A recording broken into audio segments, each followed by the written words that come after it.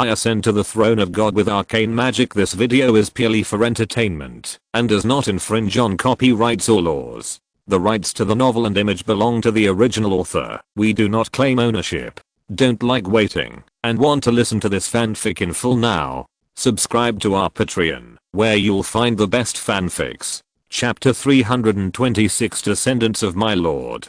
Divine Power. Lee Si raised the blue gem in his hand and looked at it carefully. It's not that Lee Si didn't get divine power in his previous life, but even if the player got divine power, it was usually stored in a special container, and there was no effective way to use it. After all, the strongest players in the previous life were only gold. The same is true for Lee Si now, and he is even only a silver. I didn't expect to get divine power so early this time.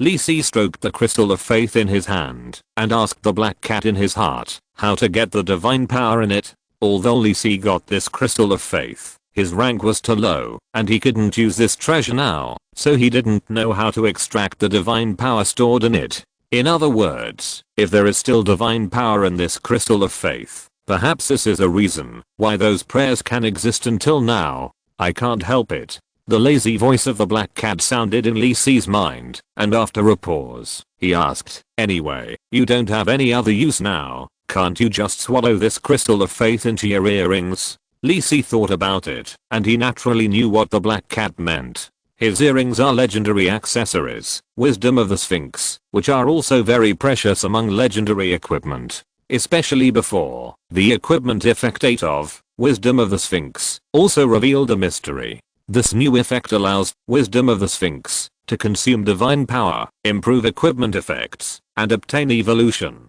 Anyway, it is useless for Lee Si to get divine power now, or it can be said that divine power is not a reinforcement, but a poison to Lee Si now. Lee Si can't bear the oppression of obtaining divine power. What's more, Uncle Joyce also reminded him before not to accept the divine power of the gods casually. This secret realm is not a secret realm familiar to Lee Si, and he doesn't know whether the treasures in it have hidden dangers. It is better to use this as firewood for the evolution of Wisdom of the Sphinx. After making up his mind, Lee Si no longer hesitated and took off the exquisite earring on his left ear, gently put the crystal of faith on the earring, and saw that the 4 elemental source gems of various colors at the core of the earring began to flash with dazzling magical brilliance. Under the shining magic light, the fist-sized blue gem began to soften and collapse. Blue liquid flowed on the earrings and was soon swallowed up by the shining gem. Not long after, the Anseal's faith crystal in Lee Si's hand was completely swallowed up by Sphinx's wisdom. After shining for several times, the earrings gradually dimmed and returned to their usual appearance. Lee Si took the earrings in his hand and looked at them. It might be an illusion that he felt that this legendary earring seemed to be brighter.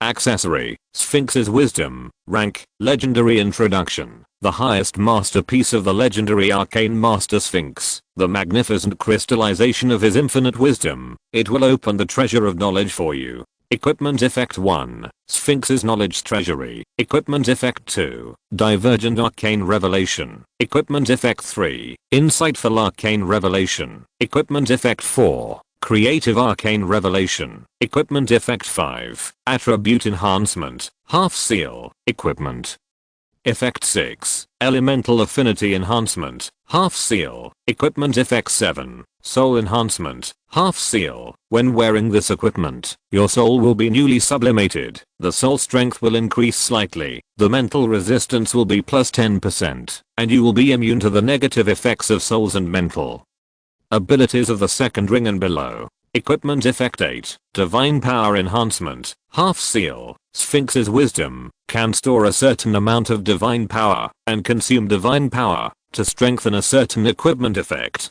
Current stored divine power 6400ths. Equipment Effect 10, Sealed. Sure enough, looking at the new changes on the system panel, Lee Si nodded. After completing the swallowing of the faith crystal, Sphinx's Wisdom also gained a new upgrade. No, it should be said that it is recovering the previous strength.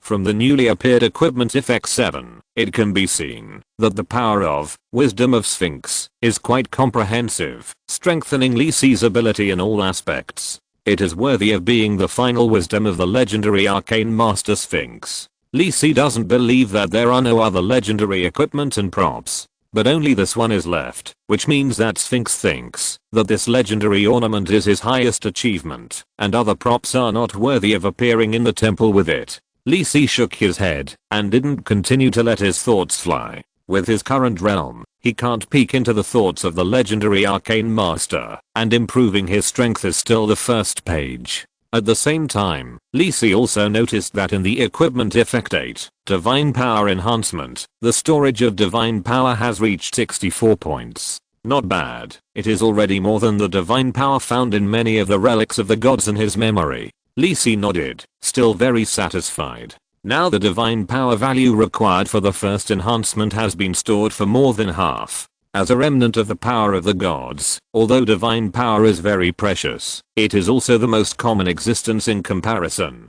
Divinity, godhood, and even the conceptual priesthood are all rarer and more precious. Even so, obtaining divine power is the first step on the road to becoming a god, and it is a pursuit of countless legendary strongmen. In addition to the Church of the Gods, it can only exist in the ruins of the gods. Although many legendary strongmen desire the power of the gods, they are also very wary of this extremely corrosive and domineering power. You know, trying to forcibly master the power of the gods is a major reason for the fall of legendary strongmen in countless years. Therefore, many legendary strongmen are like Joyce, and they will not easily take action without full confidence. It seems that the first enhanced divine power may be collected on this small island. Lee Si put on the earrings that were still slightly warm. The earrings flashed with a little spiritual light, and Lee Si's eyes seemed to be brighter when others looked at him. Lord Lee Si. Ivor walked over carefully and asked softly under the altar. At the same time, he was also curiously observing the exquisite patterns carved on the altar. Although the patterns were a little simple, he didn't know why. Although he had never seen this style of architecture and carvings, he always felt that it looked familiar. When Ivor was a little confused, Lee Si's voice made him give up further investigation. Let's go. Continue to move towards the center of the island. Yes, Lord Lee Si. Ivor nodded. Just when he was hiding in the woods eating melons, he naturally saw Lee Si taking a gem from the altar. That should be an incredible treasure. But Ivor had no complaints. He knew that it was what Lee Si deserved. If he was asked to face those bad guys in white robes, he had no confidence that he could hold on for a minute. Just follow him honestly, and wait until you get to the palace on the island. Lee Si walked down the altar. After losing the Crystal of Faith, this altar no longer had much extraordinary power left. It seems that before long, this altar will be like the ruins around it, silently turning into ashes in the passing of time. Since he had already harvested the divine power of this place, Lee Si did not delay any longer and headed straight to the center of the island with Ivor. Between 2 points, the shortest distance is a straight line. After several accidents, Lee Si had already had a certain understanding of this secret island formed by the fragments of the kingdom of God. To be honest, as a secret realm formed by the remains of the gods, the power on this island is inevitably a bit weak. At least until now, Lee Si has not encountered a gold level monster. Whether it is the attack in the forest or the prayer on the altar, although it has caused trouble to Lee Si, the threat is just that. It has not exceeded Lee Si's ability. I think there may be more powerful monsters in the palace in the center of the island, but they will not be much stronger. Maybe it is a gold level existence? Lee Si muttered in his heart, walking through the impenetrable forest. From the ruins of the altar just discovered, it can be seen that this island has existed for a long time. Although the divine power left by the god may give birth to powerful monsters, it has almost dissipated over the years. After all, it is in an isolated area with no connection with the outside world. It can only rely on the power left by the gods to survive. For example, even if Lee Si did not appear, when the power in the Crystal of Faith is completely exhausted, these petitioners will automatically dissipate. Not long after, Lee Si and Ivor heard the tinkling sound of the stream flowing. A few steps forward, a strange and special light blue stream appeared in front of them. When entering the island before, Lee Si and Ivor actually followed this stream to the center of the island. Because from Ivor's description, the starting point of this stream is the central palace. The stream flows out from there. Following the stream will definitely not get lost. It is the most convenient way. Ivor, how do you feel? While rushing on the road, Lisi suddenly asked Ivor. Ivor hesitated for a moment, shook his head and said, there is nothing special, but I always feel a little depressed. Maybe it's the influence of the power of the gods? Lisi noticed Ivor's hesitant expression, but did not continue to ask. Before entering the island, Lisi had told Ivor that this should be an island left by the gods. Ivor was surprised, but he quickly accepted Lisi's statement. After all, this was the only reason for his sudden special ability. Ivor was once just an ordinary mercenary, who only had an instinctive reverence for the gods, but did not have a deep understanding of the Church of the Gods. Lisi noticed Ivor's performance for a reason. As the first and perhaps the only person to land on this island of gods, Ivor must have his own special features, which is why he discovered this island. Lisi has confirmed that Ivor does not have a lucky aura like Helen, and there is nothing special about his previous mercenary experience. Lisi does not believe that he can do that just by luck, especially the fragments of the artifact, Storm Trident, in his hand can open the seal of this island. It seems that it was planned to prepare Ivor to return to this island again. Could it be that this guy is the descendant of the god Ansel, so he was guided to the island to receive the inheritance of the power of the gods? This possibility exists, but it is not too great. Although the gods are already higher dimensional beings, they can also obtain flesh through the advent of the saint, and can also leave behind blood inheritance. Those beings with the blood of the gods will not be like Ivor. Lisi paid attention and said nothing more. Along the way, there were only footsteps, wind and the occasional sound of streams in his ears, and no other sounds. This island is really one of the quietest secrets Lisi has ever encountered. It is impossible to tell that it was once part of the kingdom of the gods. I don't know how long they have been walking, but Lisi and Ivor didn't feel physically tired. However, Lisi's magic power has been restored by the supplement of potions, and there is no problem facing a new battle. As the two moved forward, the forest in front suddenly came to an end. However, unlike before, there was an extremely spacious plain in front of them. The forest seemed to be cut off so far. The edge of the forest was full of the tallest trees, and suddenly it turned into a green grassland, as if there was no transition. In the center of the grassland, an extremely gorgeous and exquisite blue palace stood there, with nothing else around.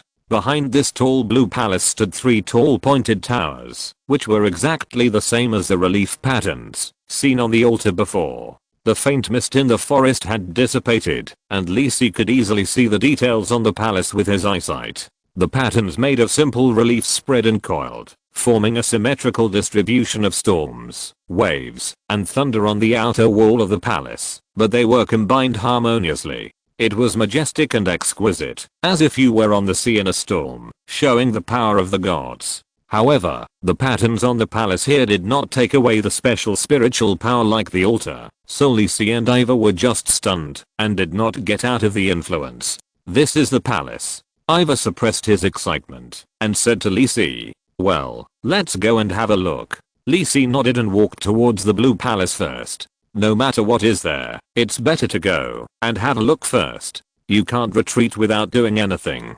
The light blue stream quietly flowed out from the tall palace door in the center of the palace, and fell from the hundreds of white stone steps, like a dreamy blue waterfall. Although there was no one standing by, the silent palace had a more sacred and solemn feeling. Just as the two arrived in front of the palace, and were about to step onto the steps, an old voice suddenly sounded. Welcome, descendants of my lord. Chapter 327 The Legacy of the Divine Unseal. As soon as the words fell, Lisi and Ivor quickly raised their weapons in the direction of the palace. The voice came from this direction. Don't be so nervous. The old voice sounded calmly. I have no ill intentions. Then, in the sight of the two, a pale figure that seemed to be a little illusory slowly emerged from the palace gate, floating in the air. It was not a person with a flesh and blood body, but more like a soul like those ghosts. He looked like an elderly man with a hunched body. His face was old, and the wrinkles on his face were like ravines. He was wearing a white robe, and the cyan and blue patterns on his robe were more complex and exquisite than those of the petitioners Lisi had met before. The unique and charming patterns were very similar to the style of the palace here, sacred and with a noble charm like a god. The old eyes looked at Lisi and the others calmly without any movement, as if he felt that the old man who suddenly appeared in front of him did not seem to have any malicious intent. Ivor asked, "Who are you? Why did you appear in this place?" The old man looked at the two people, his eyes full of vicissitudes. "My name is Ansel, and I'm the chief priest of the Church of the Gods here. My lord has been away for so long. After countless years, has anyone else finally come here?" Listening to the words of the soul claiming to be Ansel, Ivor did not relax his vigilance. "You mean this place is the Church of the Gods? Which god is it?" Lisi stood quietly aside, holding the staff in his hand. Although he knew from the system that this island was the legacy of the god Ansel, he did not tell Ivor the name of the god, and there was no need to reveal too much to him. But this is just the right time to see what this soul is. You know, it seems that this soul has independent consciousness now. It can exist in the core of this island. It must be not a simple person. It's my lord, the great Ansel, the god of storms and thunder. When reciting the name of the god again, Ansel obviously looked much more devout and fanatical, as if he was worshipping this existence from the bottom of his heart. "Lordless, what do you think?" Seeing this, Ivor turned his eyes to Liss. When it comes to higher level existences, Ivor's knowledge and insights are stretched, and there is no way to tell whether what the other party said is true. Liss nodded and looked at Ansel. "I have never heard of this god's name, nor have I heard of similar existences." Concealing the fact that he knew about this god from the system, Liss of course. Ansel's face naturally revealed a trace of deep sadness. "Although I don't know how long it has been in the outside world, I think countless generations have changed in the human kingdom. With my lord gone, it is naturally impossible for anyone to remember his honorable name." "Are you saying that the god Ansel has fallen?" Liss asked immediately, while carefully observing Ansel's expression. After a long silence, Ansel slowly admitted, "Yes, although I'm not sure. I think it should be caused by the enemy of my lord, the Lord of Storms." "The Lord of Storms, is it true that the war between gods was caused by the seizure of the priesthood?" Lisi remembered it in his mind. This was almost what he had guessed before, and then he continued to test. "So what is this island? The god you serve has fallen. Why are you still safe and sound?" Normally, speaking so directly to the believers of the gods is already somewhat offensive, but Ansel in front of him did not care. "This is a small part of my lord's kingdom, including this temple of my lord Ansel. If possible, I'm willing to follow my lord to death, but not now. I still have duties to fulfill." After Ansel finished speaking, he did not stop to wait for Lisi's question,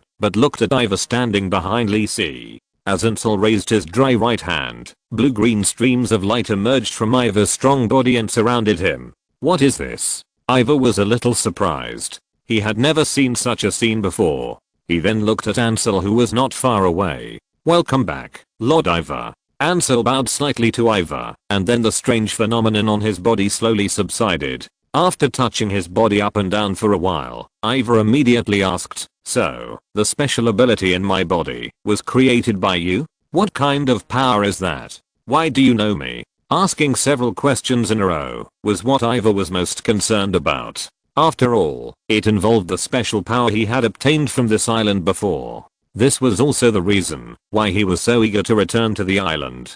"Please don't worry, Lord Ivor." Ansel's body slowly moved in the air and appeared in front of Ivor. Lisi, who was standing aside, also silently gave up his position and calmly observed everything happening in front of him. Ansel's soul body floated in the air, and it looked fragile and could be blown away by a gust of wind, but even so Lisi and Ivor did not dare to relax at all. No matter what the other party said, the guy who appeared in such a place could not be simple.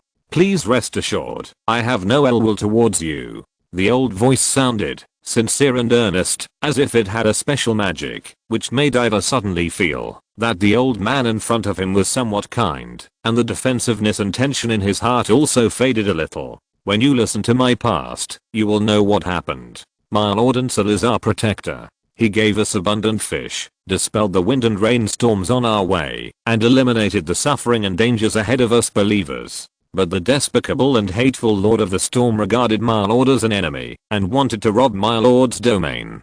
For this reason, my lord has fought with the Lord of the Storm for a long time. During this period, my lord had predicted the end of his fall. In order to get rid of this temple survived the destruction of the kingdom of God and fell into the main world of Jair through special arrangements. Ansel's narration seemed to be reminiscing about the former glory and hatred for the Lord of the Storm. Ivar couldn't help but be attracted by this story, listening to Ansel's story. And all the arrangements of my lord require the opening of the blood of my lord's descendants. This temple has been waiting for the arrival of my lord's descendants for countless years. That's you, Lord Ivar. As he narrated, Ansel's excited and eager eyes fell on Ivar, as if he saw hope for the future. That blue light, the special power in you, is the embodiment of the power of my lord's divine blood, not from others. In other words, it is your own power, my own power. Ivar raised his hands and looked closely at the holy light flashing in his hands, which seemed to resonate faintly with the temple in front of him.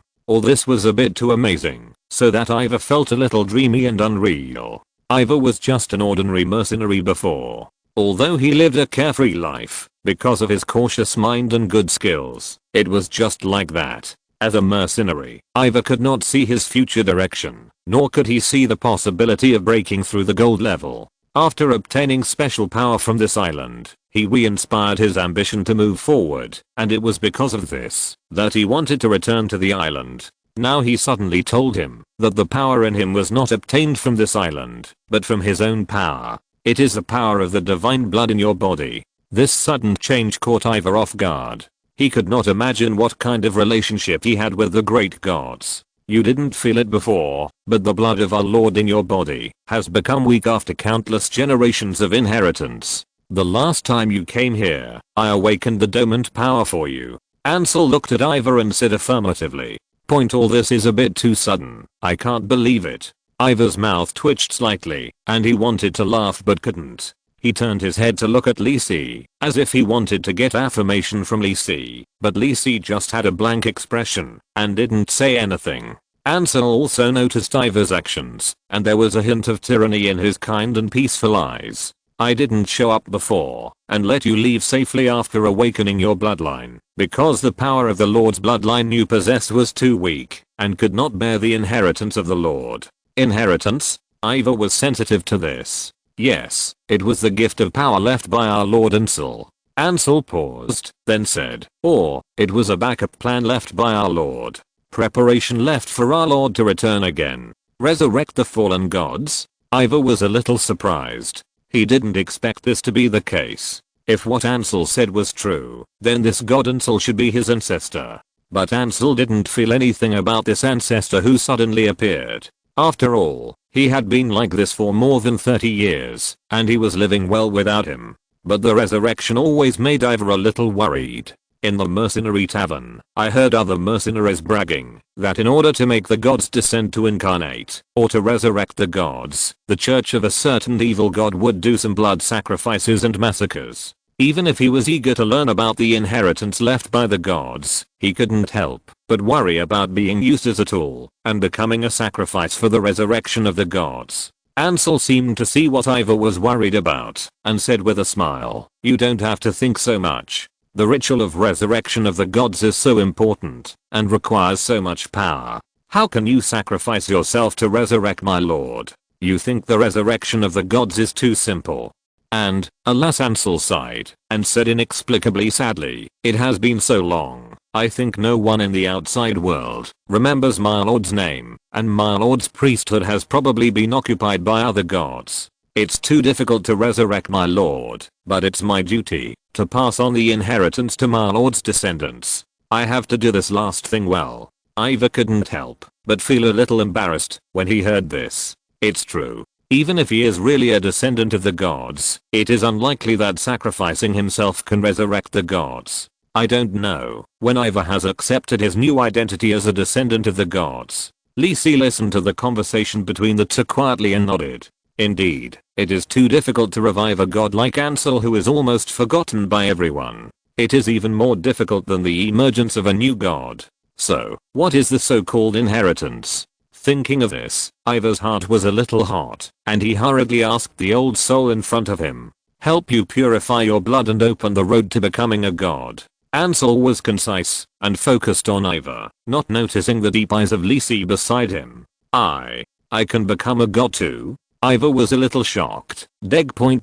He didn't expect that he could be related to becoming a god. Seeing Ivor's expression, Ansel smiled a little. It's not that easy to become a god. My lord Ansel only gives his descendants some opportunities at most. How far we can go in the end depends on your efforts, Lord Ivor. I know. Ivor took a deep breath, and it can be seen that his face was very tangled. On the one hand, the possibility of becoming more powerful and even becoming a god is in front of him. This huge temptation is not something that few people can bear. On the other hand, although the old man who suddenly appeared seemed quite sincere, Ivor was a little worried about what he had experienced along the way. It would be great to gain more powerful strength, but it would be meaningless if you lost your life. Just make your own decision. Lisi, who had been silent for a long time, suddenly spoke to Ivor. Ivor was stunned and turned to look at Lisi. Is Lord Lisi encouraging me? After a moment of silence, Ivor gritted his teeth and said to Ansel in front of him, I want to accept the inheritance.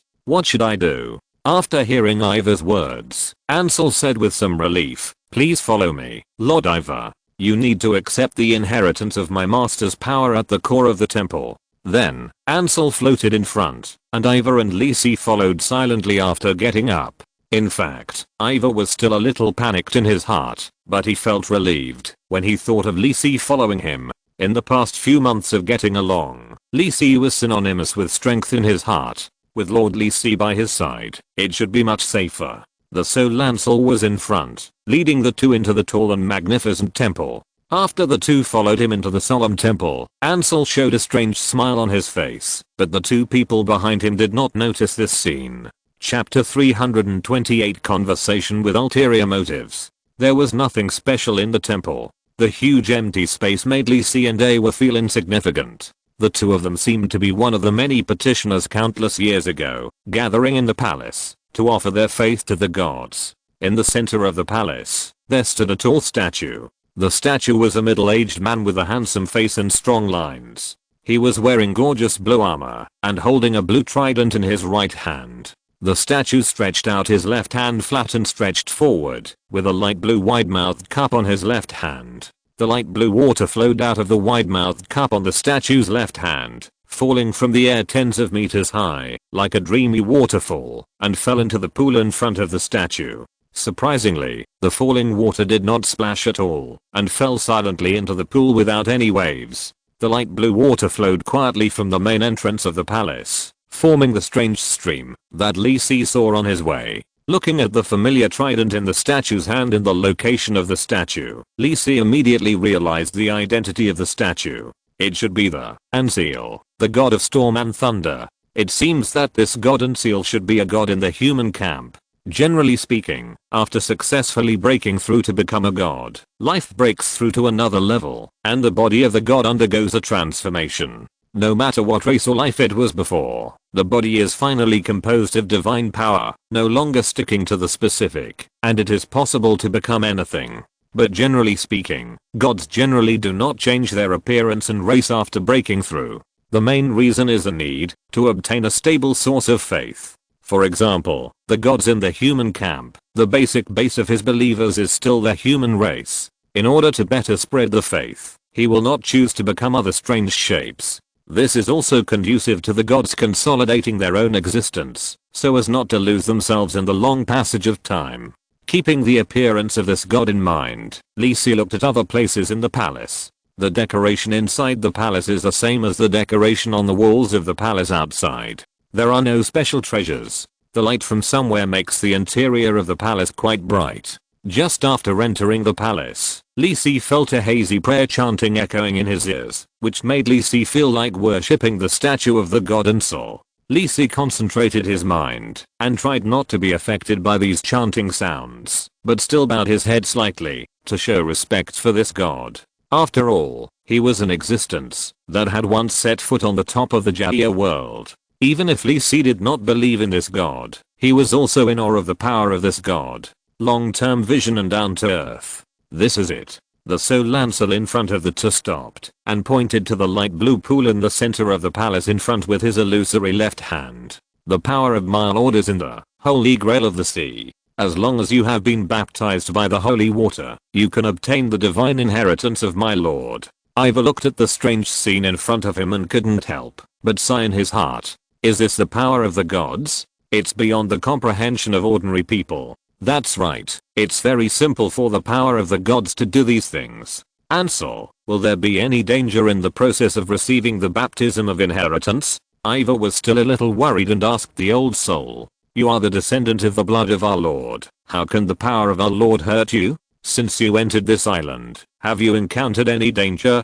That's true. Ivor thought about it, and it was indeed all the dangers along the way that Lisi encountered, and it really had nothing to do with him. Thinking of this, Ivor glanced at Lisi obscurely and couldn't help but have some guesses in his heart. Lisi didn't care about Ivor's gaze, and Ansel's explanation had another meaning to him. Then I go in. Ivor tentatively put his hand into the light blue pool and didn't feel anything unusual. The light blue water droplets slid across his palm, but it brought some warm and comfortable intimacy. My lord bless you, Lord Ivor. The Soul Lancer comforted Ivor in a gentle tone. Ivor mustered up his courage and immersed himself in the pool. The light blue water enveloped his body. He was somewhat surprised to find that he could breathe freely in the water, although he still couldn't speak. He glanced at Lisi and Ansel outside the pool and felt a magical power slowly entering his body, bringing a warm feeling. After a while, Ivor in the pool fell into a deep sleep. Seeing that Ivor in the pool didn't seem to have any problems, Lisi and Ansel outside stood there quietly. After a while, it was Lisi who took the lead in breaking the silence of this space. By the way, I met several petitioners on the way here. They should be the ones who survived when the kingdom of God was broken. At that time, I guessed that it was the influence of divine power. If they were petitioners, it would make sense. But Ivor may not know, but I'm different. You are not a petitioner. How did you spend such a long time? Facing Lisi's question, Ansel did not answer directly. He smiled and looked at Lisi and said, you seem to know a lot of secrets of the gods. You are obviously just a silver level ant. Ansel seemed to no longer act and gave people the feeling of changing from a kind old grandfather to an emperor who was high above. Maybe, as an Arcanist, I'm quite interested in these. Lisi shrugged, as if he had guessed Ansel's sudden change a long time ago. Is that so? An Arcanist? Ansel said with some emotion, as if this reminded him of something. So, was this god Ansel really defeated by the Lord of Storms? Lisi did not continue to dwell on this issue, but changed the question. Yes, there is no room for resistance at all. Thinking of the fierce and violent figure, Ansel said with emotion. Are the conflicts between gods so sharp? Lisi also squatted down to collect some light blue liquid and asked. Ansel glanced at Lisi and said gently, of course, most of them are for the struggle for the priesthood or the struggle between factions. So, did Ansel really fall? Lisi looked at Ansel and had the answer in his heart. That's true, but it won't be soon. Ansel looked at Lisi and smiled on his old face. It seems that you have guessed something, so why don't you remind Ivor? Without waiting for Lisi to answer, Ansel waved his hand gently. Suddenly, the long halberd in the hand of the Ansel statue in the center of the palace burst into a surging blue glow, and the terrifying pressure like the collapse of the sky suddenly fell on Lisi. Boom. Lisi didn't have any resistance at all and knelt down on one knee on the clean and dust-free ground of the palace. Lisi was breathing hard, just like when he faced the Lord of all beasts before. His entire internal organs felt oppressed by the terrifying force, and sweat began to appear on his forehead. Is this the power of a god? Chapter 329, Attack and Defense are easy. In the temple of Ansel, feeling the pressure as heavy as a mountain on his back, Lisi raised his head with difficulty. You can control this temple, are you the Ansel? No, that's not right. The kingdom of God has been shattered, and there is no way that Ansel is still left. So, what kind of existence are you? This sudden pressure from the gods is still quite terrifying for Lisi now, but because he had faced the incarnation of the Lord of all beasts before, Lisi had obtained special expertise god and ode to courage. So when facing the consciousness impact emitted by the statue, Lisi was able to get through it relatively easily. You have been impacted by the divinity of the god, Ansel, the god of storms and thunder. Begin the judgment of divine consciousness. Judgment 1 / divine mental shock. Judgment passed. Specialty silver moon protection is effective. Judgment 2 / divine mental shock. Judgment passed. Specialty silver moon protection is effective. Judgment 3 / divine mental shock. Judgment passed. Specialty fearless challenger is effective. Judgment 19 / divine mental shock. Judgment passed. Specialty ode to courage is effective. Judgment 20 / divine mental shock. Judgment passed. Specialty got is effective. All judgments passed. You have withstood the god, Ansel, the god of storms and thunder. Your mental toughness has increased slightly. Looking at the data refreshed in the system, Lisi had a clear idea in his mind. He remembered that he had faced the incarnation of the Lord of all beasts last time, but at that time most of the pressure was borne by the 3 legendary strongmen of the Kingdom of Feast on the front battlefield, and he had only borne some of the aftermath at most. Even so, the divine consciousness judgment that time also required 36 judgments. This time, it can be said that all the pressure was concentrated on him, and there were only 20 consciousness judgments. The difference can be imagined. Sure enough, because this Ansel has fallen, is it only the residual power of him that is affecting him now? After passing the divine consciousness judgment, Lisi felt much more relaxed mentally, but the power from the statue made him unable to get up. You can still speak. The soul floating in the air and staring at Ivor in the water was a little surprised and turned his head to look at Lisi. He just used the power of the gods, and a mere silver level could withstand it without exploding and dying, which made him a little interested. It seems that you, a little mage, are not simple. That's right. How can ordinary people get here through the dangers on the island? Ansel came to Lisi and looked down at him. So, all the dangers we have encountered since entering the island are caused by you? Lisi gritted his teeth and asked, feeling the increasing danger on his body. Yes and no. I just try to keep those dangers away from Ivor as much as possible. After all, he is my hope for resurrection. Ansel said with a smile. If it was an ordinary person, he would not have any interest in communicating with him. But Lisi could actually withstand the power pressure from the statue, and seemed to understand the secrets of the gods, which made Ansel want to communicate. Anyway, there is still some time to wait for Ivor. How can he not have an audience when he has such a glorious moment of returning to the world with his body? The most important thing is that he feels that he can hold Lisi firmly and not make any waves. So, you are Ansel? Lisi looked up at Ansel, and the corner of his eyes noticed the dazzling trident in the statue's hand. No, how could the Lord of Storms tolerate Ansel to survive? He naturally fell completely. Then who are you? Facing Lisi's question, Ansel smiled and said, of course it was arranged by him. The memory and a very small part of the soul fragments were placed in this temple in advance for preservation. After he falls, it will slowly recover. Even the fragments of the kingdom of God, where this island is located, will fall into the main world of Jair, which was arranged in advance. All this is just for him to come back again. Listening to Ansel's narration, Lisi was a little strange. Since he was arranged by the god Ansel, why was he called him instead of himself? Ansel glanced at Lisi and shook his head indifferently. If you want to hide it from the Lord of Storms by doing this, you have to completely give up the power of the gods. The giving up of the priesthood, the extinguishing of the divine fire, the shattering of the kingdom of God, all these are to reassure the Lord of Storms. Hearing this, Lisi was a little silent. The god Ansel actually achieved this situation, which is almost equivalent to completely giving up everything in the past.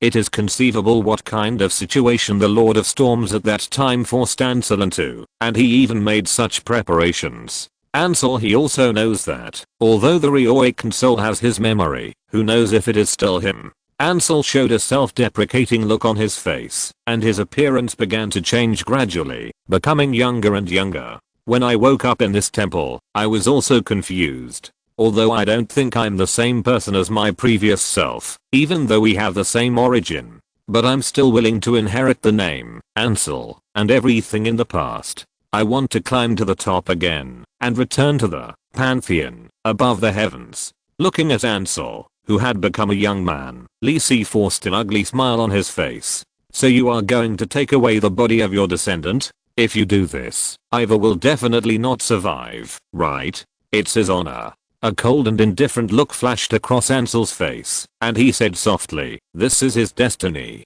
I have waited for so many years. There is not much time to wait for the second choice. So, what is Ivor doing now? Lisi looked at Ivor under the water and asked Ansel, his body is still too weak. He can't bear my power at all. He needs to be strengthened by divine power. Ansel said indifferently. This is why he could only choose descendants with Ansel's bloodline. Otherwise other people would not be able to bear the infusion and strengthening of Ansel's divine power. But neither Ansel nor the former god Ansel had expected that during the long years of soul reconstruction and recovery, those who possessed his bloodline were almost completely destroyed along with his divine teachings. It was not until the remaining power of the island was almost exhausted that Ivor arrived.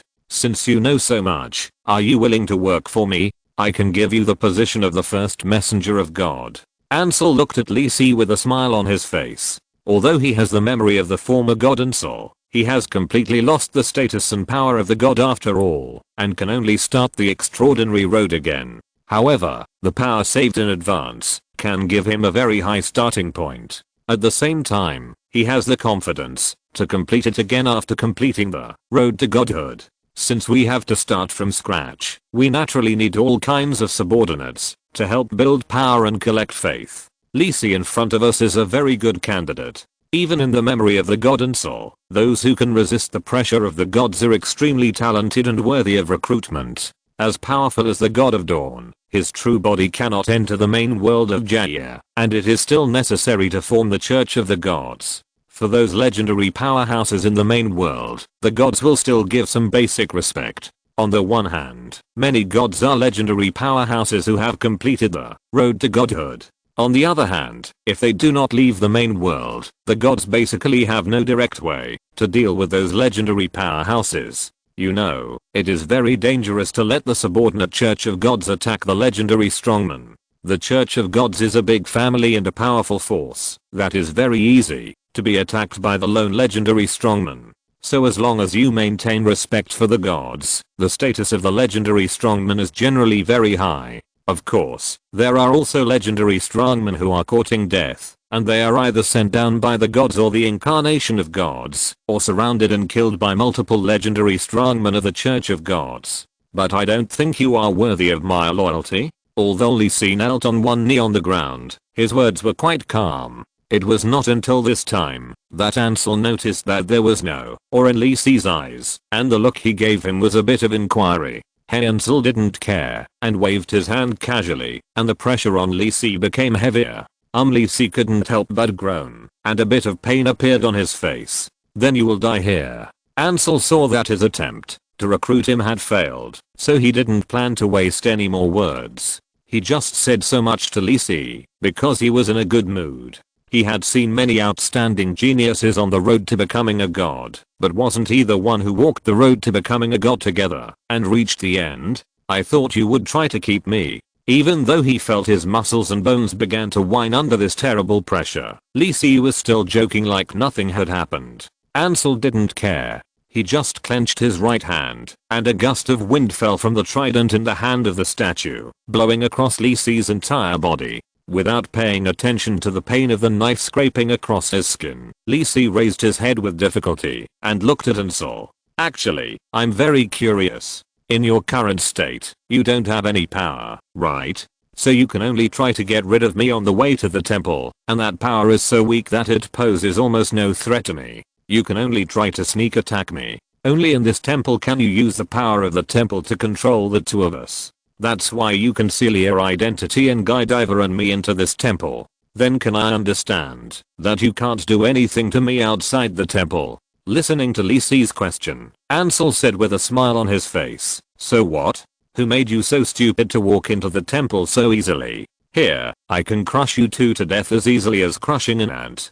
Before Ansel finished speaking, his face suddenly darkened, as if something unexpected had happened. Looking at you, it seems that I have guessed something again. A confident smile appeared on Lisi's face. Before Ansel could react, Lisey's body instantly lost its color, like a broken mirror that dissipated into the air. Special skill, Mirror Body. Effect, consumes 50% of mana to generate a mirror image with 50% of your attributes. The mirror image disappears after sustaining a certain amount of damage. This mirror image can fight automatically or act under your control. Duration, half an hour. At the same time, Lisey's figure appeared outside the palace gate, standing there unharmed, watching what was happening in the palace. Ansel took a deep breath, and his face returned to calm. You are better than I thought. When did you discover that? Lisey bowed slightly to Ansel to show his respect for the former god. I roughly guessed it when I saw you. How could there be a god who spent so much power just to help his descendants and let them resurrect themselves? Lisey said with a smile. He knew the nature of the gods who sat high above the pantheon. Rather than saying that they were high above, they were more like people who had mastered higher powers. Of course, the gods would change their personalities due to the influence of great power, laws, divinity and other factors, but they would still retain a certain self. Different personalities such as greed, extreme, madness, bloodthirstiness, love, justice, kindness, etc. were fully reflected in them, especially when the gods fell to the main world in the Ragnarok version. The players truly realized the inferiority of the gods. For the vast majority of gods, they were quite self-centered. At least, Lisey did not believe that this god Ansel would place the hope of rebirth on an unknown descendant. Ansel's performance also proved this point. I didn't expect the young people of this era to be so outstanding. Ansel sighed and then said to Lisey, since you already know, why don't you take Ivor away? I think this is a good thing for him. Lisey shrugged and said with a smile, oh, are you going to negotiate a deal with me and the bargaining chip is to sit back and watch my resurrection? Ansel's face was normal, but he was already quite angry in his heart. How long has it been? How long has it been since he saw someone who dared to offend him like this? And he was just a silver level mage. Ansel made up his mind that no matter what, when he successfully resurrected, he must catch Lisey and torture him so that this mortal would know the consequences of offending the gods. What's more, it won't take long, just wait a little longer. I hope he won't find out. Ansel looked at Ivor under the water. His body had begun to emit a bright light, and it even had some metallic texture. Just now, were you looking for this thing? Lisey said with a smile, and took out a sharp object with his right hand. The appearance of that thing appeared in Ansel's eyes, and he suddenly felt a chill in his soul. Chapter 330, The End of the Divine Unseal. Ansel looked at the thing in Lisey's hand. Even in the state of soul, he felt like he was in an ice cellar. Even so, Ansel did not show any expression, but pretended to be calm and said, this should be a fragment of the artifact, Storm Trident, which can open the seal of this island. I gave it to Ivor before, but I didn't expect him to give it to you. After a moment of silence, Ansel continued to speak, this thing is still very important to me. Why don't you make a deal with me? I will exchange this artifact fragment with other treasures. Although there is almost no power left in this fragment, it should be of no use to you. He should not know the use of this. After all, he is just an ordinary person. Ansel felt a little uneasy, especially when he saw Lisey's half-smile expression. You said so much, it seems that you care about this? Let me guess. Lisey said with interest, while playing with the fragment of Storm Trident in his hand. Since this artifact fragment is only used to open the seal of this island, it is indeed possible that you let Ivor take it out. But since Ivor can enter the island without this artifact fragment, it means that this is not necessary. At least, you can choose who can enter the island. If it is for other reasons, such as needing to take this artifact fragment to break the barrier that seals the island, you can also communicate with Ivor directly instead of letting him leave the island and wander aimlessly. If you really care about Ivor, you shouldn't hide it from him. Since you can appear in front of us, why didn't you show up the last time Ivor boarded the island? Lisey smiled and narrated his judgment, while Ansel in the temple had a calm face and did not speak, but his eyes became deeper. That is to say, you didn't intend to let Ivor know of your existence. Test him? Probing him? I think it's more like you have other plans for him, plans that are not good for him. If you really have such considerations, why didn't you take action last time, but let Ivar leave the island instead? Even if Ivar has mastered new power, there are too many strong people in this world. He is at most a high level silver. It's not surprising that something unexpected happened on the sea. So, your purpose should be related to his leaving this island and letting Ivar reach the outside world. Why is that? In addition to the special power that Ivar has obtained, the only thing he took away from here is the artifact fragment in my hand. Is this thing important to you? Lee Si held the halberd tip fragment in his right hand and placed it in front of him. Except for the blue crystal on it, it looks like a cultural relic that has gone through vicissitudes of time. Seeing Lee Si holding the artifact fragment in front of him, Ansel was silent. The anger in his heart was about to completely burn out his reason. Ivar, this fool. Such an important thing. He actually handed it over so easily to the young wizard in front of him?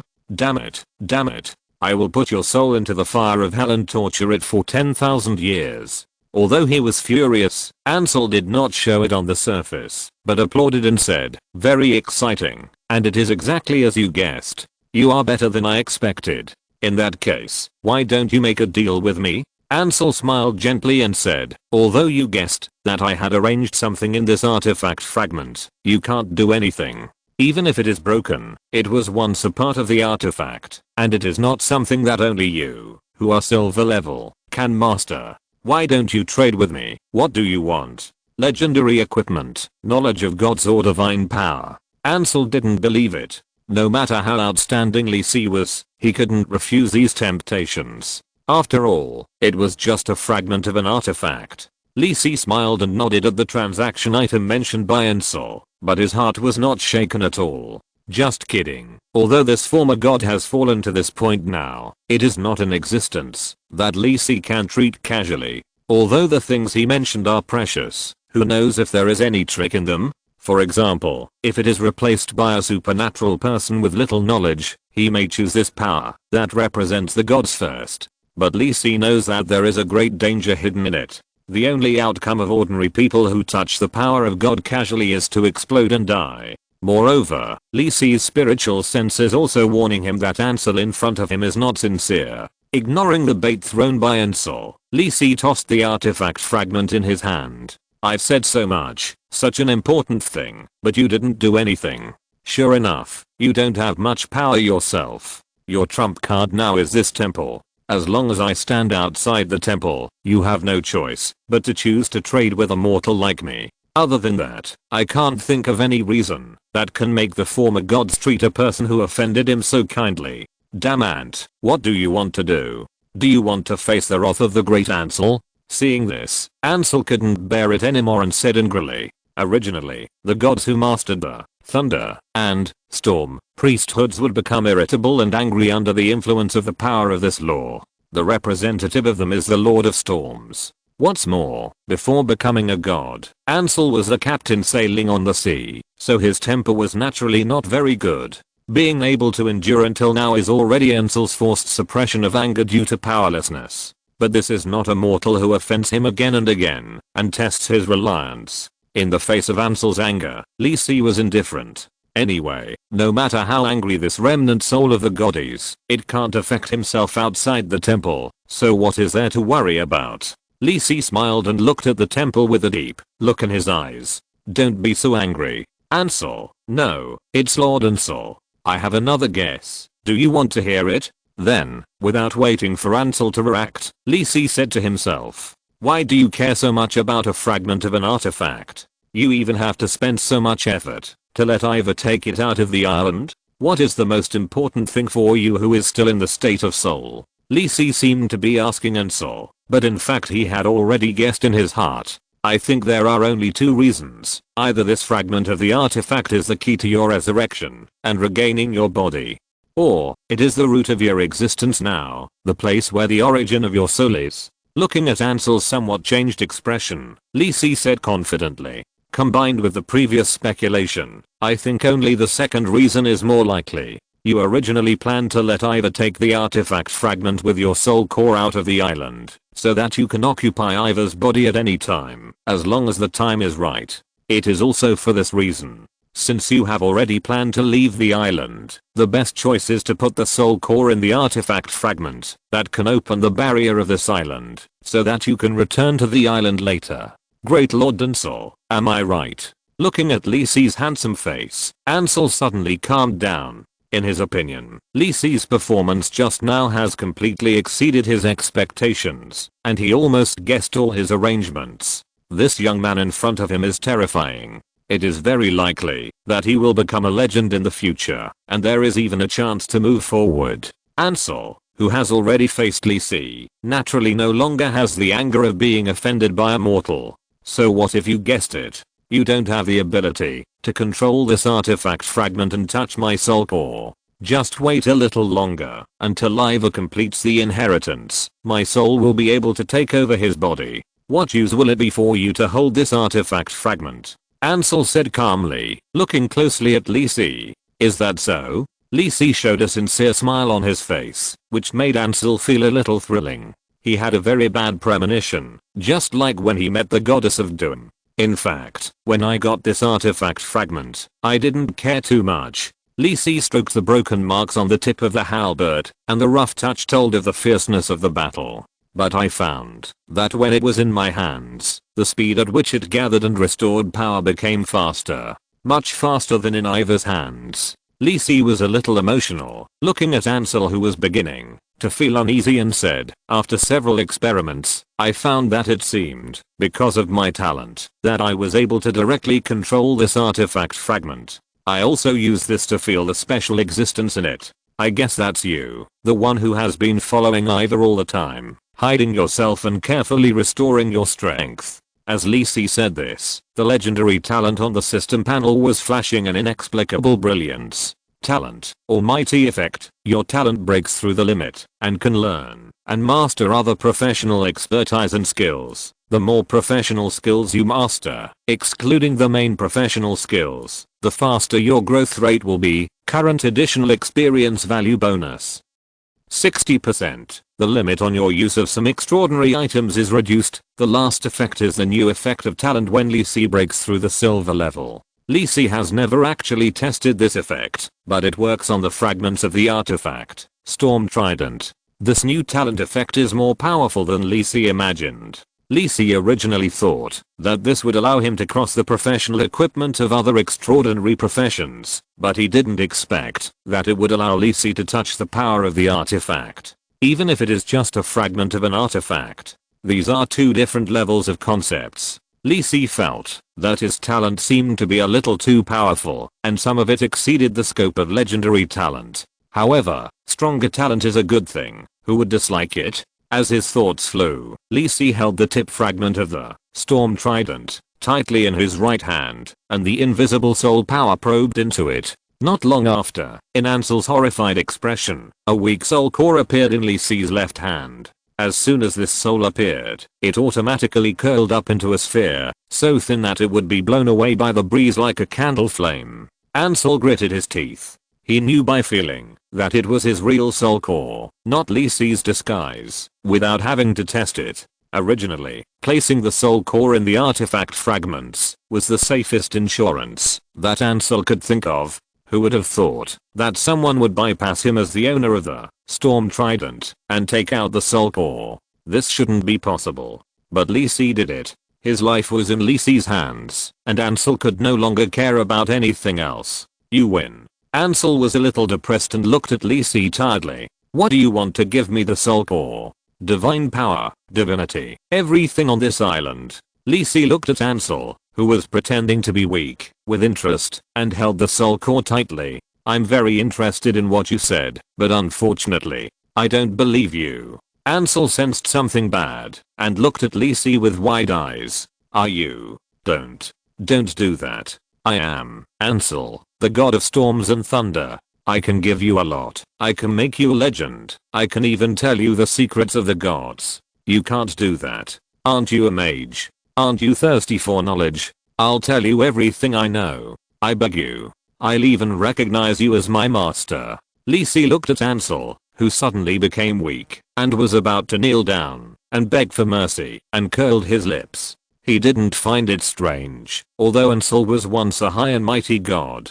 But what did he do? After some arrangements, he gave up all the power and dignity of the gods, just to survive and escape from the hands of the Lord of Storms. This is a manifestation of extreme weakness among the gods. At least, the Lord of Storms would definitely choose to perish with the enemy, rather than being as pitiful as Ansel. Thinking of an extremely tragic battle of gods in his previous life, Lee Si shook his head. But this Ansel, now in order to survive, is not impossible for him to face such a scene of collapse as a silver level extraordinary person. But Lee Si did not intend to accept it. Although Lee Si was very envious of the knowledge Ansel mastered, there was always a servant who was once a god, which was very tempting, but letting a former god who hated him follow him was simply courting death. Lee Si looked at the extremely crazy Ansel and shook his head. He attached magic power to his left hand and gently squeezed it. Snap! A crisp sound rang out, and the soul core in Lee Si's hand shattered like glass, and the crystal fragments dissipated in the air. No. Lee Si. I curse you. I curse you. Before Ansel could curse, his soul-like body dissipated in the temple. In the silent tall temple, there was no other existence except Lee Si, the sleeping Ivor and the gurgling sound of water. If you're listening to this novel on a channel other than Fanfic World, it means they downloaded and uploaded it without effort. We cordially invite you to visit our channel, Mundo Fanfic Novelos. There you'll find the original version of this story and you can explore many other novels of various genres. We're waiting for you to immerse yourself in a world of incredible novels. Chapter 331, Fusion of Divinity. Control of Domain. As Ansel's roar filled with extreme resentment and unwillingness gradually faded away, the temple returned to silence, just as it had never changed for thousands of years. In the center of the temple, the light on the trident in the hands of the statue gradually dimmed, as if it had regained its calm after losing Ansel's control. Ivor in the light blue pool in front of the statue still closed his eyes, sleeping as if he had no idea of the fierce battle that had just taken place in the outside world. Lee Si was silent for a moment and breathed a sigh of relief. Although he was very sure just now, it was ultimately just his speculation, and there was a possibility of accidents. If that were the case, he would have to call Teacher Stevens. But now it seems that the final result is still quite good. Lee Si almost did not do anything, and completely destroyed the residual soul of the god Ansel, cutting off his last hope. Even so, Lee Si's heart was still tense. Fortunately, this Ansel was restored from the residual soul core preserved by the god Ansel. To be honest, he and the god Ansel are two completely different people. If it was the soul of the god Ansel, Lee Si would not be able to crush it, and a full strength attack might just be a tickle. However, if he really faced the god Ansel, Lee Si would run away without any hesitation. Who would dare to provoke a real god? Lee Si put away the fragment of the storm trident in his hand. This artifact fragment no longer had the soul of Ansel, but it still had some of the previous bonuses. Apart from that, it could be used as a very precious basic material. Then, Lee Si no longer hesitated and stepped forward and walked into the temple again. First, he walked around the temple, observed the temple carefully, and finally confirmed Ivor in the pool. Looking at Ivor's appearance, Lee Si shook his head. This guy, this time he made a lot of money. He slept easily and got the inheritance of Ansel. After waiting for a while, there was no abnormality. Lee Si nodded, and his figure suddenly disappeared. At the same time, another Lee Si appeared at the door of the temple. This is Lee Si's true body. Even though it was almost certain that Ansel's soul had completely dissipated, Lee Si still kept a watchful eye. After all, it is never too careful to face the gods. Lee Si walked into the temple with a pale face. There was no way he could not hold on after using mirror body twice in a row. Although the cooling time has been greatly reduced after Lee Si invested a lot of experience points to upgrade the skill level of mirror body, the magic consumption is still huge. However, it must be said that the mirror body skill is really easy to use. In fact, there are many skills of clones. The most important aspects of this type of skills are two aspects. One is whether the clone can inherit the strength bonus of the original, and the other is the authenticity of the clone. Lee Si's clone skill, mirror body, can inherit most of Lee Si's power, and is extremely real. Even Ansel couldn't tell it apart. Although it has the disadvantages of high consumption and only one clone can exist at the same time, it is also the top clone skill with great potential. Walking into this empty temple, for some reason, Lee Si always felt that time was beginning to pass. Before, time seemed to freeze in this temple, and it lasted for tens of millions of years. Perhaps this was because of Ansel's death, which caused the temple to lose its core, and the speed of power loss was greatly accelerated. Even Lee Si could feel it clearly. We have to hurry up. This thought flashed through Lee Si's mind, and then he quickly came to the statue. Just now, he used his clone to carefully explore the temple, and it was basically certain that the power core of this temple was the light blue holy grail in the left hand of the statue. The power to maintain this temple comes from this. The light blue water flowing out of it seemed endless, and it was flowing out all the time. Lee Si used flying technique to add special effects to himself, and then flew towards the palm of the statue. Landing on the wide palm of the statue, Lee Si carefully looked at the holy grail in front of him, that was as tall as a person. The holy grail was filled with a clear light blue liquid. The body of the cup tilted slightly, and a steady stream of water poured down like a waterfall. There were some special wave-like patterns on the holy grail, which flashed with sacred light, giving people a sense of holiness and nobility. This, like the altar before, gave Lee Si a very special feeling of insignificance. If there was nothing wrong, this holy grail should contain all the remaining divine power of Ansel, which must be more than the divine power contained in the crystal of faith obtained on the altar.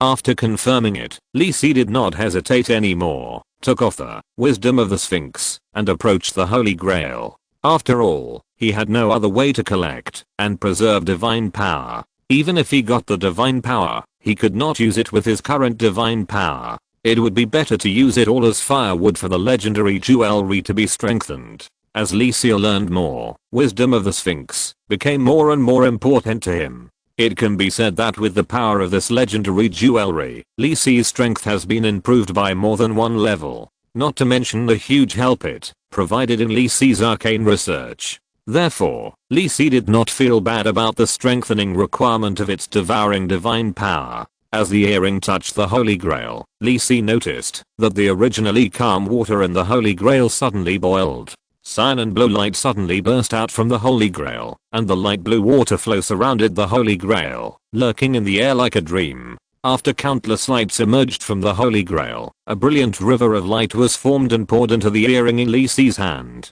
The wisdom of the Sphinx also accepted all who came, and it was like a bottomless pit, constantly devouring the countless lights that came. Lee Si, who was standing aside, knew very well that the sacred feeling and pressure he felt and the light in front of him were undoubtedly the divine power of Ansel.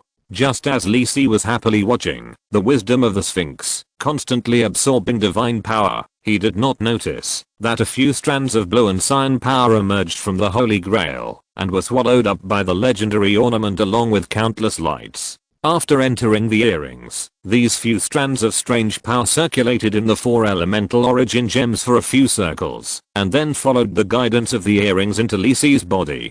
After these few strands of strange power touched and entered Lee Si's body, it was as if they suddenly found their destination and directly and quickly entered Lee Si's soul origin. Lee Si was still paying attention to the process of Sphinx's wisdom, absorbing divine power, and trying to figure out the special nature of divine power. When he felt these strands of external power, it was too late. There was no time to react at all, and it entered the most important soul origin in his mind. Bang, bang, bang. The huge and tyrannical impact exploded from Lee Si's soul origin like fireworks, which made Lee Si's mind fall into a blank for a short time, losing the ability to think, and could only stand stiffly in place. After a while, Lee Si gradually reacted, barely coping with the continuous soul shock and oppression, and gradually recovered his ability to think. What happened to me? Ansel's backup plan? It shouldn't be. What exactly is that power? Lee Si was almost unable to stand, gasping for breath, trying to use this method to relieve some of the pain in his soul, but it was useless. He could no longer pay attention to the wisdom of the Sphinx. Lee Si fell into the palm of the statue, resisting the violent impact and extreme pain from his soul with a ferocious expression. Lee Si had never felt such intense pain. Every part of his soul seemed to be under extreme pressure. The tearing feeling from the inside seemed to tear Lee Si's soul into countless pieces. It seemed that, as long as Lee Si breathed a sigh of relief, his soul would collapse directly. The pain from his soul made Lee Si's veins bulge, countless beads of sweat rolled down his forehead, and his body was trembling slightly. After trying his best to support it for a while, Lee Si breathed a sigh of relief, but the pain from his soul did not disappear, but continued to intensify. What is going on? Lee Si tried to think hard. The only possibility was the few strands of power that suddenly entered his body. If it weren't for Lee Si's strong control over his body, he might not have discovered the existence of that strange power.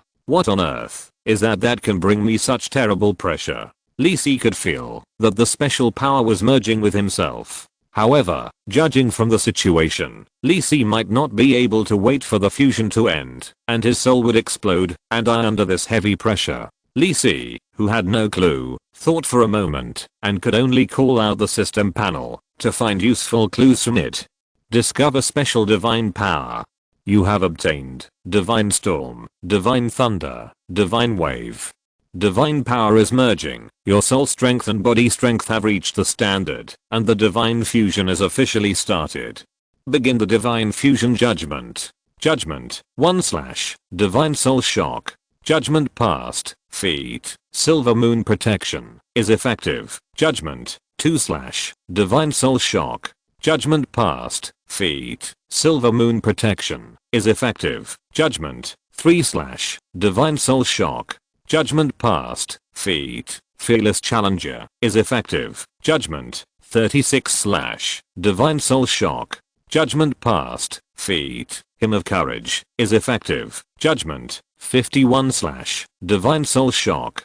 Judgment past, feet, got, is effective. Judgment 64/ divine soul shock. Judgment past, feet, tenacious will, is effective. Judgment 88/ divine soul shock. Judgment past, feet, soul sublimation, is effective. Judgment 100/ divine soul shock. Judgment past, your soul strength has reached the standard. Judgment 101/ divine soul shock. Judgment past, your soul strength has reached the standard. Looking at the information that keeps refreshing in the system panel, although enduring great pain, Lee Si still widened his eyes. This is actually divinity. It is also the original power of the gods. If the divine power is the embodiment of the great power of the gods, then the divinity is the embodiment of the supreme status of the gods above all things in the world. Divinity is sublimated from the essence of power by the gods, and because of this, divinity also embodies the characteristics of the gods' control over power. For example, the power that a little divine power can exert, if it is blessed by the power of divinity, the power exerted by a little divine power can even reach 2 to 3 times. The higher the status of divinity, the greater the power that can be exerted. The strength of divinity and godhood is also the key for gods to distinguish between weak, medium and strong divine power. If the priesthood is different aspects of the realm of gods, if it is the authority of the gods, then divinity is the authority of gods in different strengths in the realm of gods. This knowledge was not known by Lee Si in his previous life, but was obtained from the Sphinx's secret collection. The players in the previous life were only at the gold level at most. There were a small number of people who came into contact with and mastered the power of gods through special methods, but no one had ever heard of anyone mastering the power of divinity. Even if a few people had the experience of contact, they all died without exception, without even a chance to resist. I didn't expect Lee Si to get the power of divinity here, and there were 3 of them. However, Lee Si has no time to sigh now. The pressure brought by divinity is getting greater and greater, making Lee Si feel that he is about to reach his limit. Judgment 128/ divine soul impact. Judgment past, your soul strength meets the standard. Judgment 160/ divine soul shock. Judgment past, your soul strength has reached the standard. Waves of terrifying shocks from the soul constantly tried to attack Lee Si's defense line. Although the defense was in danger, Lee Si still persisted and had no intention of giving up. He knew that once he gave up, everything would be over. Fusion of divinity is not a joke. Even if Flame of Judgment is now beside Lee Si, it is impossible to help Lee Si fuse divinity. Everything depends on his own strength. However, although Lee Si is under this huge soul pressure, his soul is also growing rapidly under this pressure. Originally, there are very few ways to train the soul. Lee Si can only strengthen his soul slowly through meditation and hard work over time. Now under strong external pressure, Lee Si's soul is like a rough stone under high pressure, and it is changing into a crystal hard diamond under constant tempering. It is precisely because of this that Lee Si can gradually stabilize. Judgment 360/ Divine Soul Shock. Judgment passed. Your soul strength has reached the standard. Divine Fusion Judgment ended. You have successfully integrated Divine Storm, Divine Thunder, and Divine Wave. It's finally over. Lee Si, sweating profusely, opened his eyes full of fatigue. This was the closest time for him to collapse, and he almost couldn't hold on.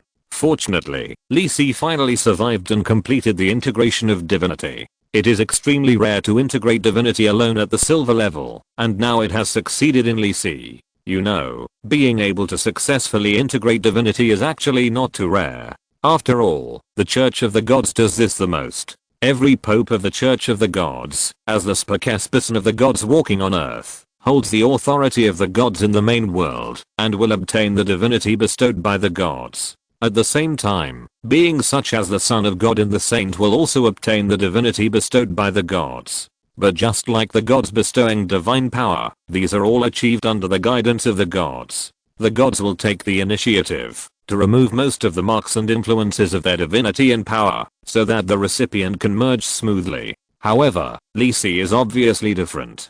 He succeeded in merging the divinity with his own strength. Although he was assisted by the wisdom of the Sphinx, and blessed by many soul and spiritual expertise, success is success. Lee Si successfully mastered a corner of the power of the gods. Lee Si breathed a sigh of relief, stood up from the palm of the statue, and wiped the sweat from his forehead. Feeling that most of his clothes had been wet by sweat, and his whole body was still somewhat detached, Lee Si shook his head, and used the cleansing technique to simply clean himself. He noticed that the Holy Grail in front of him had lost its light blue luster, and turned completely grey. It should have been completely absorbed by the wisdom of the Sphinx. Lee Si looked at the earrings floating in the air in front of him, shining with a glittering gem, and reached out to put them away. At this moment, Lee Si's right hand, which was stretched forward, suddenly froze in the air, and his face began to twist slightly. I'm Ansel.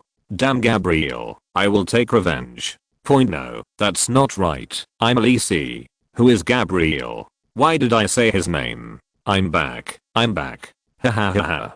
Gabriel, you idiot. You can't kill me after all. Haha. Lee Si panted heavily and quickly put on the wisdom of the Sphinx. With the blessing of this legendary ornament, Lee Si gradually calmed down. His face was a little pale, and Lee Si calmly thought about the abnormality that had just occurred. It should be the problem of the divinity he had just merged. Ansel, kill, come back? Could it be that Ansel's will remained in the divinity? Lee Si rubbed his head with a headache. Trouble. Sure enough, no power can be obtained simply. Although he withstood the soul shock and merged the divinity, it is obvious that the influence of Ansel in the divinity has not been eliminated. Therefore, now Lee Si is likely to be affected by Ansel's will and memory at any time. The only good news is that Ansel is completely dead. Otherwise Lee Si would be in more trouble now. He may be controlled by Ansel at any time, and may even be occupied by his body like Iva. Is this the tyrannical will of the gods? Lee Si sighed. He had seen the horror of the power of the gods. It seems that these divinities should be left in the Holy Grail by Ansel on purpose, waiting for Ansel to inherit.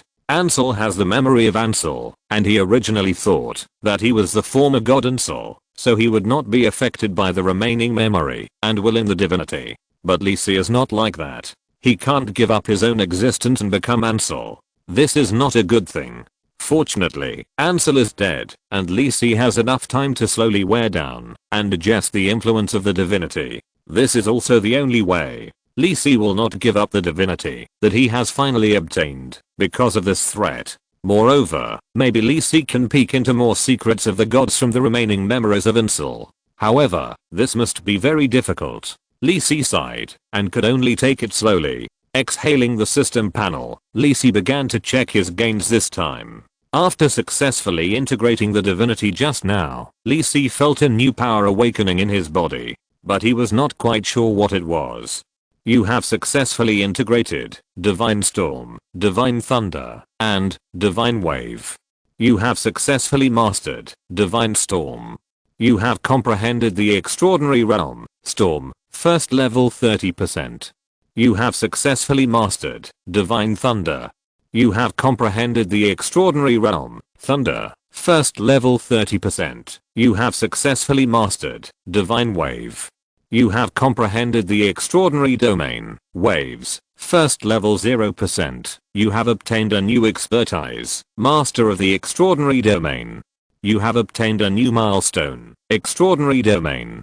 Expertise, Master of the extraordinary domain. The strength of the extraordinary domain ability you have mastered plus 10%, and the probability of you comprehending related domains is increased by 30%. Milestone, extraordinary domain, as a necessary step towards legend. Or even divine power, you have successfully mastered the first key. All attributes plus 5%. Wow. Is this the power brought by divinity? Li Si, who was still a little frightened just now, instantly forgot the previous difficulties and even wanted to come a few more times. There is no way. This reward is too good. There was no player in the previous life who successfully mastered the domain, so Li Si could only learn about the domain related situation through a few words of records. However, after rebirth, Li Si received corresponding teachings from Joyce and Stevens. Simply put, the extraordinary domain is a super simplified version of the priesthood, and it is the embodiment of the extraordinary professional mobilizing the power of the world. The extraordinary can gain a bonus in strength through the extraordinary domain, whether it is strength, rank, judgment, etc. They will get a great bonus. However, the extraordinary domain is not so easy to master. Even among the gold level professionals, only those at the top can master it. In the words of Uncle Joyce, the extraordinary domain is the key and key to breaking through the legend. In the words of Teacher Stevens, the extraordinary domain is the first step to control the laws of the world. Li Si had never thought that he would be able to master the power of the extraordinary domain so quickly, because both Uncle Joyce and Teacher Stevens thought that this was something to consider. After breaking through the gold, I didn't expect that Li Si, who is still at the silver level, would master it like this! Exclamation mark.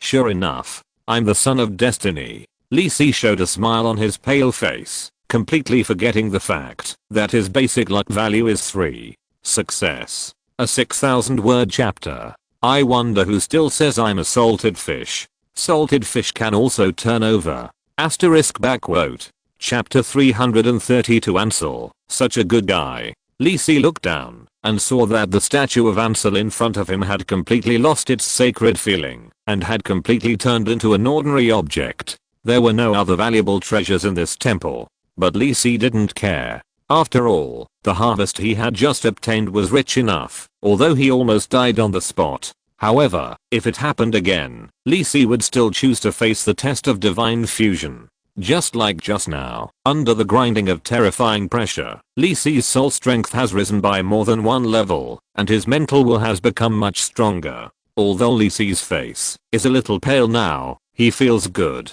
as if he has shed the heavy shackles of the past, and has a new vitality. Li Si feels that with his current soul strength, he is no less than those gold level professionals who have obtained the baptism of breaking the limit. More importantly, after experiencing the tempering of the edge of death, the condensation of Li Si's soul and spirit is naturally incomparable to before. Perhaps, this is the transformation, after facing the great terror of death. Li Si pondered in his heart. Although he had faced dangers and gods before, this was the first time he was so close to death. In his previous life, Li Si had encountered many dangers in the game, and even his character died many times. But it was still a game after all, and there were many differences between it and Li Si's rebirth. In reality, death is not as easy to revive as a game character. Li Si didn't want to use himself to experiment whether he would be reborn again. Therefore, when the breath of death stimulated Li Si's nerves, his potential could be fully stimulated, and such a big breakthrough could be achieved.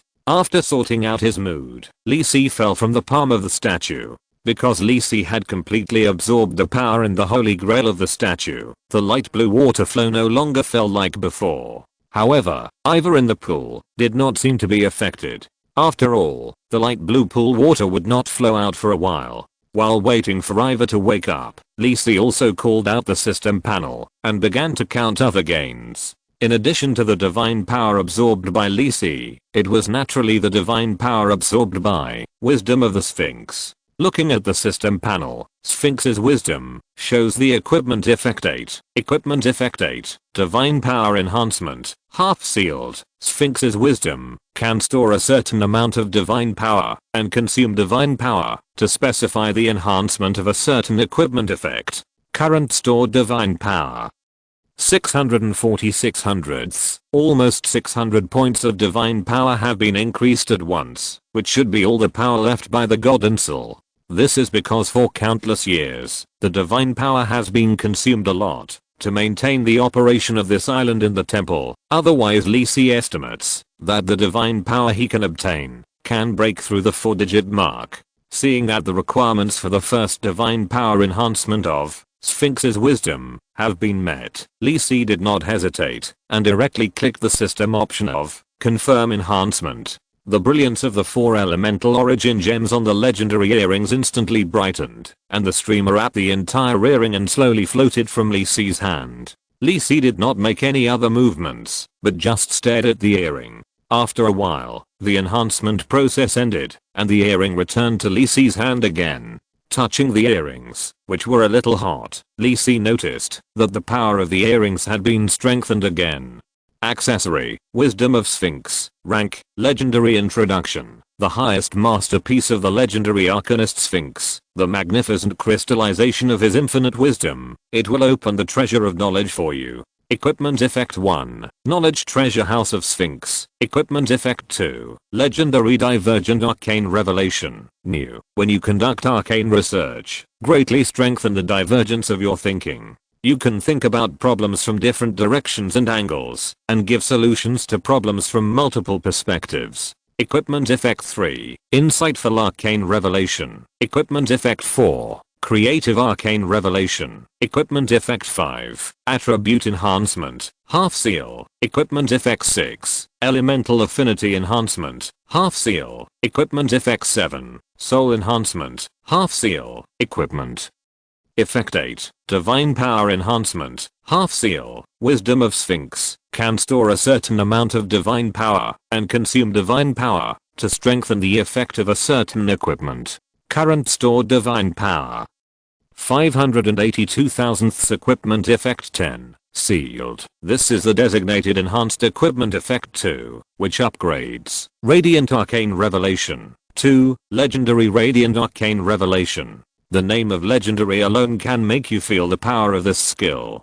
In this way, the next few enhancements are likely to be designated to enhance the special effects of Arcane Revelation in sequence. Although it is very gratifying to strengthen the legendary accessory, Wisdom of the Sphinx, seeing the 1000 points of divine power acquired for the next divine power enhancement makes Li Si a little bored. Although there are more than 500 points of divine power left now, what should I do with the remaining divine power? Although Li Si knows some divine relics that still hide divine power, this number is a bit too large. You know, Li Si got so much divine power by relying on the backup arrangement carefully prepared by a god.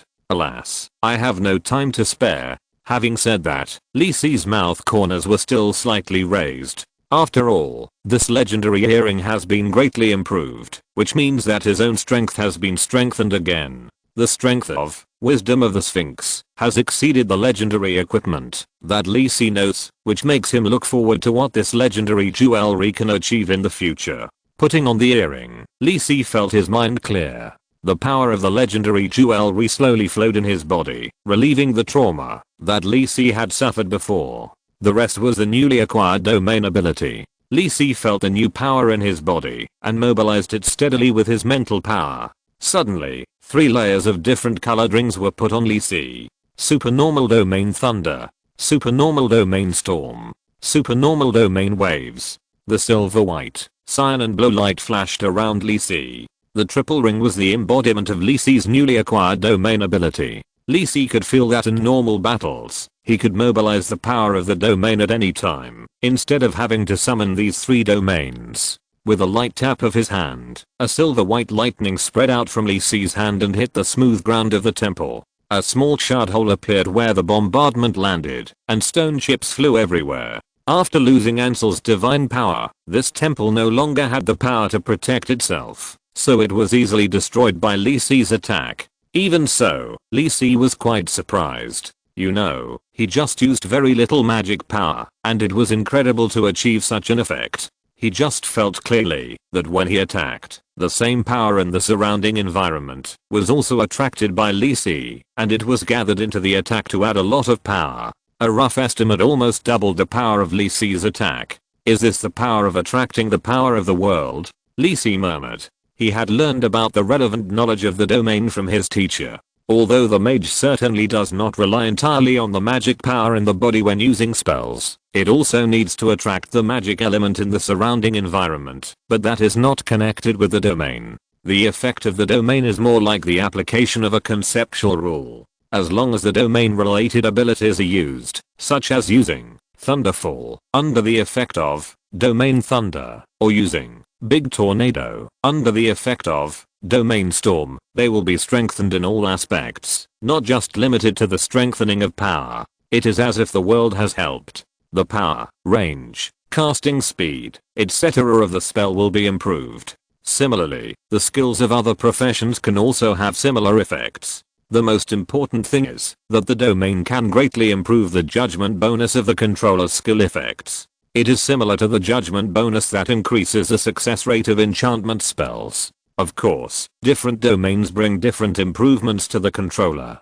Some domains focus on strengthening the attack power, and some domains are more about improving the skill judgment bonus. For example, the triple domain of Thunderstorm Waves, obtained by Lee Si, is a domain that focuses on power bonus, and the domains such as Charm Shadow Fear strengthen more judgment bonus. Therefore, the ability of the domain is like a minimalist divine authority, which can bring great improvement to the controller.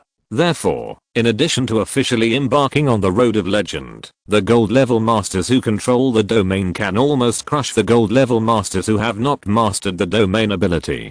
This is also the main reason why Lee Si was so surprised when he obtained the domain ability. Then, Lee Si did not delay any longer and tested all the abilities of controlling the domain in the temple. Not long after, the Anseal temple seemed to have been baptized by artillery fire. It was no longer as clean and sacred as before. It was not an exaggeration to describe it as broken walls and ruins. The entire temple was almost destroyed by Lee Si. Most of the roof of the palace was taken away by the storm.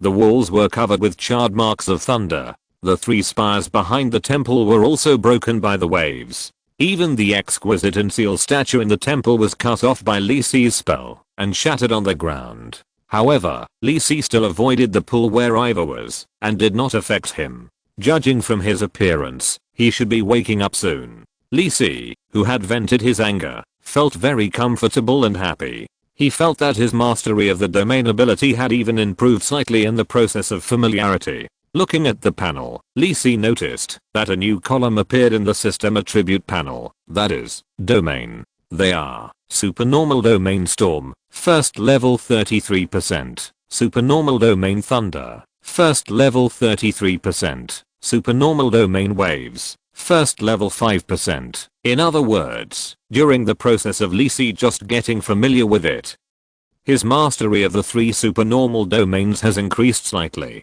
However, this does not mean that the improvement of the supernormal domain is a simple matter. Although Joyce and Stevens did not explain the knowledge of the supernormal domain to Lee Si in too much depth, they still told Lee Si the general situation. That is, the improvement of the supernormal domain is quite difficult, which is why so many gold level masters are stuck at this step and are blocked from the legend. The domain level that supernormal professionals first master is called Supernormal Domain. If you want to break through and become a legendary master, in addition to reaching the perfection of the gold level, you also need to master the Supernormal Domain to break through and sublimate to the level of Legendary Domain. Mastering the extraordinary domain has already eliminated most of the gold level professionals, not to mention making new breakthroughs on top of it.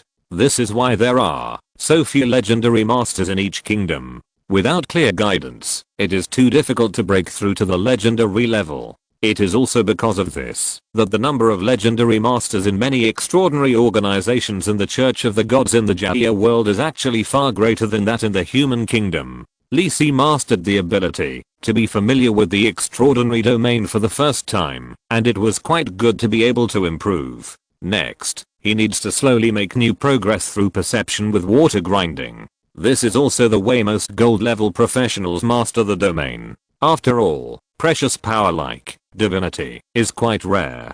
In fact, the difficulty of integrating divinity and comprehending the domain is about the same, so it doesn't make much sense to want to use this method. Lee Si also mastered the extraordinary domain by accident, and 3 at once. The abilities of these 3 domains are all derived from Anseal, the god of storm and thunder, and they can exert extremely strong power on the sea. This also gives Lee Si another trump card. Lee Si, who stopped and stood in place to familiarize himself with the domain, found that the sleeping Ivor had a new move. Ivor opened his eyes and looked at the light blue in his eyes with some confusion. He remembered that he had followed Ansel's arrangement to enter the pool to receive the inheritance of the gods, and he quickly stood up and left the pool. With a light jump, Ivor jumped from the pool to the outside of the pool, quite relaxed and casual. Ivor felt that his body was full of strength, which was several times better than before. At the same time, he vaguely felt that the water flow around him did not hinder his movements like before, but seemed to obey his orders and took the initiative to lift him up. His sense of the surroundings was also much more sensitive. Ivor had never felt that the world around him was so clear as it was now, as if an invisible barrier had been removed. This sun, this white cloud. Ivor clenched his fists and felt great. Now he could beat 2 of his previous selves. No, didn't I receive the inheritance in the temple? Why is there the sun and white clouds above my head? Where is the temple? The slow-witted Ivor finally reacted, looking at the ruined Ansel temple with a dull face, especially the severed statue of the god from it, which shocked his soul. What's going on? Was everything I experienced before an illusion? Ivor couldn't believe what he saw, but the much stronger special power in his body told him that it was not a dream. After a while of fainting, Ivor finally noticed Lee Si standing by the pool, looking him up and down. Lord Lee Si, what's going on? Lee Si was silent for a moment, put his hand on Ivor, and examined his body in detail, and said at the same time, "You are sleeping so soundly. If it weren't for me, you would have been occupied by the remnant soul of your god ancestor." This Ivor couldn't believe it. The Ansel before was not. Ivor, who has been in the mercenary guild for many years, naturally heard rumors and stories about people being occupied by other souls, and without exception, the original owners had a miserable end. Ivor, who was about to continue asking, suddenly swallowed what he wanted to say, and his face became much uglier. Did I really almost die just now? He just hadn't experienced anything like this, not that he was simply stupid. From the various abnormal feelings since entering the island to Ansel's friendly attitude, if he hadn't reacted yet, his mercenary career for so many years would have been in vain. In the final analysis, he was dazzled by the huge temptation of the inheritance of the gods. In this temptation, he had to abandon all his rationality, and naturally he couldn't find anything wrong. But even if it happened again, Ivor couldn't guarantee that he would refuse the opportunity to accept the inheritance of the gods. Fortunately this time he invited Lord Lee Si to come to this island together. Otherwise, even if he found this island of gods in the future, he might not be the one who came out of it. Looking at the extremely tragic ruins around, the sacred and magnificent temple before could not be seen at all. Was this caused by the battle between Lord Lee Si and that Ansel? Ivor, who had just mastered a more powerful power, was a little complacent and suddenly became satisfied. Sure enough, Lord Lee Si was still so strong that even the residual soul of the gods was not his opponent. Thinking of this, Ivor's awe of Lee Si became even deeper. For him, gaining more powerful strength is his goal of coming to this island. As long as the goal is achieved, he even feels that he has a certain chance of breaking through the gold level. As for the so-called ancestor of the gods, he is not familiar with him, and he doesn't care about him at all. He has no intention of resurrecting him. Lee Si took his hand back from Ivar's shoulder and nodded with satisfaction. He carefully checked Ivar's body and made sure there was no sign of other souls. In other words, the god and soul was completely dead, and there was no need to worry about subsequent threats. As for Ivar himself, he also got a lot of benefits. The more powerful special abilities in his body are just a bonus. More importantly, his body has been greatly strengthened, and his toughness is no less than that of a gold level warrior. Perhaps Ansel asked Ivar to accept the inheritance, just to strengthen his body and better control his soul. After all, even the remaining soul of the gods is not something that an ordinary silver level professional can bear. Lee Si can be sure that Ivar will not encounter major obstacles before breaking through to the high level gold level. Even the possibility of comprehending the extraordinary realm is very high. After all, it is a body that has experienced the baptism of divine power. Although the divinity prepared in advance was intercepted by Lee Si, it has a higher starting point than other gold level strongmen. Seeing that Ivar did not ask more questions and looked like he was saying whatever he wanted, Lee Si did not expect that Ivar, who looked taciturn, was actually a master of Dala. He imagined the situation of the battle with Ansel when he was sleeping and accepting the inheritance. But it also saved Lee Si's effort to explain. Now, all the gains on this island of gods have entered Lee Si's pocket, which is much more than Lee Si had expected before. Flying in the air with Ivar, overlooking the island formed by the fragments of the kingdom of God. The power on it has all dissipated. This is already an ordinary island in the sea. Perhaps in the near future, there will be ships passing by this island and will be surprised by the special relics of the gods on the island, but that has nothing to do with Lee Si. Just when Lee Si and Ivar left the island, the system panel also refreshed new information. Special mission, Ansel's hatred, completed. The completion rate of this mission is 150%. Rewards are being distributed. You have gained 45 million experience points. You have gained the specialty, Ocean Protection. Specialty Ocean Protection, the divine protection from Ansel, the god of storms and thunder. The impact of adverse environment encountered on the sea is reduced by 30%, and all attributes increase by 10% when on the ocean. Is the mission settled? Lee Si controlled and rushed towards the Eagle while looking at the information on the system panel. Mission completion rate 150%. It's really high, probably because Lee Si completely solved Ansel. In fact, the danger on this small island of gods is not very big. As long as you don't easily enter Ansel's temple, the difficulty of the strategy in other places is only at the silver level. It is estimated that you can complete the mission without entering the temple, but the completion rate will be lower. Lee Si directly solved Ansel completely, so he can get such a high completion rate. There is also a specialty, Ocean Protection, which comes from Ansel's divine protection. Lee Si is a little speechless. This is a bit confusing. If Ansel knew that Lee Si raised his ashes by 5 and took a divine protection from him, would he be so angry that he would directly resurrect? This ocean protection is somewhat similar to the silver moon protection of the moon and guardian goddess Fenrir, but the effect is obviously not as strong as silver moon protection. It seems that Ansel is not as strong as Fenrir. Lee Si nodded, but ocean protection is still quite versatile and can be effective as long as it is on the sea. Of course, this task also gave 45 million experience points. Is this the experience reward for high completion? Generous. This time it was really a lot of harvest. Lee Si nodded with satisfaction and gave Ansel another stick of incense in his heart. Ansel, a good man. With the acquisition of these 45 million experience points, Lee Si's accumulated experience points are finally enough. After throwing Ivar onto the Eagle, Lee Si directly used teleportation to come to the uninhabited sea area in the distance. Looking at the accumulated experience points in the system panel, this is what he has accumulated through more than half a year of hard practice. It's really not easy. Thinking back to the last time I broke through the silver level, it was a long time ago. Oh, not even a year. That's fine. As the vast amount of experience continued to be consumed, Lee Si's body quickly became hot, and his body continued to gain new strength under the huge energy filling. Haha. The second day of being strong. The salted fish turned over again. Asterisk. Please vote for the monthly ticket. Chapter 333 Gold Level Breakthrough Mission. A huge amount of experience points were consumed in the system panel, and the endless power that followed surged in Lee Si's body like a volcanic eruption, constantly washing Lee Si's body. Lee Si's skin had already turned slightly red, and endless heat was constantly radiating from Lee Si's body, as if his body had become a fiery furnace that was constantly beating and strengthening. You consume unallocated experience points, 135 million points. Your personal level is increased.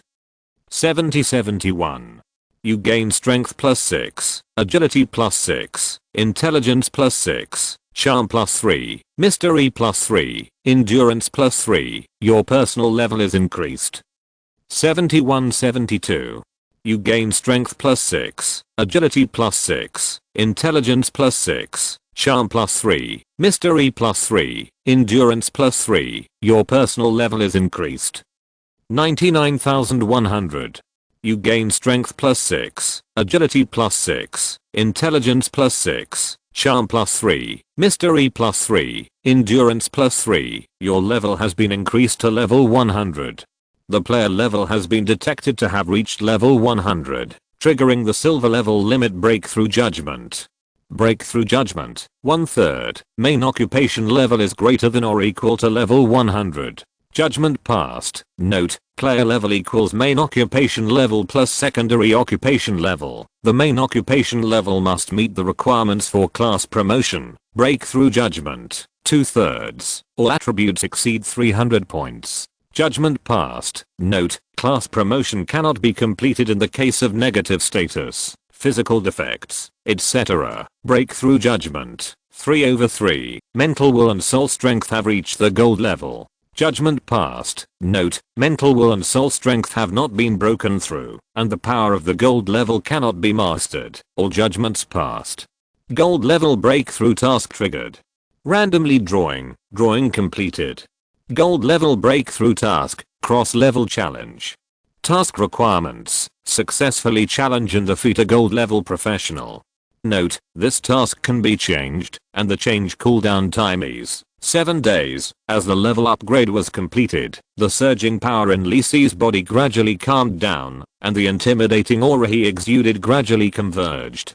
Lee Si let out a long sigh of relief and then relaxed. Feeling the powerful power overflowing in his body, Lee Si nodded with satisfaction. After spending so much time completing many dangerous tasks and gaining experience from players, he finally reached the peak of the silver level. The rest is to focus on breaking through the gold level. Looking at the gold level rank breakthrough task displayed on the system panel, Lee Si raised his eyebrows. As expected of himself, he immediately drew the most difficult cross-level challenge task. This is also the reason why Lee Si just returned from the God Island and directly upgraded his level without taking a breath. After all, the gold level rank breakthrough task is random. The earlier he knows the content of the task, the earlier Lee Si can prepare for it. For the silver level breakthrough to the gold level, every player must complete the rank breakthrough task. Some of them are similar to the bottlenecks that the aboriginal professionals need to face before breaking through the rank. When players break through from bronze to silver, there is no rank breakthrough task. As long as the level is reached, the breakthrough will come naturally. But breaking through the gold level is different. You must complete the rank breakthrough task. Everyone's rank breakthrough task is random, and the cross-level challenge task is the most difficult of all tasks. Lee Si knows how difficult it is to defeat gold with the power of silver. There are almost no players in the previous life who can complete it, except for a lucky person who is lucky enough to meet a seriously injured gold level professional. But everyone knows that the higher the difficulty of the rank breakthrough task, the higher the improvement you will get when you break through the gold level after completing it. Therefore, although Lee Si has the opportunity to choose to change the rank breakthrough task, he does not have this idea.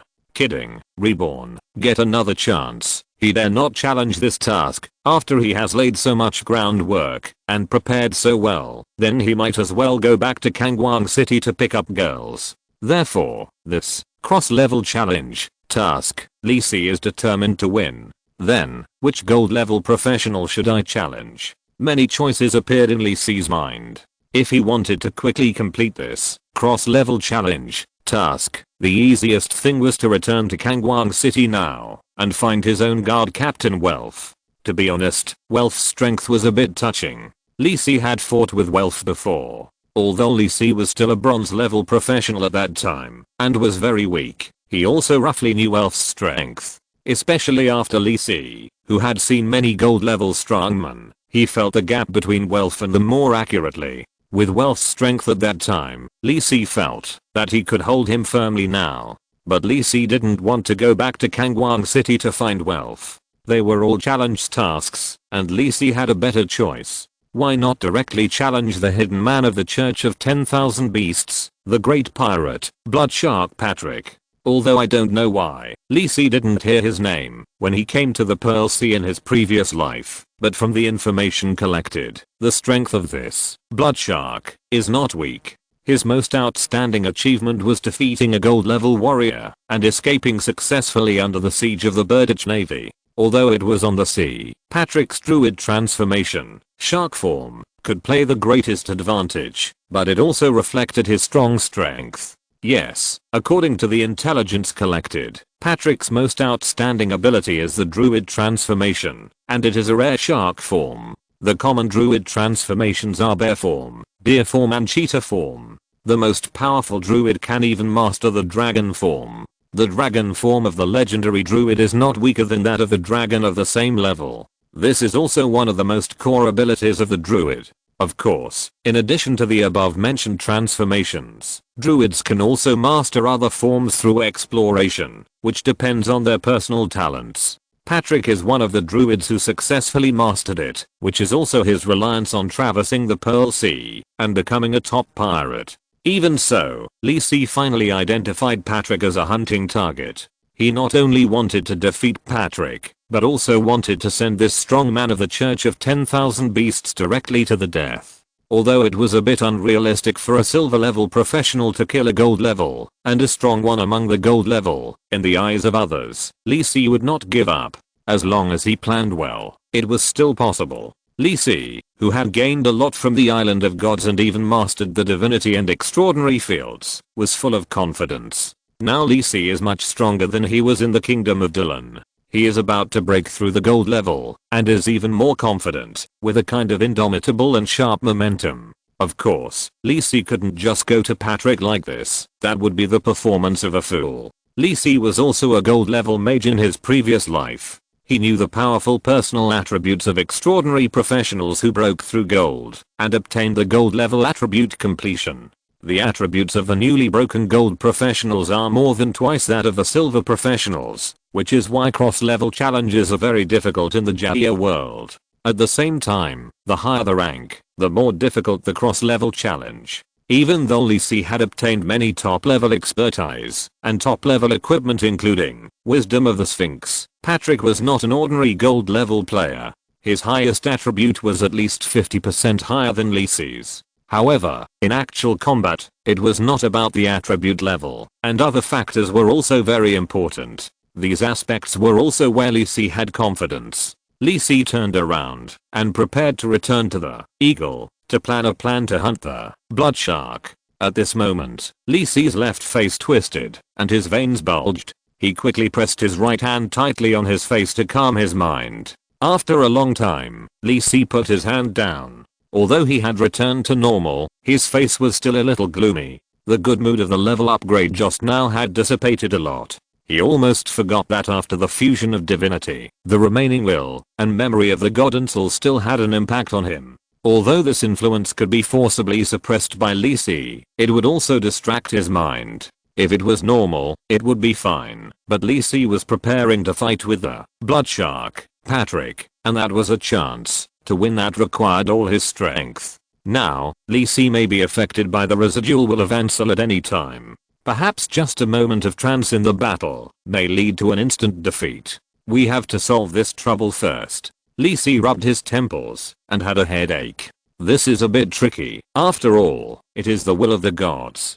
After a moment of silence, Lee Si took out the crystal ball from the storage ring. When you are in doubt, ask the boss directly. After all, Lee Si's past life memory really has no way to solve the residual will of the gods in the divinity. Wow, wow, wow. Lee Si injected magic power into the crystal ball and chose to contact Teacher Stevens. Although there was no response from the other side, Lee Si felt that Teacher Stevens had received it, but he was a little disgusted and didn't want to pay attention to him. Ahem. Lee Si sorted out his thoughts and then asked the teacher, "Teacher, do you know how to solve the residual will in the divinity?" Kangwang City, Feast Royal Family Magic Academy, the first magic workshop. The basement of the magic workshop was originally just a warehouse for storing various magic materials, but now it has become an extremely vast and wide blank space, with an area as large as several squares. This was originally a small room, but it was expanded to its current state by the legendary Arcanist Stevens using a special space magic array. This is nothing to Stevens. After returning from the Ice Peak city of the Dylan Kingdom, he did not continue his previous trip to the other dimension. On the one hand, he noticed the abnormality of the demon son Demogorgon, and recently he has been contacting other legendary friends to verify this matter. On the other hand, it is to teach his disciples. In addition to cultivating Lisa well, he has gained another burden some time ago. Stevens had a blank expression, and there was some helplessness in his eyes. He expanded this huge space in front of him, just for the golden figure in front of him, that was baptized by countless magic auras. The golden dragon Ludwig wanted to cry, but had no tears. After he got the secret book of breaking through the Arcanist from Lee Si, he excitedly rushed directly to the Kangwang city to find Teacher Stevens. After more than a month of pestering, he finally got Stevens' guidance again. But this time, he was no longer the little golden dragon on Dragon Island who was curious about magic, so Stevens would not be polite. "You are willing to accept any training to become an arcane master, right? Well, let me first let you experience the baptism of magic element first and so that you can have a deep impression." Since then, Ludwig has been living in dire straits. Although the body of the golden dragon is immune to most spell damage, it depends on who uses the spell. Stevens is naturally measured, and each spell can just break through Ludwig's defense and make him feel pain, but not hurt him. Ludwig was in pain and happiness during this period of time, because he found that with Stevens beating, his perception of magic element was constantly increasing. Although it was slow, it was indeed improving bit by bit. With the stupid method given to him by Lee Si, he felt that it would not take long to become an arcane master. It would only take about 10 years, very soon. When Stevens was completing his daily beating task, his spirit was suddenly touched. A crystal ball appeared in front of him. Wow, wow, wow. Stevens was speechless. He knew that this was a message from his disciple Lee Si. He felt that the few disciples he had accepted recently were not normal, and only Lisa was a little obedient. Without saying anything, he wanted to see what surprise Lee Si would bring him again. "Teacher, do you know how to solve the remaining will in the divinity?" Stevens' face, which had always been calm, suddenly showed a surprised expression. "You have obtained divinity, and you merged directly?" As soon as Stevens' message was sent, the reply appeared. "Yes, teacher, good luck." Is this a matter of luck? If something with a 10% probability succeeds, it is good luck. If something with a 0.01% probability succeeds, it is impossible to be a matter of luck. Stevens suddenly felt that Lee Si, this disciple, made him a little confused. Bronze level Arcanist, self-charging, magic pattern. Successfully obtained the special inheritance of Snow Ridge Town. Discovered Demogorgon's conspiracy. It's really a bit too outstanding.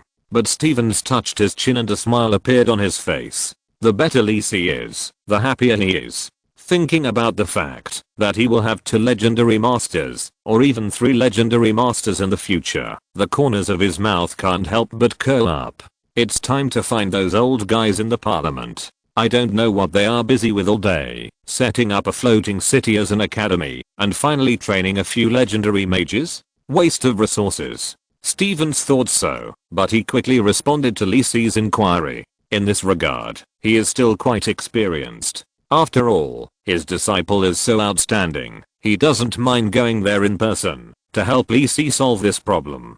Chapter 334 Waiting for the Opportunity, Blood Shark. 3 months later, Pearl Sea, Eagle. In the afternoon, the sun in the sky kept dropping scorching sunlight, and the blue sea reflected the golden light, like pieces of gold flowing on the water. Although the slightly salty sea breeze took away a trace of summer heat, the deck was still as unbearable as a steamer. At this time, the Eagle had lowered the sails and stayed here. It has been several months since Lee Si explored the island of the gods of Ansel, but Lee Si did not leave the Pearl Sea with everyone. Instead, he continued to drive the Eagle out the sea and hunted all the pirate ships he encountered. However, during this period of time, Lee Si left the Eagle for a fixed period of time every day to exercise on the sea in the distance. Unlike before, if Lee Si was practicing before, there would only be slight feelings on the Eagle, such as slight waves coming from the direction of Lee Si, faint explosions, etc. Then Charles and others who stayed on the Eagle now felt the surging waves and the deafening roar of thunder. If Lee Si hadn't discovered this problem and put the practice place on the more distant sea, all his crew members would have to go through this rocking state for several hours every day. Charles took a big sip of cold beer and breathed a sigh of relief. It's great to have a wizard on the ship. A glass of iced wine on a hot summer day can eliminate most of the irritability in your heart. This is the ice cellar that Lee Si arranged on the ship with the self-charging magic pattern so that he and Helen can eat ice cream and cool juice. Charles and others also took the opportunity to buy a lot of fine wine and put it in the ice cellar just to enjoy ice wine, to drive away the summer heat while drifting on the sea. In the past few months, except for occasionally returning to the port to replenish supplies and collect bounties from pirates, the Eagle has been drifting on the Pearl Sea, hunting all the pirate ships it sees. It stands to reason that sailing on the sea is a very boring thing, but as the captain, Lee Si did not take all the wealth obtained from hunting pirate ships for himself. The sailors on the ship all got gold coins that they could only get in many years, so they all stayed on the ship with one mind. Women, do they smell like gold coins? As for Charles, Ivor and Basil, they were all honest. Especially Ivor, after returning from the Island of Gods, he has become the strongest person on the Eagle except Lee Si, but he still follows Lee Si wholeheartedly. In his opinion, even the residual soul of the gods has been solved by Lee Si. Such a big man. If he doesn't hug his thighs now, when will he wait? Compared with him, Charles is much more Buddhist. After all, he came here from the kingdom of Dylan to find an opportunity for a breakthrough. Anyway, there are no clues and goals, and it's pretty cool to follow Lee Si. After chewing a big iced mango, the sweet juice flowed from the corner of Charles' mouth, watching Helen swinging the sword meticulously under the scorching sun. The small white shirt has been completely soaked with sweat and tightly wrapped around her growing body. Thanks to adequate nutrition and exercise, Helen is no longer as thin and pitiful as when Lee Si first saw her. There are already some muscular prototypes on her wheat-colored arms, and she has also grown a lot taller. Charles tutted his lips and said to Basil, who was leaning in the shade like him, "Why do I feel that Lee Si's recent movements have become much louder?" Then he patted the wooden deck under him and said with lingering fear. He still remembered the first time Lee Si ran to the Eagle to practice within the naked eye. The huge waves and thunderous thunder almost made him think that the storm was coming again. Basil took a sip of iced fruit wine and said in a salty way, "Why do you care so much? Do you want to be a captain? How can you slander others without thinking?" Charles was smart. Since he saw Lee Si's strength improve again, and the scene that was like a natural disaster, Lee Si was a big man as scary as Senator Isidore in his heart. Charles has always been very obedient to those big men. Moreover, Charles also likes his current life. After all, he likes the adventurous life, and became a mercenary. Otherwise, with the relationship with his teacher, he could have officially joined the Oak Parliament long ago. After all, with his talent, it is very likely to break through to the gold level. But this kind of hunting pirates at sea life made Charles feel pretty good, and it was somewhat appropriate to the hunting, and he felt that his strength had improved significantly in the past few months. It was also because of the unusual actions of hunting pirates and collecting protection fees from passing merchant ships in the past few months that the name of the Eagle began to spread in many port cities along the Pearl Sea. Speaking of the Eagle, many captains who met them had constipated expressions on their faces.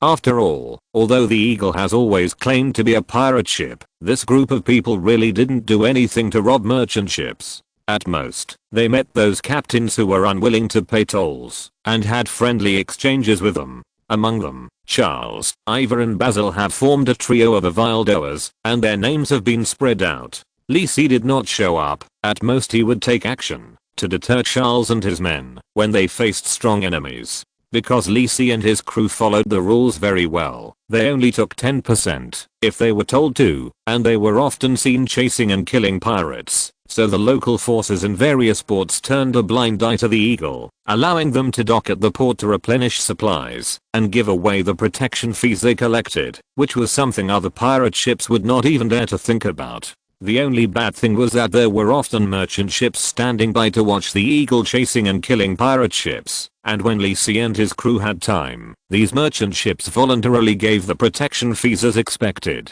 Just as Charles was thinking about whether he should go fishing to cultivate his sentiments in such good weather, he saw Lisi's figure suddenly appear on the deck. Seeing this, Charles quickly got up, hurriedly took out the wine glass filled with sweet fruit wine that had been chilled in advance, and handed it to Lisi with both hands. "Master Lisi, thank you for your hard work." Basil looked at Charles with contempt. This guy was almost full of the breath of a lackey. Vulgar. While handing Lisi a clean towel, he secretly kicked Charles. Not only did he show his courtesy, but he also stole the high-grade fruit wine that he spent a lot of money on. Scum. Lisi didn't care about their little actions and took it from them. "Any news about the blood shark?" Seeing this, the two shook their heads. In the past half month, the Eagle has begun to collect news about the great pirate, Blood Shark Patrick. The reason is also very simple. Lisi has basically digested the remaining will in the divinity. Although he may still be affected by a little emotion when using the power of the divinity, it will not hinder Lisi's battle. After getting the solution from Teacher Stevens, Lisi has been working hard. Although it takes a certain amount of time, it is undoubtedly a very cost-effective thing to be able to completely master the divinity. As for the solution, it is also quite simple. After Stevens asked Lisi in detail about how he obtained and integrated the divinity, he suggested that Lisi use a stupid method to wear away the remaining will in the divinity. That is, through constant practice and fighting, one can get familiar with the power of divinity and forcefully digest the remaining will. Although this method is very simple and takes a lot of effort, it is also the best way to temper Lisi's own will. In the constant confrontation with the residual will of Ansel, it can consume and completely devour it, and at the same time greatly enhance the strength of one's own will, while eliminating the hidden dangers. Flame of Judgment also said that he could come over to solve this problem for Lisi, but that would not improve Lisi himself. After understanding this situation, Lisi did not hesitate at all, and directly chose to rely on himself to digest the will in divinity. So in the past few months, Charles and others felt that the exaggerated movement of Lisi's shot was the aftermath of Lisi's practice of using the power of divinity and cooperating with the extraordinary domain. Because the higher authority that divinity brings to Lisi is closely combined with the extraordinary domain ability that Lisi has obtained, the combination of the two brings Lisi a state of 1 + 1 greater than 2. It must be said that the improvement that divinity brings to Lisi is quite large, allowing Lisi to mobilize the world power through the extraordinary domain by a full 30%, and the improvement in other aspects is not a problem. Now, Lisi was ready to hunt down the envoy of the Church of 10,000 Beasts, Blood Shark. But soon Lisi encountered another problem. That is, he couldn't find the pirate ship of Blood Shark Patrick. As the envoy of the Church of 10,000 Beasts, Patrick became a big pirate in the Pearl Sea, on the one hand, to collect wealth for the Church of 10,000 Beasts, and on the other hand, to train the thugs of the Church of 10,000 Beasts. It is precisely because of this that Blood Shark has made many moves in the Pearl Sea. But the pirate ship owned by Blood Shark Patrick is quite special. It is a sailing ship with extraordinary power, named Hurricane. This is different from the Eagle. The eagle has only undergone a simple enchantment transformation by Lisi, and has a certain magic protection and speed enhancing effect, but the Hurricane is a thoroughly extraordinary ship, and its power in all aspects has been strengthened by magic element, which is much stronger than ordinary ships. It is said that the Hurricane has also been blessed by a legendary wind element lord, so it can be protected by the gale at any time, and its sailing speed is even faster than that of the fastest warship of the British Navy. Patrick also relied on this Hurricane to escape the encirclement of the British Navy many times and successfully ran rampant on the Pearl Sea for more than 10 years. Bloodshark. Patrick is already the most powerful pirate on the Pearl Sea. As long as he sees the special Bloodshark pirate flag, all merchant ships will lose the courage to escape and offer most of the property on the ship to save their lives. In order not to dry up the pond, Patrick basically will not kill the crew of the robbed merchant ships, as long as those merchant ships do not resist. Lisi still gets news of the appearance of Bloodshark from time to time, but every time he rushes over, he gets nothing. There is no way the other party has an extraordinary ship like Hurricane, so Lisi can't catch up with Bloodshark at all. Trying your luck in the vast ocean, the probability is too low. Even if Lisi has Helen's lucky aura around him, I don't think it can be used in this regard. So Lisi changed his mind. He wants to wait for the rabbit. Instead of running behind Bloodshark, it is better to wait for Hurricane in one place. Unlike the eagle, the Hurricane could not choose to dock at the official port of the Kingdom of British to replenish supplies, so Patrick could only choose to replenish supplies and fresh water in several black markets on the Pearl Sea, while selling goods. This was also because another gold level strongman of the Church of 10,000 Beasts died in the blood sacrifice turmoil, and the gang established by the Church of 10,000 Beasts in the coastal port of the Kingdom of British to sell stolen goods also fell apart under the erosion of other forces, and could not be restored in a short time. Therefore, Patrick could only choose to obtain supplies in this way. The sea area, where the Eagle is now located, is near the giant Horn Island in the middle of the Pearl Sea. There is a small grey port built by smugglers on this island, which is dedicated to providing services and selling stolen goods to pirates on the Pearl Sea. Although it is only a small port, it has everything, including taverns, brothels, etc., which is enough for the pirates to willingly pay out the money they looted. This is said to be a small port built by smugglers, but it is actually a place set up privately by the nobles of the British Kingdom, so the British Kingdom Navy generally treats these places as non-existent. According to the intelligence collected by Lisi, this place is one of the grey ports where the Hurricane most often appears. In the past week, the Eagle has been waiting here, keeping a close eye on the pirate ships that appear in the port of Giant Horn Island. Because the Hurricane will stay here for at least one day each time, Lisi is not in a hurry. He asked Charles and others to pay attention to the port every day, and he still invested more time in training his own abilities. I know. Lisi didn't care. Since he chose to wait and see, he was naturally prepared for a long battle. It happened that after Lisi digested the remnants of the divine will, he was also exploring the higher level application of the extraordinary field. At this time, a brown boat appeared on the horizon not far away. There was no sail and no oars, but the boat quickly approached the Eagle under the push of the waves. It's Ivor. Charles, a hunter, had good eyesight and spotted the boat that suddenly appeared. After returning from the God's Island, Ivor's special ability was greatly improved. For example, now he can control the waves to directly propel the boat forward. The boat quickly came to the side of the Eagle, and Ivor jumped lightly onto the deck of the Eagle. Lordless. Ivor saw this at first sight, and hurried forward to salute.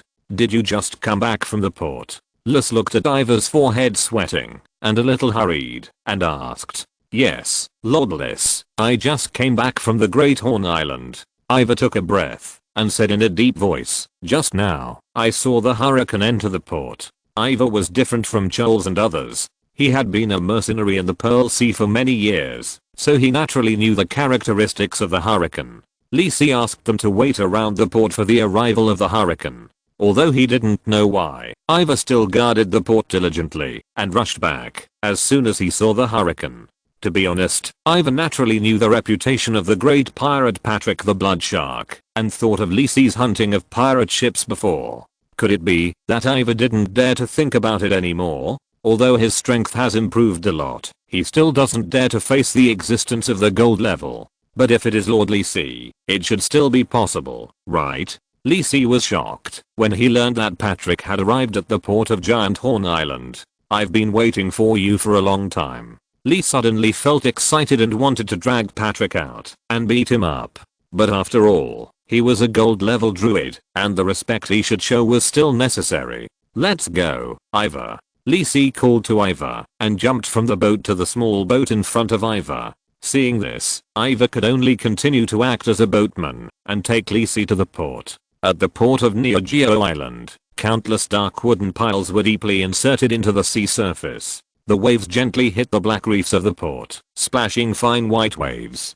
From time to time, seagulls circled around the dock, waiting for an opportunity to steal food from the porters' boxes. Many people were busy at the dock, carrying all kinds of food, wine and other supplies sent from the Kingdom of Birdage. There were already many pirate ships docked at the port, and drunken pirates could be seen everywhere. However, no pirate wanted to make trouble here. After all, the nobles who were the final organizers behind the scenes had arranged for gold level professionals to sit here. Pirates who made trouble here would be thrown out directly, and their pirate ships would no longer be welcomed by the Grey Port on the Pearl Sea, so each pirate ship would restrain the pirates under its command. Although the port here is not big, as a large island on the Pearl Sea, it is equivalent to a small town.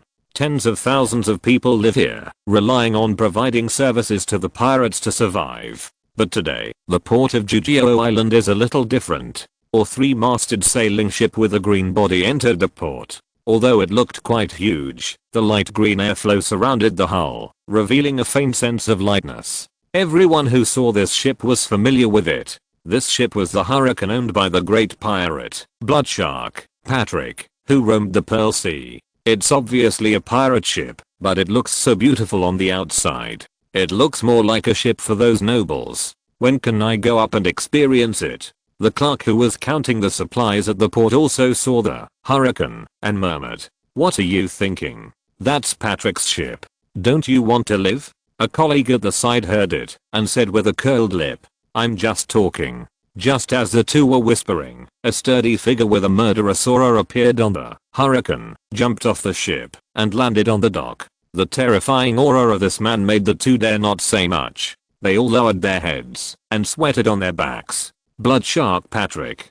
Chapter 335. The hunt begins. At the harbor of Bighorn Island, Patrick was wearing a simple brown singlet, with slightly curly black short hair neat and tidy, and his solid muscles held up the singlet high. His fierce momentum made ordinary people working around him feel cold in their hearts, and they dared not look at him.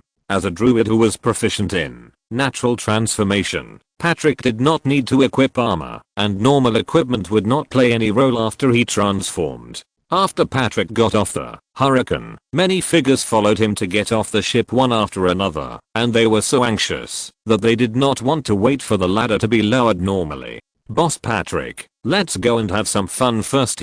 "Boss, do you want to have a drink together tonight? I want to let Reki see my masculinity." Yes, you should go quickly, otherwise you will be dumbfounded if your little sweetheart is taken away by others first." Patrick nodded slightly, watching his men walking towards the town by the port in groups of 3 or 5, with women and fine wine left in his mind. But he didn't care. As long as they were obedient on the ship, he didn't want to care what they did at this time, and he was too lazy to care. This time he chose to stop here. In addition to replenishing supplies and letting his pirates vent, he had more important things to do. Bighorn Town, Storm Tavern, 2nd floor. Patrick relaxed in this secret and luxurious room.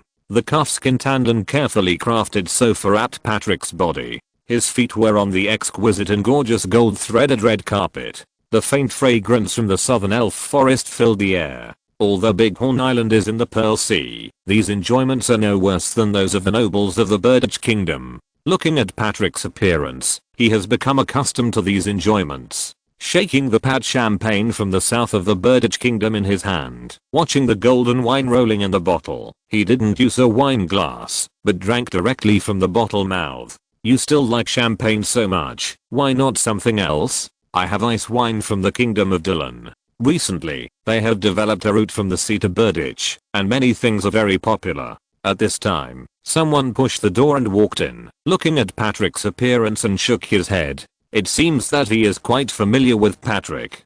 Come on, Jeshia, just tell me what you want. I know, I will keep an eye on those ships from the kingdom of Dylan. Don't worry. Patrick didn't even raise his head. As a gold level professional, he had already noticed the approach of the visitor, but because he was very familiar with them, he didn't care and spoke quite casually. What's more, he came here to find Jeshia. Hey, isn't it because I see those people from the kingdom of Dylan making a lot of money that I'm a little tempted?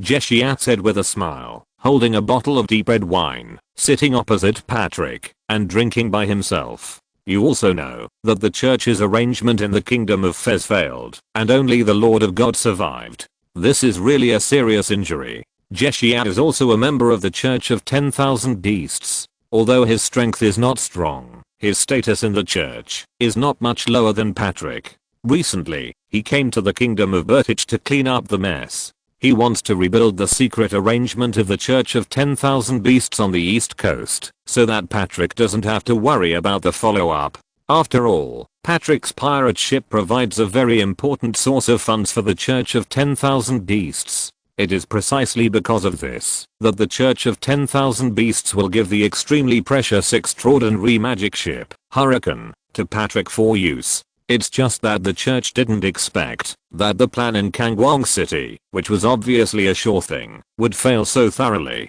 Not only was the incarnation of the Lord of 10,000 Beasts killed by those hateful legends, but all the gold level professionals who went to Kangwang City were left there and were wiped out. This was undoubtedly a heavy blow to the Church of all Beasts. It was not only the loss of manpower, but also the many extraordinary monsters that the church had spent a great deal of money to collect as sacrifices, and all of them failed. Patrick took a gulp of wine with a gloomy face. The loss of monsters alone was basically equivalent to the fact that his more than 10 years of pirate career had been in vain. If it weren't for the fact that Kangwang City was the capital of the Kingdom of Fez, and both the royal family and the Church of Dawn had legendary masters in charge, he would have rushed over and made a scene with his temper. A bunch of trash, and Petter too. Without paying attention to Patrick's anger, Jeshia felt the crimson wine melt on the tip of his tongue, spreading in his mouth with a hint of sunshine and the fragrance of soil, and nodded with satisfaction. It has already happened. There is no point in complaining. Even His Majesty Alvin is quite angry, but he can't change the final result. Do you think that the Kingdom of Fez is the same as the Kingdom of Burditch? Success is the best, but there is nothing you can do if you fail. Hearing Alvin's name, Patrick immediately stood up and asked carefully, "Did the teacher ask me to do anything?" "Nothing. His Majesty Alvin said you did a good job. Keep it up." Jeshia was not surprised. After all, he was the only two legendary masters in the Church of all Beasts and the teacher of Bloodshark Patrick. Patrick's behavior was normal. Although Jeshia was a subordinate of another legendary master, the leader of the Church of all Beasts, he had a good relationship with Patrick and didn't care that much in private. "Well, I see." Patrick nodded. The teacher still wanted him to continue to raise wealth for the church on the Pearl Sea, but he didn't care. After all, he had lived on the sea for so long, and he was used to this kind of life. With the increase of age, it was estimated that it would be difficult for him to continue to improve his strength. It was even more difficult to touch the legendary realm. It was better to stay in the Pearl Sea. After all, he didn't think that anyone could harm him on his territory. "It's good that you know. I have solved all the things in the Burditch Kingdom. Someone will come to contact you later. I will leave after I finish here. I don't know when we will meet next time." Jeshia put down the wine glass in his hand and nodded with a smile. "Thank you, Jeshia. Thanks to you this time." Patrick heard this and expressed some gratitude. After all, he couldn't do the reconstruction of those dark lines and arrangements, so the church asked Jeshia to come and help him. Now that the task is completed, Jeshia will naturally not stay on the East Coast. Jeshia is not strong, but he is quite good at arranging dark lines and establishing gangs, so he is much busier than him as a pirate captain. "Where are you going next?" Patrick clinked the bottle with Jeshia, took a big sip of champagne, wiped his mouth and asked him, "Maybe to the central part? I'm not sure about the specific situation." Jeshia shrugged and didn't hide it. "You also know that after the Kingdom of Fez went to war with the Kingdom of Bertich, this continent began to be turbulent. Those hypocritical churches of the Orthodox God did not choose to take action this time. This is our opportunity. I think we should go to light a fire," Jeshia said with a smile, unaware of how many lives may have died under the instigation of the Church of 10,000 Beasts. For the Church of the Evil God and the cultists, ordinary people are resources, firewood, and materials that allow them to go further. As for Mercy, who of them doesn't have hundreds of lives in their hands, and they don't have that kind of thing anymore? Then I wish you a safe journey, Patrick said with a smile. Jeshia came to help him solve his worries this time, and also allowed him to devote more energy to the great pirate business of robbing merchant ships. Recently, due to the war, the navy of the Bertich Kingdom has been much worse than before.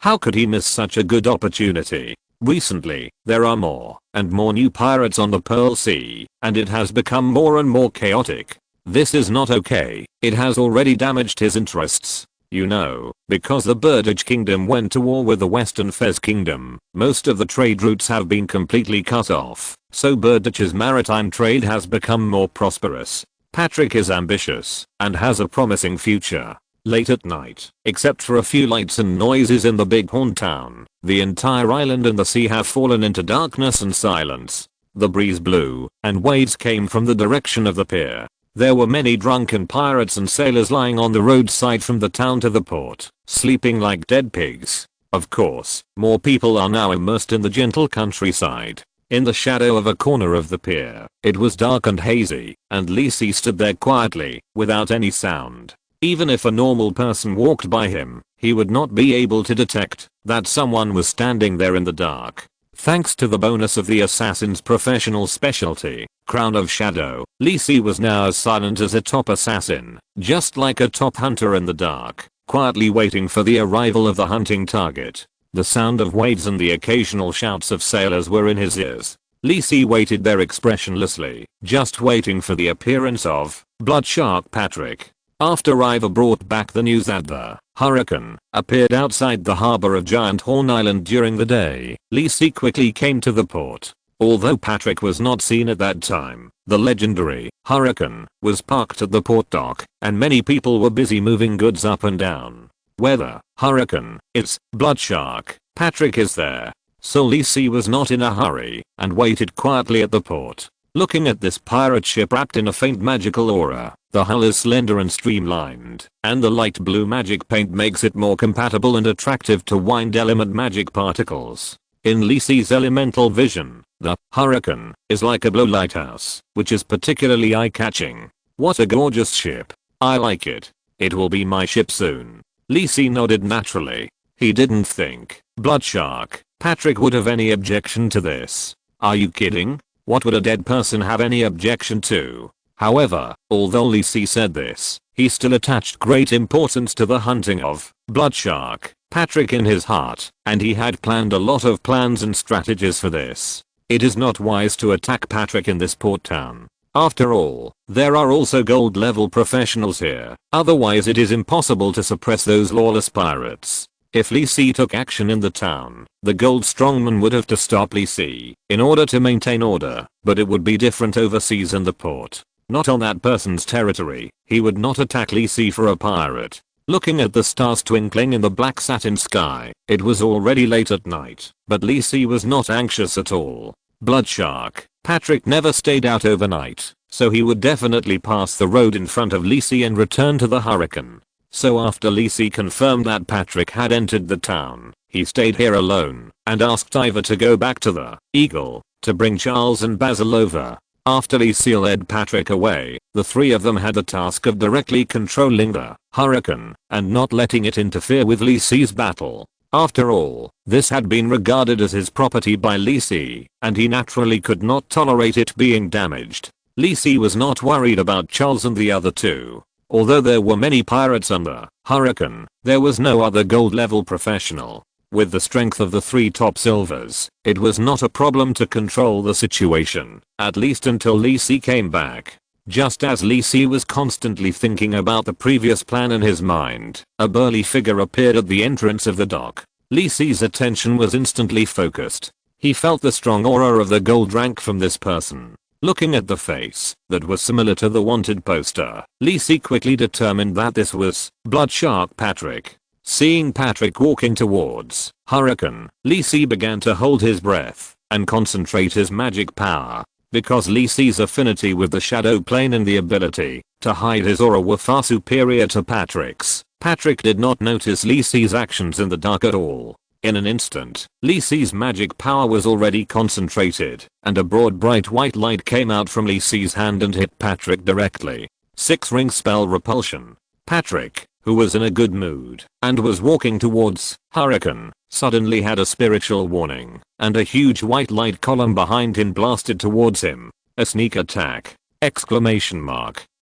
However, Patrick was too late to defend at this time, and could only raise his arms to block his body. When the white beam of light hit Patrick, he felt an irresistible force acting on him. His body retreated uncontrollably, and was directly knocked back more than 100 meters. Patrick, who finally controlled his body, shook his arms. At this time, he was far away from the dock and stepped on the sea.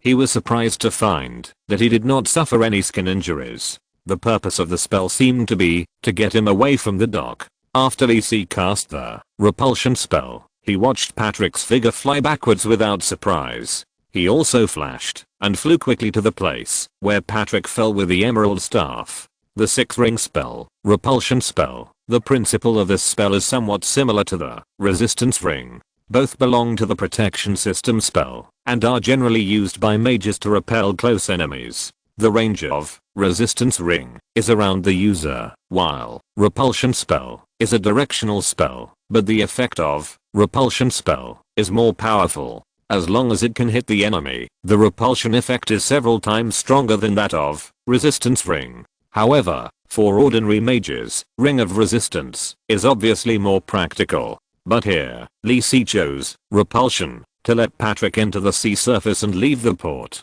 After Patrick confirmed that his body was fine, he also saw the figure approaching him quickly. This breath. Silver level? Patrick was a little angry and laughed, and the anger he had just suffered from the attack became more turbulent. When did a silver level have the courage to attack him? Blood Shark Patrick. Sure enough, it was those new pirates who appeared in the Pearl Sea, who wanted to step on me to get to the top. Patrick pointed with his right hand, and a huge silver white flame suddenly appeared in front of the figure, and the raging flames were about to swallow him completely. Druid spell Starfire. Although Patrick is a druid who is good at natural transformation, he still mastered some druid spells, and his use was not inferior to the power of ordinary gold mages. Seeing this, Lee Si appeared in front of him with several layers of elemental shields. At this time, he dared not underestimate Patrick. After all, this was the first time that Lee Si fought face to face with a gold level warrior. It was not the same as using the air advantage to tease a bass before. The 3-layer elemental shield was suddenly shattered under the bombardment of spark technique, but Lee Si had already rushed through the area filled with flames. In Patrick's vision, the black figure suddenly passed through the large ball of silver white flames and quickly approached him. There were only sporadic flames on his body, and it seemed that he was not affected at all. Looking at the staff in the man's hand and the shield that flashed with magical light just now, Patrick instantly realized that the one who attacked him was a silver level mage. What's going on? A silver level mage dared to rush in. And how could he be so fast? Patrick was a little stunned, but his rich combat experience made him subconsciously ready for close combat. From his strong muscles, it can be seen that he is best at close combat. But when the two were about to collide, he saw that Lee Si suddenly stopped in midair, as if violating the laws of physics, and the staff in his hand began to flash blue-purple electric light. Patrick could have stepped forward to stop Lee Si from casting the spell, but he was stunned. He felt the breath left by the Lord of all Beasts from Lee Si, just like the 2 minions before. Ha ha ha ha, good. I didn't expect you to come to my door, my lord's prey. Patrick didn't care about Lee Si's spell, and looked at Lee Si with joy. I think my lord should be very happy to use you as a sacrifice. Lee Si looked at Patrick's expression in front of him, who was holding himself firmly, and didn't care. 6-ring Arcane. Lee Si's Thunder Realm. Countless blue-purple thick thunders fell from the air and hit Patrick fiercely. Patrick looked at the thunder attacking him and frowned. This thunder spell obviously exceeds the strength of the silver level, and it has already posed a little threat to him. But that's all. Patrick dodged most of the thunder, and the other aftermath was nothing to him. Many sailors on islands near the dock also noticed the situation here, and they all turned their eyes to this side. Lee Si saw that the arcane spell he just cast did not work, and did not care. He released another blue fireball at Patrick, and then turned around and flew into the depths of the sea without seeing the effect. Although Patrick is a druid, his agility attribute of the gold level is not lower than that of a silver level assassin. After dodging the fireball, he found that Lee Si seemed to be running away, so he hurriedly chased after him. Normally, Patrick would not let go of such a guy who offended him, not to mention that this was the prey that was recorded by the Lord of all Beasts. How could he let him go easily? Patrick, who had not taken any real action just now, used his best skill, Druid, Natural Transformation, for safety. Patrick's body was wrapped in magic aura and turned into a giant shark with a bloody body and a length of 7 meters. Bang! The huge shark slammed into the sea, and the scattered water splashed into the night sky. Then, a huge triangular black fin appeared above the sea, cutting through the sea surface and quickly chasing in the direction where Lee Si left. On the other side, Lee Si quickly flew to the depths of the sea, where the giant horn island could no longer be seen. Suddenly, countless water guns burst out from the sea below him. Lee Si used the magic shield to block the water guns, but his speed inevitably slowed down. A huge bloody figure also took the opportunity to block in front of Lee Si. It was Patrick who had changed into blood shark form. Patrick stopped Lee Si, but he was not in a hurry. He opened his bloody mouth full of sharp teeth slightly and looked at Lee Si with a smile. But his smile was a little too ferocious. Ordinary people might faint in horror when they saw it, but Lee Si didn't care. Instead, he looked at the blood shark in front of him with an inquiring look. By the way, what is the situation inside the druid's body after the change? I'm really curious. Patrick saw that Lee Si didn't show a fearful expression as he thought, kneeling down to beg for mercy, but listened to him with this strange look, which made him suddenly feel a little uncomfortable.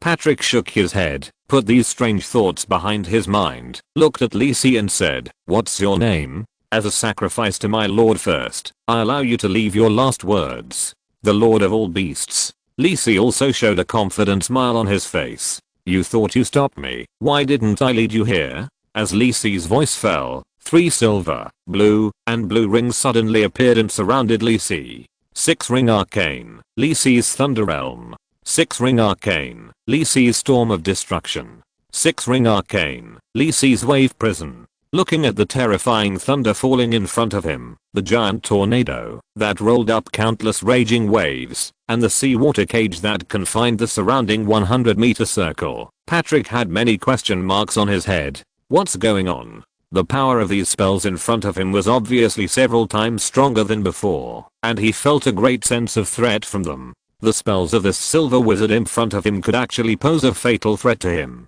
And just now, Patrick suddenly realized what those rings were, and looked at Lee Si in the air with a look of indifference. Extraordinary domain! Exclamation mark.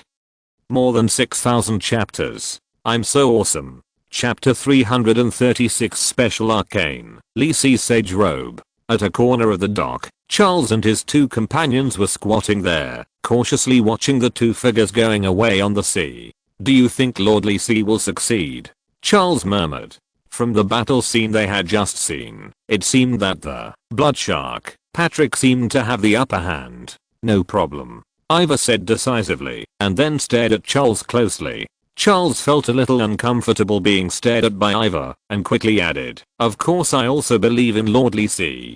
Don't look at me, we have to occupy the Hurricane in a while, so let's plan it first." Charles was relieved when he saw Ivor's eyes shift to the Hurricane in the distance. I don't know what Lee Si took Ivor to do that time. After returning, Ivor became extremely respectful to Lee Si, even a little fanatical. However, if my strength can be improved so much, I will be as grateful as him. Basil squatted aside and said nothing. Since being captured by Lisi, he has become even more indifferent, but there is no problem for him to do anything. Under the cover of night, the three men quietly moved towards the Hurricane docked at the pier. On the sea, Patrick, who had transformed into a blood shark, no longer had the thought of looking down on the extraordinary domain surrounding Lisi. Although he didn't understand why the extraordinary domain appeared on a silver level mage, it could not deny the power of the extraordinary domain. If it was a professional who had just been promoted to the gold level, he might not know what the extraordinary domain represented, but Patrick was different.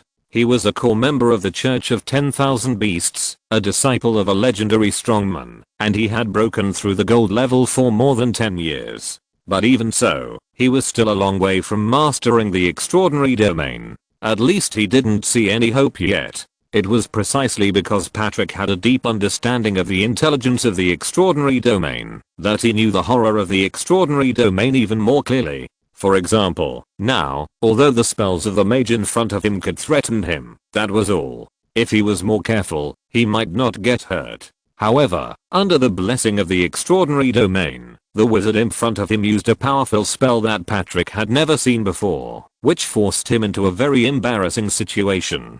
Before, he could use his body to resist the blue-purple thunder, but now Patrick dared not touch it at all, as if he had seen a ghost. His spiritual sense told him that even one of the thunders was enough to cause a slight injury to the body that had been strengthened again by natural transformation. If there was only one thunder attack, it would be fine, but there was more than one thunder falling in front of him. There were dozens of thick thunders falling on the sea surface within 100 meters at any time. Patrick could only dodge desperately, but at this time he had no room to hold back. The power of the gold level druid was fully demonstrated. The rich combat experience and strong reaction ability allowed Patrick to dodge and move in the thunder, and he actually completely avoided all the thunder attacks. But Patrick was not happy at this time, because the thunder did not end like this. After the thunder entered the sea, it spread rapidly, and the dense electric net spread to the surroundings. Patrick felt that his body was also exposed to the residual current.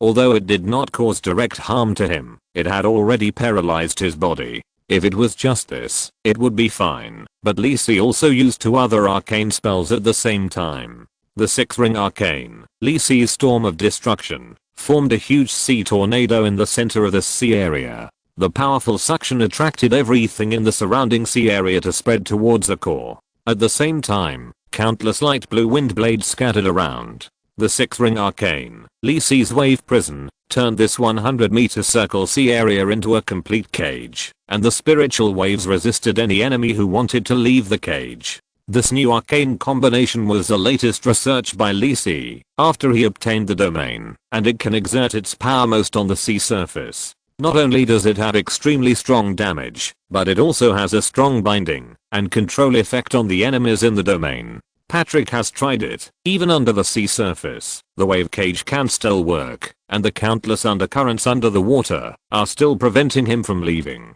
On the sea surface, he was constantly attacked by sharp wind blades. The extremely thin wind blades could easily cut through the tough skin of the blood shark, and were extremely hidden and difficult to detect. Patrick was soon bleeding in many places. Patrick knew that he couldn't go on like this. This combination of spells should have been blessed by the power of the extraordinary domain, and the power was greatly enhanced. The most important thing was that the battlefield was on the sea, and Lisi's power was greatly enhanced, and he could perfectly utilize the power of the sea. Patrick already felt that the wind, water, and everything in the world around him seemed to be against him. The powerful force was mobilized by the silver level mage in front of him, and it was completely matched, or even exceeded him, a senior gold level druid.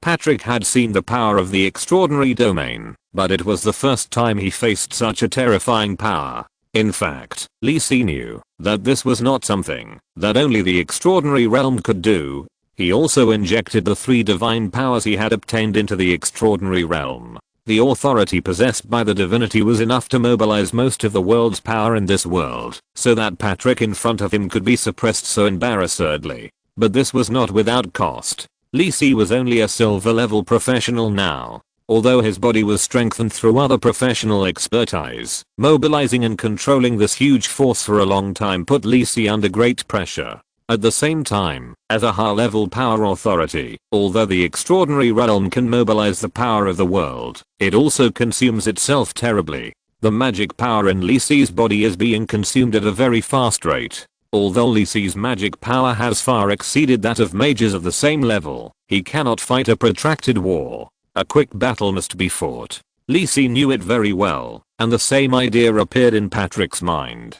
However, he did not want to continue to attack Li Si, but wanted to escape from this sea area. Facing such a situation, how could he not know that the silver mage in front of him was a tough guy? It seems that his target today is himself, and the most important thing is that he really has the ability. The most urgent thing for Patrick is to leave this sea area, rather than looking for Li Si in the center of the cage. Just kidding, there is a terrifying sea tornado where Li Si is. I'm afraid that rushing over directly is not looking for death. Even if you want to kill Li Si, you have to leave this cage first, rather than fighting in such a harsh environment. Although Patrick, as a gold strongman, fled in panic when facing Silver, it was a bit embarrassing. If others knew about it, basically all his reputation would be gone. But Patrick knew that this was not the time to hesitate about false reputation and face. At the critical moment of life and death, he had no time to think too much and could only try to find the most advantageous way to fight.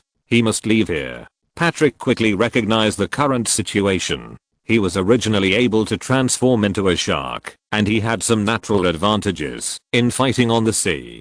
The sea is his home court, and it is difficult for other professionals to gain a foothold on the sea, let alone defeat him. Even standing on a ship, Patrick, whose strength has been strengthened, can easily tear apart those wooden ships without magic protection. At the same time, the seawater is also his natural barrier. Patrick's favorite thing to do is to drag the enemy into the sea and drown him. Even though there are very few flying mages, Patrick, as a druid, is not as powerless as a warrior. He still has long-range attack spells. It is precisely because of this that even after more than 10 years of being a master in the Pearl Sea, his strength and means are known to others, but not many people can threaten him. But today is different. Patrick deeply feels that the sea, which was originally his home, has become the enemy's helper to imprison him. He can't get any help at all, and is completely crushed by the opponent in this regard. Even if the opponent is just a silver mage. Is this the power of the extraordinary field?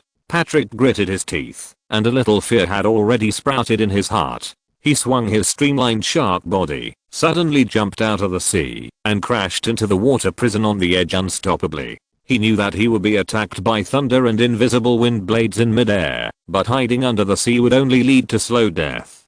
Countless undercurrents under the sea kept wrapping around his body, making it impossible for him to break through the water prison. Bang! Patrick hit the water prison head on, and the blue cage shook for a while, and then he bounced back at a faster speed, splashing huge waves. Li Si frowned.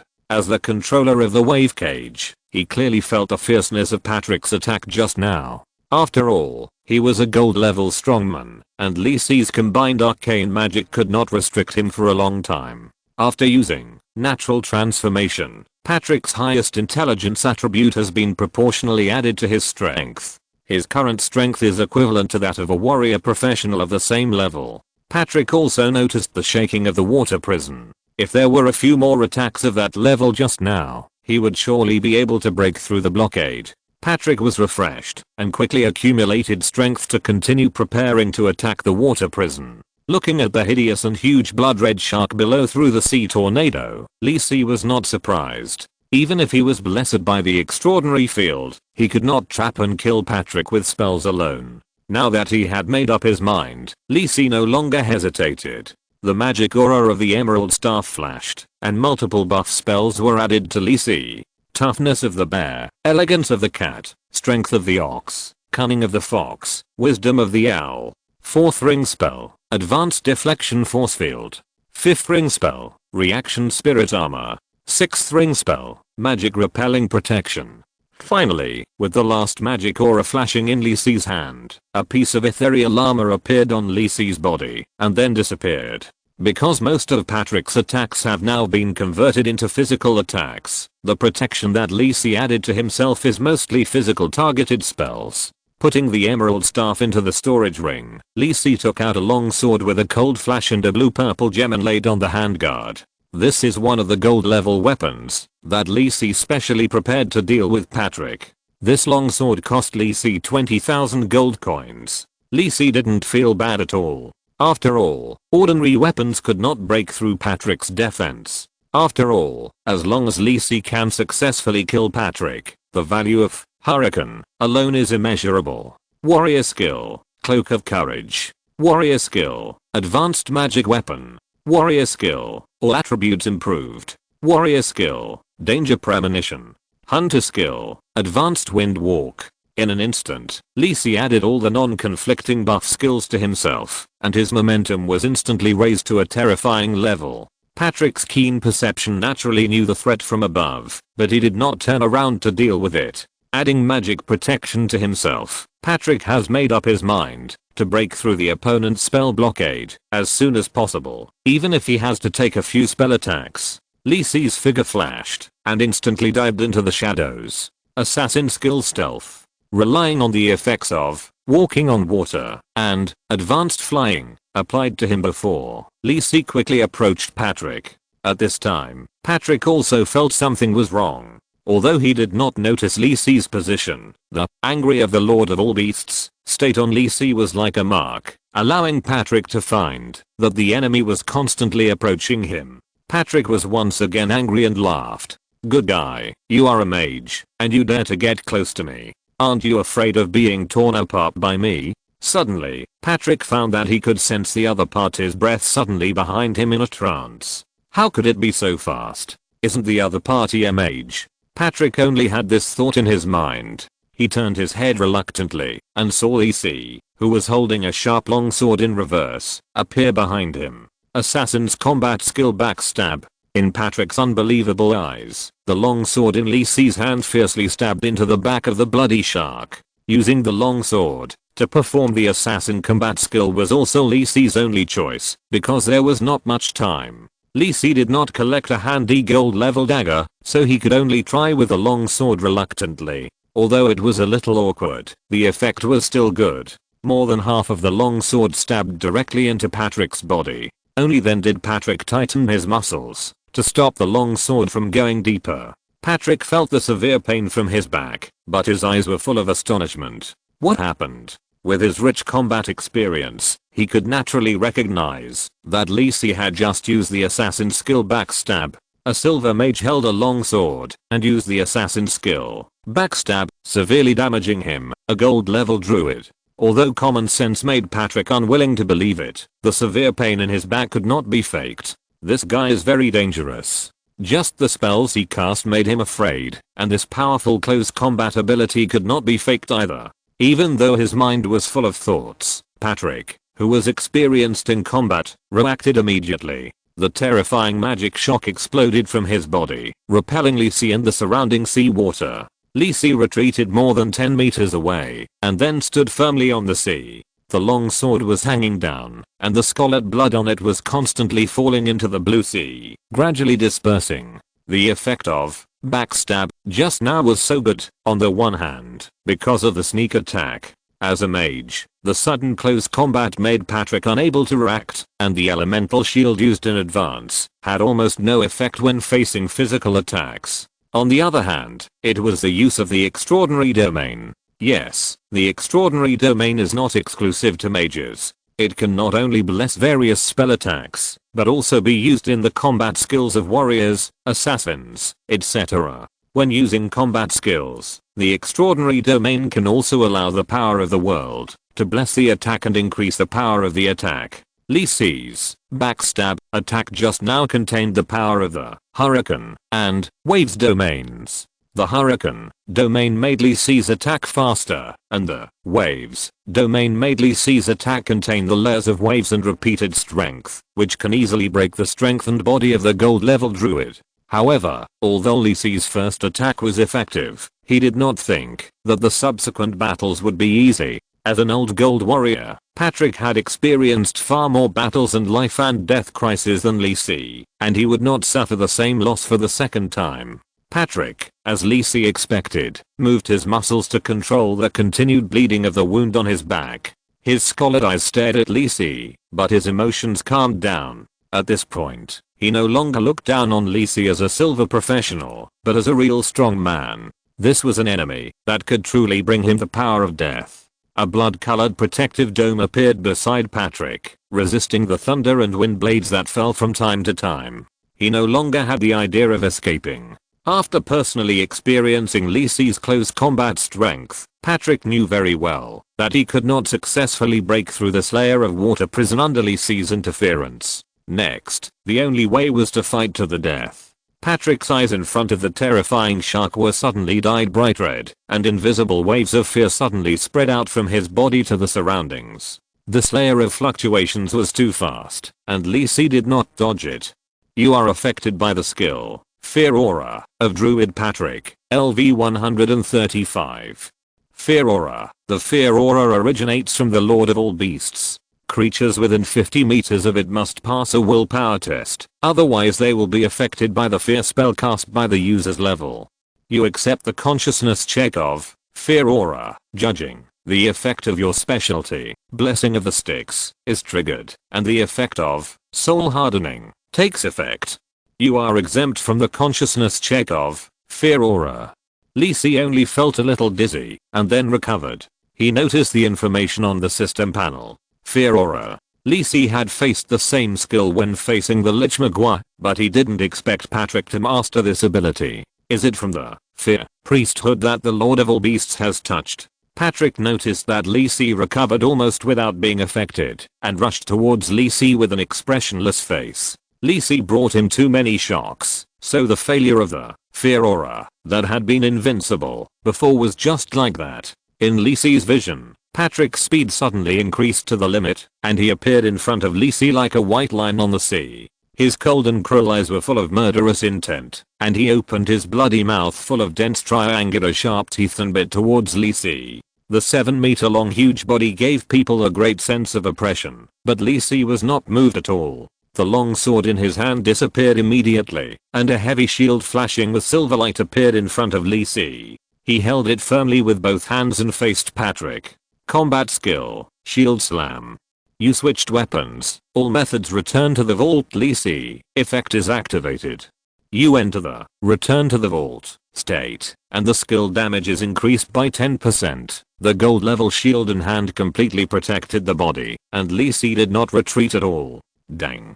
A huge roar sounded, and Patrick's huge body was blocked by Lee Si in midair. Feeling the numbness in his hands, Lee Si frowned. Something is wrong. Even if he was using a gold level shield, even if the effect of all methods return to the hidden was triggered, it would not be possible to perfectly block Patrick's attack. As long as Patrick was serious, the gap between the two in close combat was still quite large. Just when Lee Si subconsciously realized that something was wrong, Patrick swung his body, and his thick tail fin passed under the shield like lightning, and hit Lee Si's body.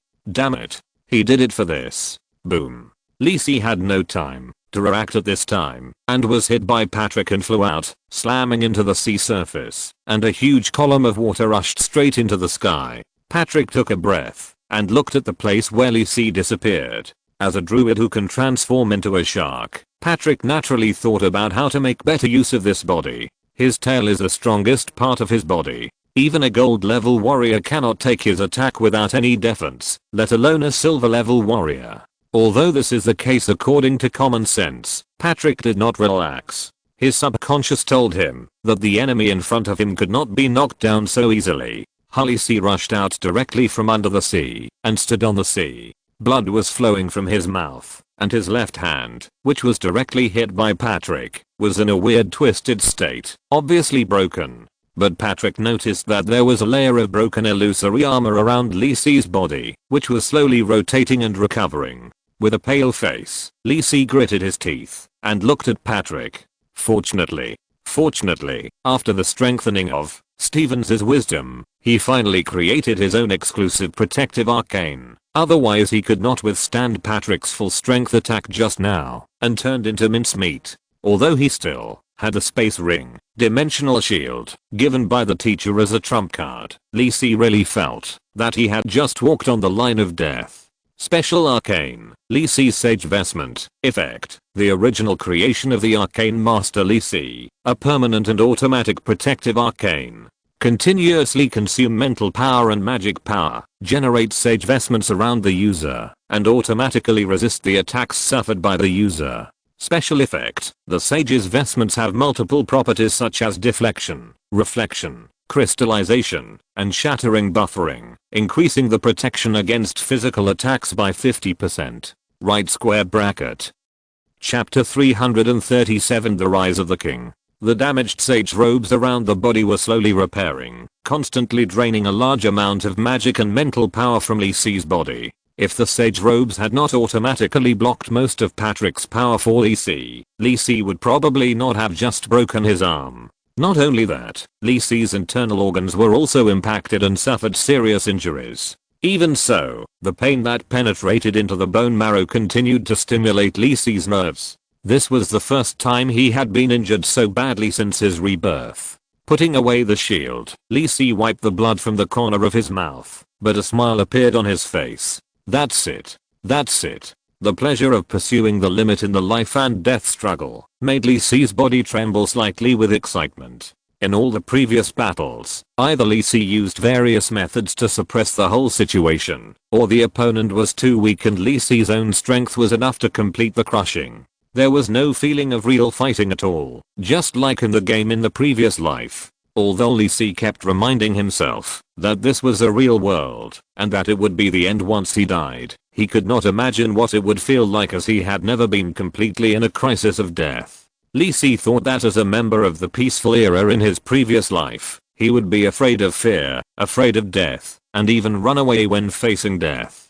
But now, Lee Sin realized his truest desire. In the battle, he would fully exert his strength, surpass his own limits, and try to climb new peaks. So, am I a battle maniac? Lee Sin smiled self-deprecatingly, and the emerald staff suddenly appeared in his hand. The effect of, all laws return to the hidden, is triggered. The 6-ring spell, Acid Mist. Large groups of dense fog with a faint green color appeared above the sea area, and at the same time, the arcane destruction storm in the Thunder Domain also stopped. Patrick found that his body was wrapped in thick fog. He could only see a distance of 2 or 3 meters around his body, and his sense of direction gradually began to lose. Even when he came into contact with the green fog, even Patrick's extremely tough shark skin felt a little corroded and burning. Acid Mist is somewhat similar to the 5-ring spell, Dense Fog, but it also has a strong acidity, which can cause continuous damage and slow down the enemy. But Lee Sin valued its special effect of blocking vision and confusing perception more. Although there were no wind blades and thunder falling, the water prison was still there, continuing to restrain his actions. Patrick carefully observed the surrounding environment and recovered his injuries as much as possible. As a druid, he still had certain healing abilities, but Lee Sin would not give him enough time to recover.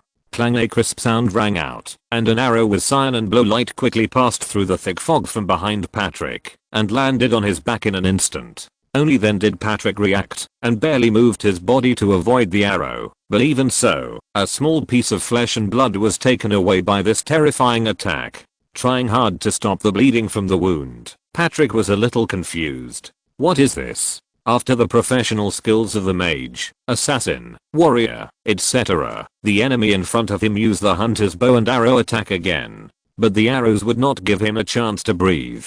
Several long arrows also appeared from the mist and attacked various parts of his body. The extremely fast and powerful arrows made Patrick exhausted and injured one after another. One long arrow even shot directly through his tail. Under the continuous heavy blows, Patrick could no longer control the loss of blood, and the sea was gradually stained with scarlet. Lee Sin, who was not far away, also breathed a sigh of relief and put down the light blue golden longbow in his hand. The left arm that was just injured by Patrick has been restored to its original state under the effect of the spell. Recover severe injury. Although there is still some discomfort, it is enough for him to draw the longbow. Lee Sin just used Closterman Heavy Arrow Technique. This is a special hunter secret technique that Lee Si learned from Charles, which originated from Charles Master Closterman. This heavy arrow technique is extremely powerful and can exert power beyond the limit. It is a very precious secret technique.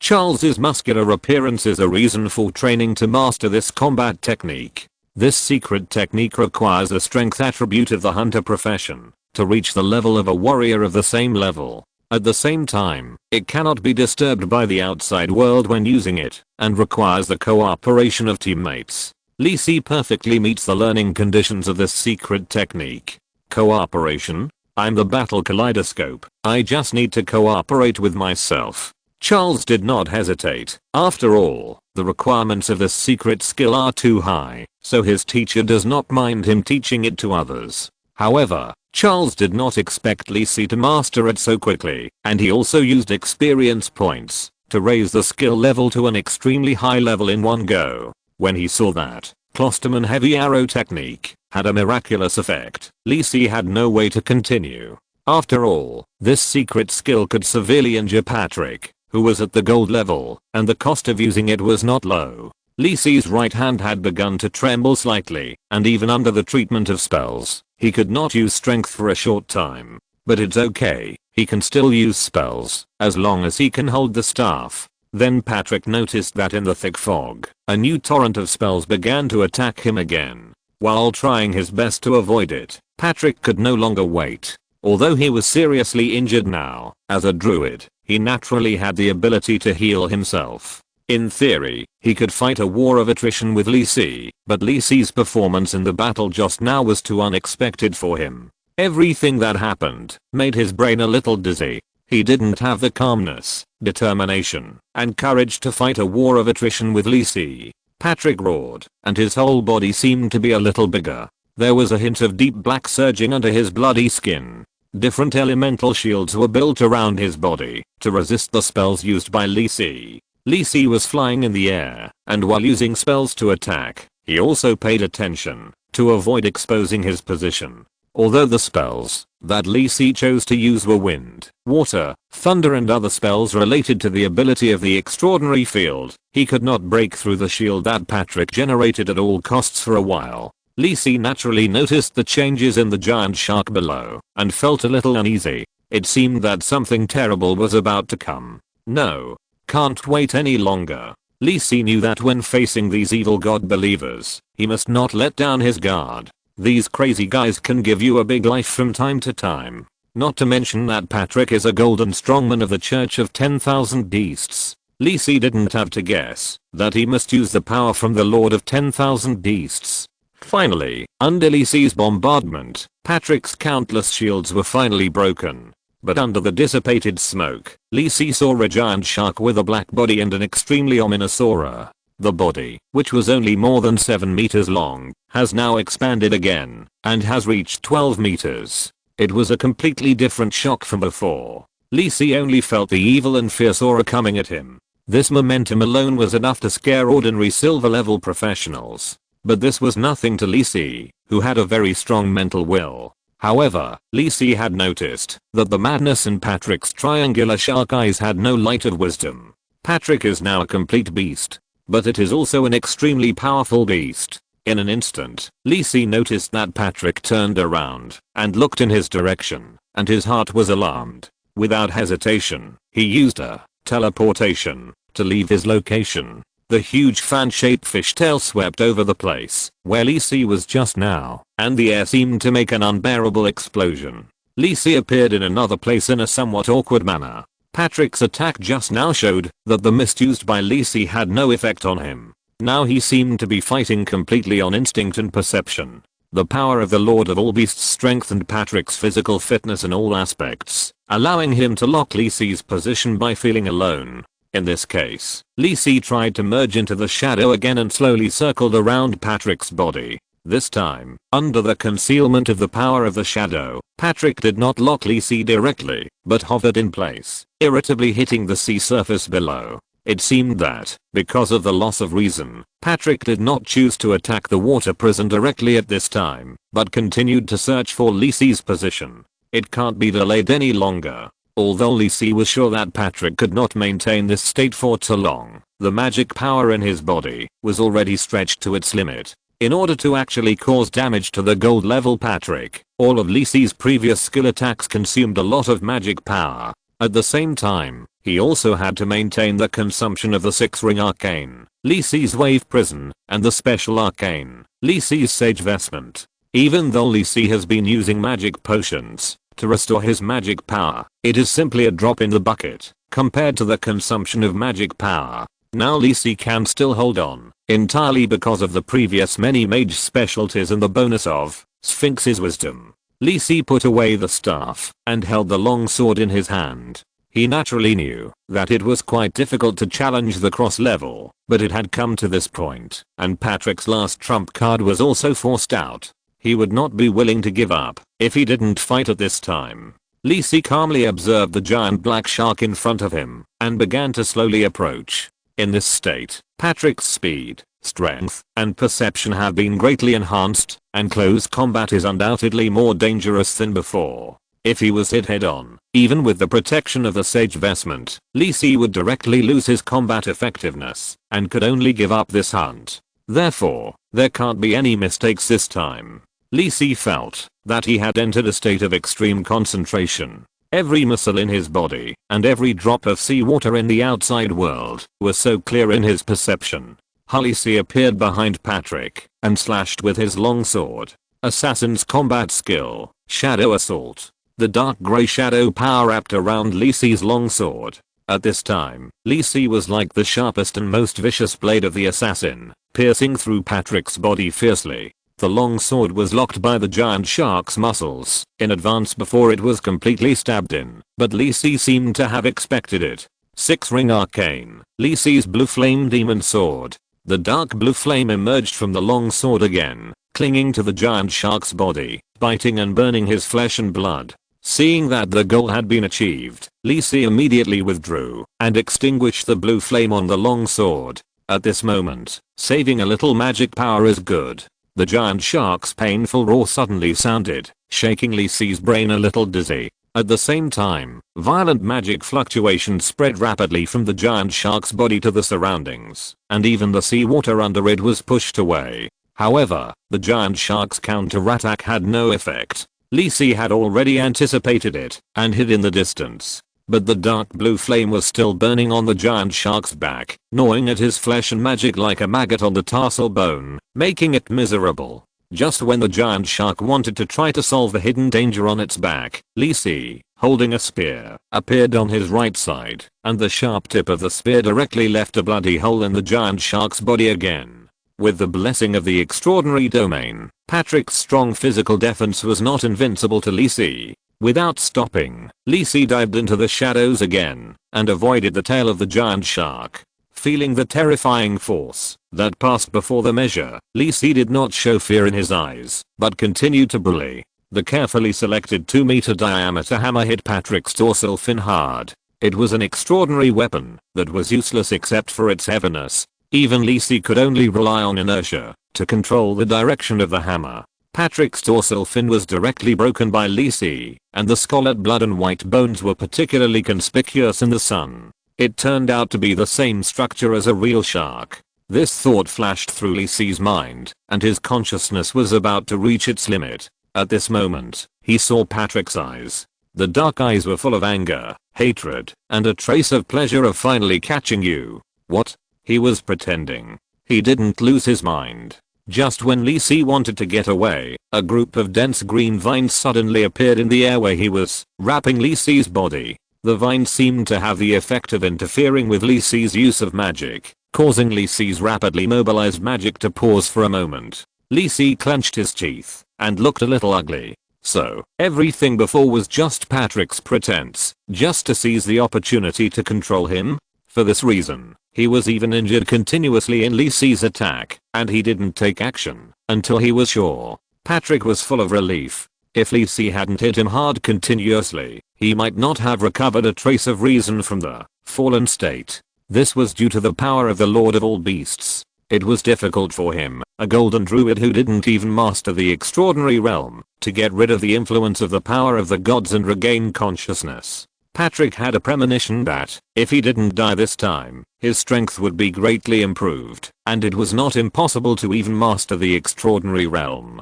Now, Patrick looked at Lisi, who was temporarily controlled in front of him, and all kinds of thoughts turned in his mind in an instant. His recovered consciousness, except for barely controlling his body and controlling Lisi, had no other spare strength. In this situation, he could only control Lisi for 1 or 2 seconds before he would be freed. There was no chance. Patrick's eyes were sharp, and this was the only way. An extremely powerful soul wave instantly invaded Lisi's mind. You are invaded by the soul of Druid Patrick, LV 135. Soul invasion begins. Lisi felt dizzy, as if a powerful soul had invaded his body and wanted to compete with him for control of his body. Soul invasion? Lisi was naturally clear about this, and he had also received relevant explanations from Teacher Stevens. This is a common sense that completely cuts off the retreat. If you fail, you will die. Professionals above the gold level forcibly use their souls to leave their bodies and invade other people's bodies to compete with the owner of this body for control of the body. This kind of soul level competition is extremely dangerous. If you are not careful, you will end up with your soul scattered. Only the soul strength of a gold level professional can allow the soul to temporarily leave the body and invade other people's bodies. This move seems very powerful, but it also has very large limitations. First of all, the user's soul leaves the body and enters the body of another person, which is equivalent to fighting in someone else's home field. Unless the soul is overwhelmingly powerful, it is very likely to fail, and there is no chance to even return to your own body. Secondly, even if you can control the other person's body, the controlled body is not your own after all, and it is hard to say how compatible it is with your soul. At the same time, thinking about returning to your own body will also have considerable sequelae, which is basically a lose-lose situation. Therefore, few people use this ability, even at the critical moment of life and death.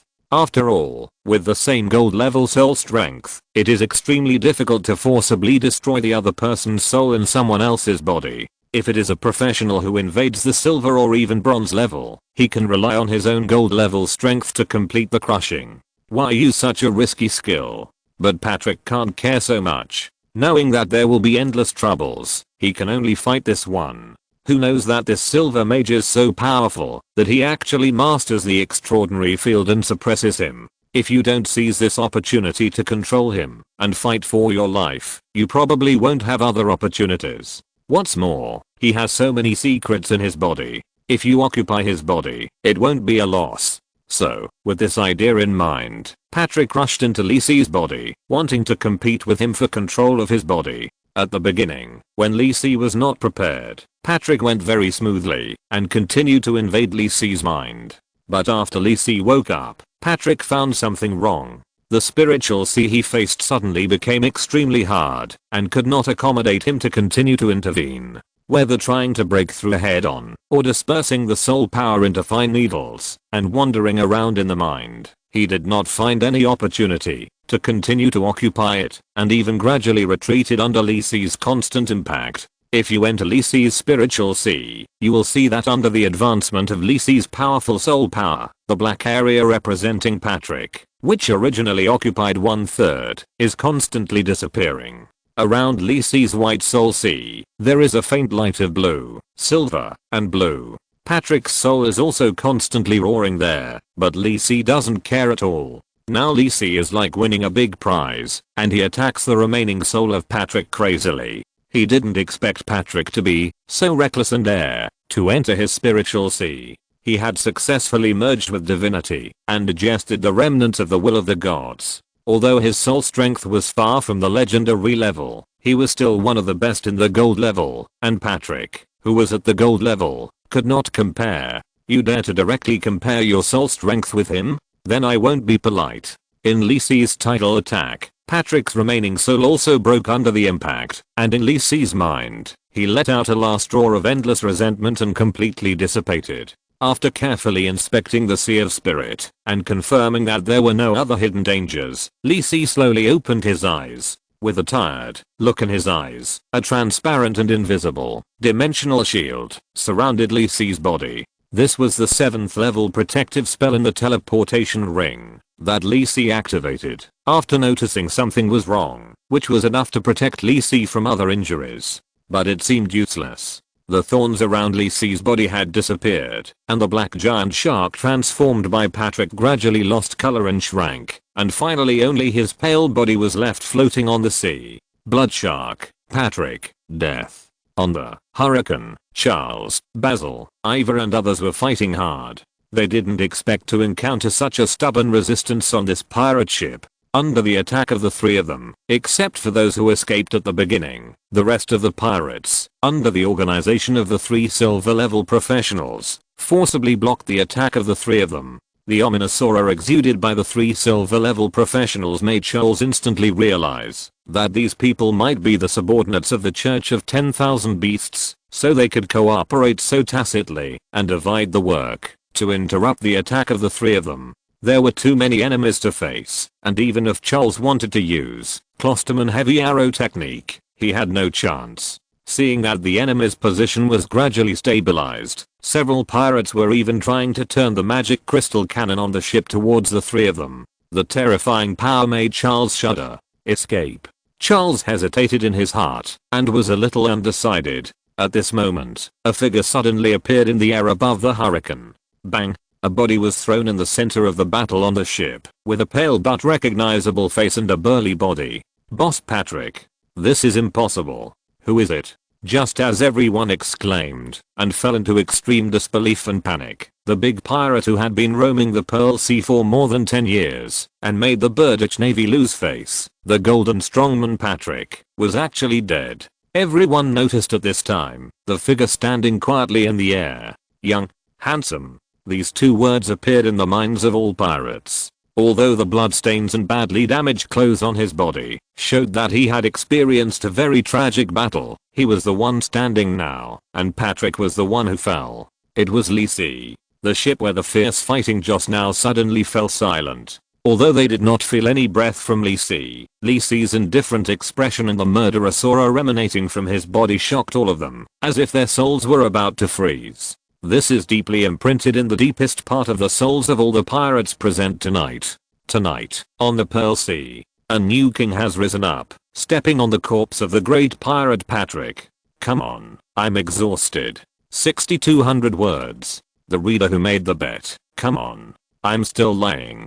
If you're listening to this novel on a channel other than Fanfic World, it means they downloaded and uploaded it without effort. We cordially invite you to visit our channel, Mundo Fanfic Novelos. There you'll find the original version of this story and you can explore many other novels of various genres. We're waiting for you to immerse yourself in a world of incredible novels.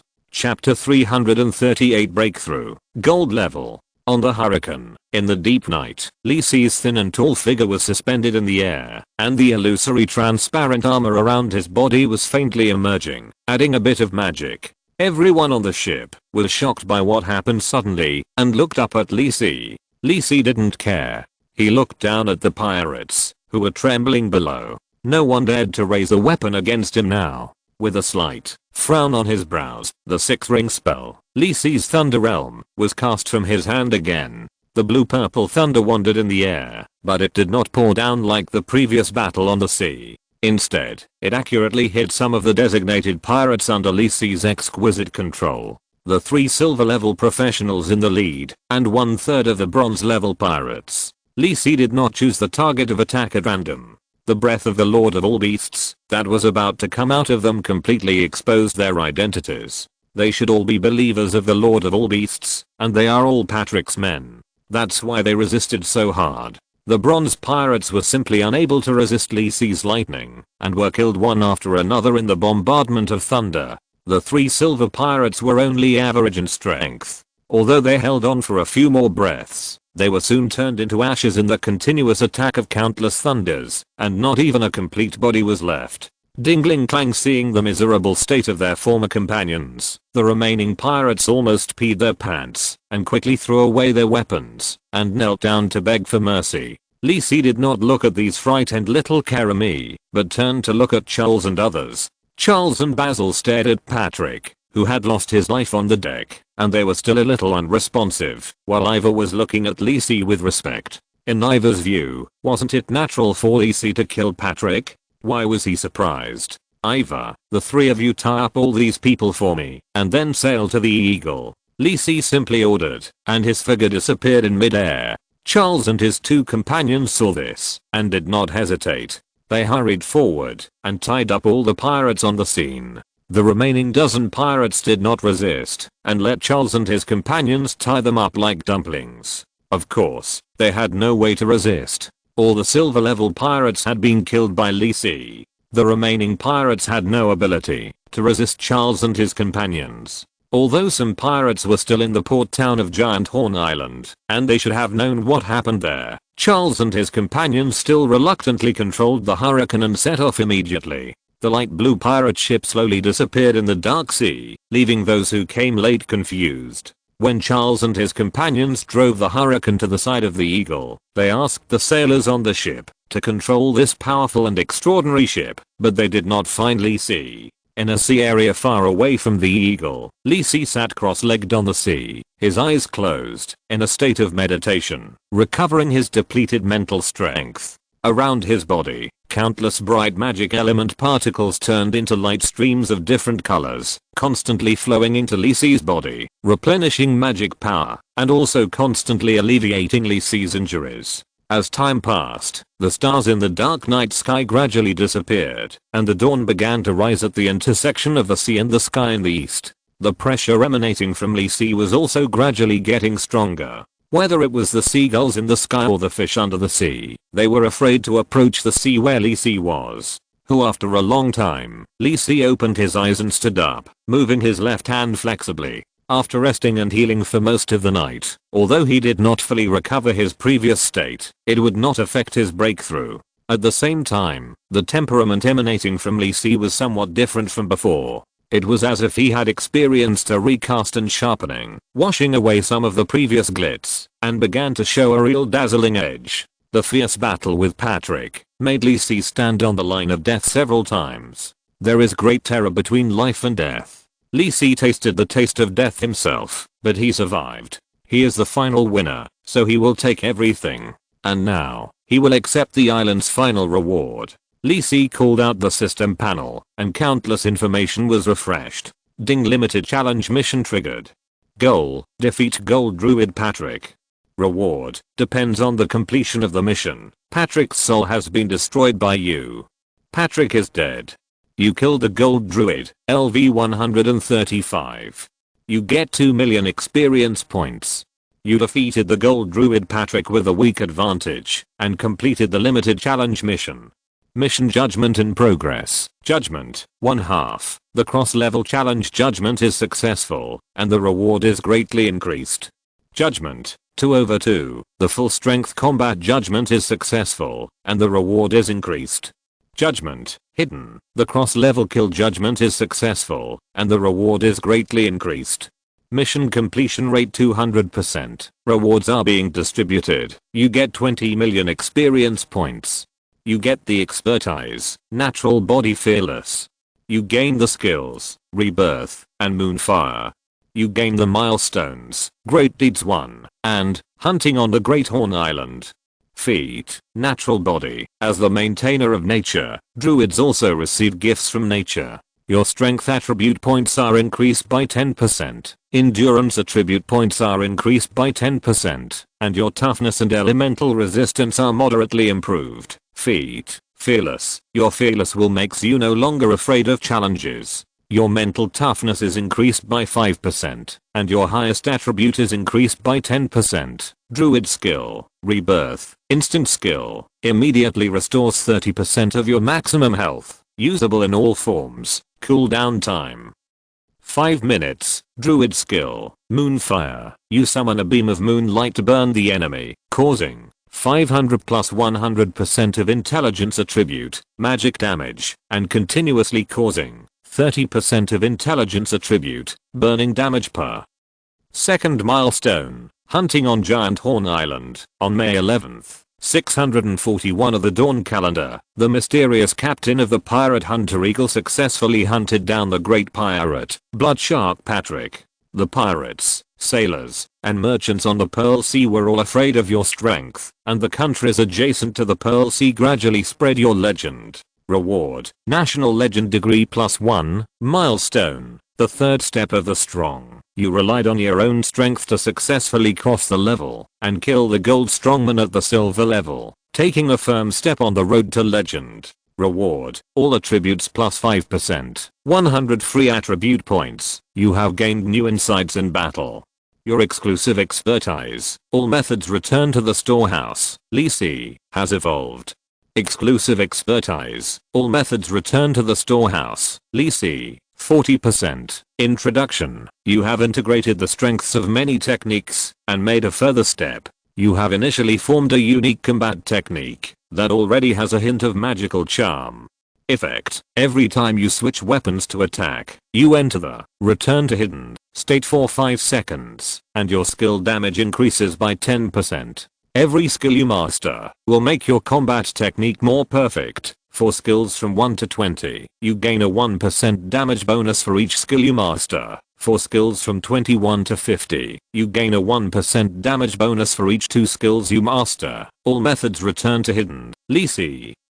Current total damage bonus: 35%. Wow. Lisi looked at the reward for killing Patrick and secretly smacked his lips. It was indeed an almost impossible task, and the reward was indeed extremely generous, blinding Lisi's eyes. Expertise natural body. Lisi remembered very clearly that this was one of the core skills of the druid, specializing in natural transformation. It could greatly enhance the physical strength of the druid after the form change, while enhancing resistance. It was one of the most useful core expertise. Needless to say, the specialty, Fearless, is the proof of Lisi's breakthrough in the battle with Patrick. But what is more precious is that it gives a 10% increase in the highest attribute, which is equivalent to improving Lisi's intelligence attribute.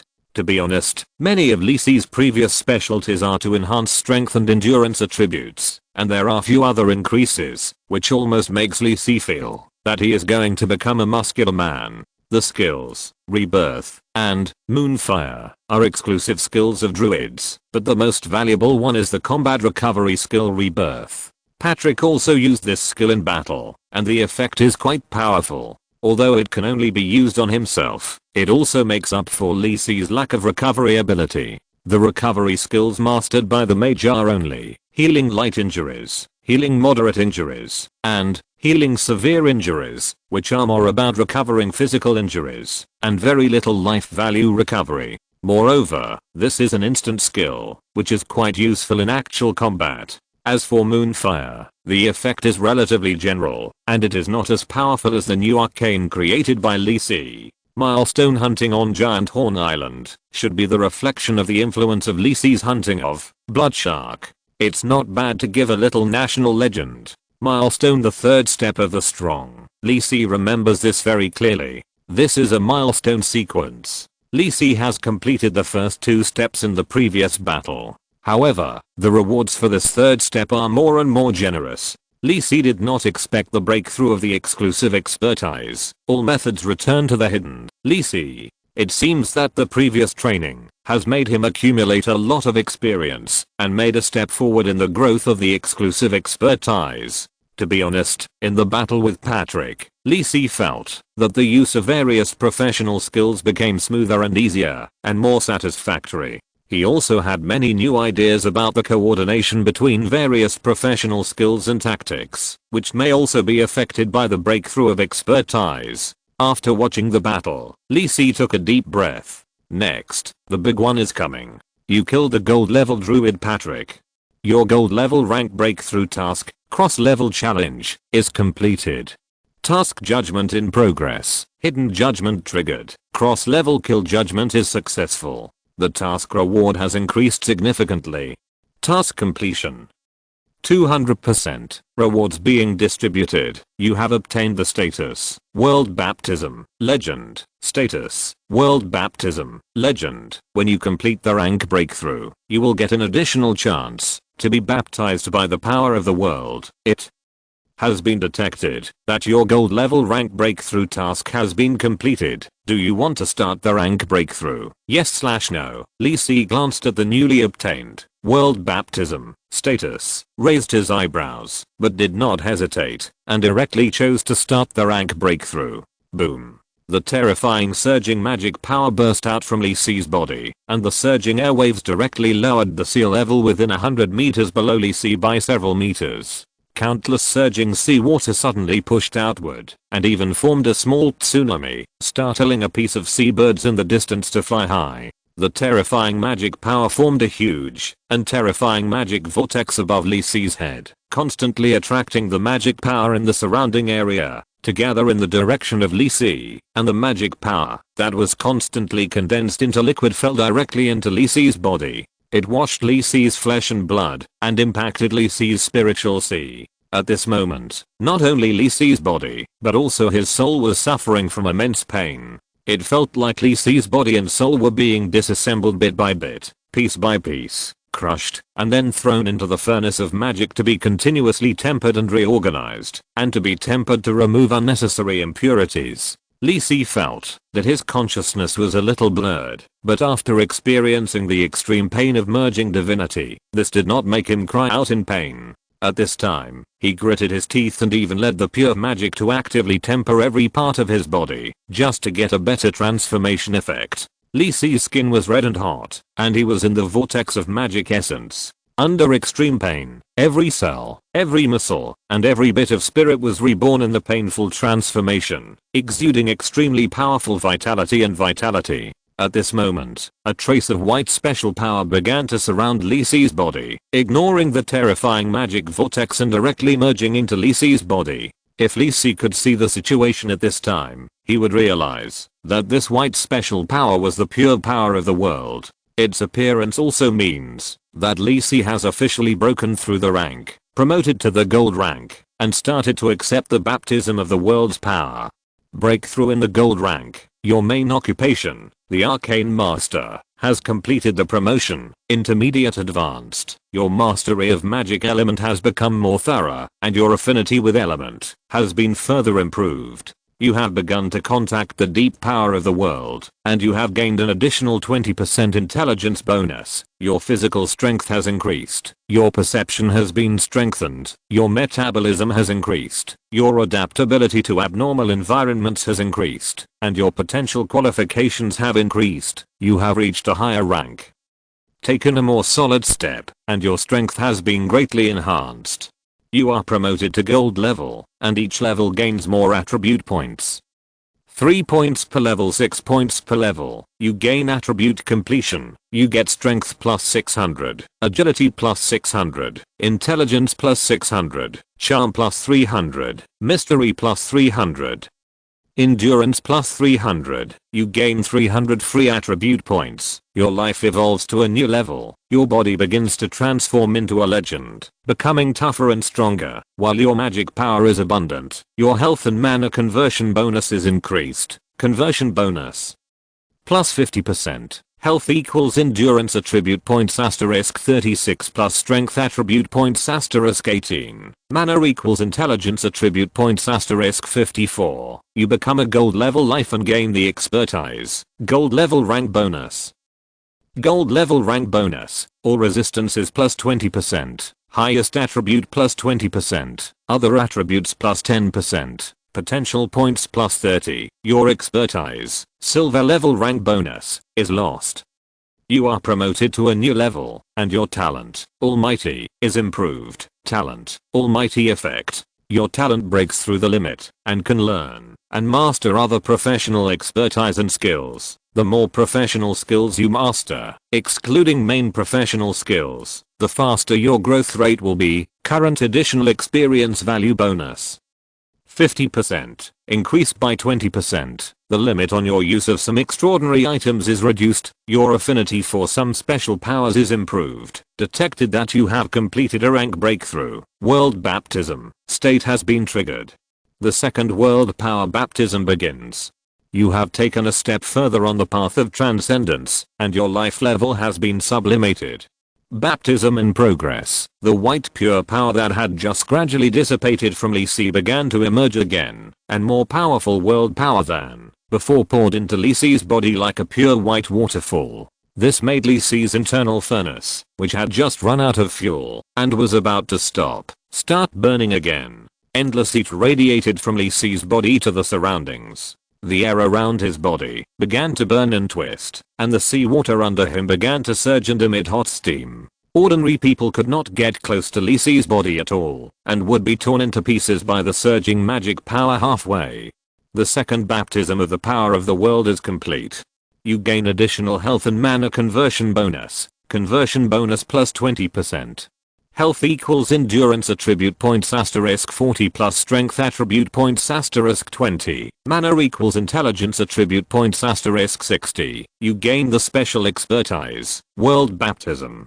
Special expertise, world baptism. You have received the gift of the Jadia world. You are the beloved person of this world. All attributes plus 5%. And the affinity of the Jadia world is improved. Rank promotion is completed. Congratulations.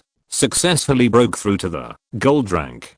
Lee Si opened his eyes and took a long deep breath. The pain that had penetrated into his bones and soul just now disappeared like a tide, replaced by a more full sense of power. Standing on the sea and stretching his body, the surging magic power flowed and boiled freely in Lee Si's body, washing the sharp transformation of his new body. Lee Si did not feel the burden brought by the huge amount of magic power at all. Instead, he felt relaxed, as if his body had been cast like forged steel. At the same time, with a clearer perception, Lee Si spread his mental power around his body, easily breaking through the previous limit of the silver level, and quickly spread to the distance. Every feather on the seabirds, and every scale on the sea fish along the way, was clearly visible in Lee Si's mind, and even Lee Si's speed of analysis and thinking increased significantly. It was not until a distance of about 1000 meters that Lee Si felt the effort and converged his mental power. For a moment, Lee Si suddenly felt a sense of intoxication, that he was in control of everything and omnipotent.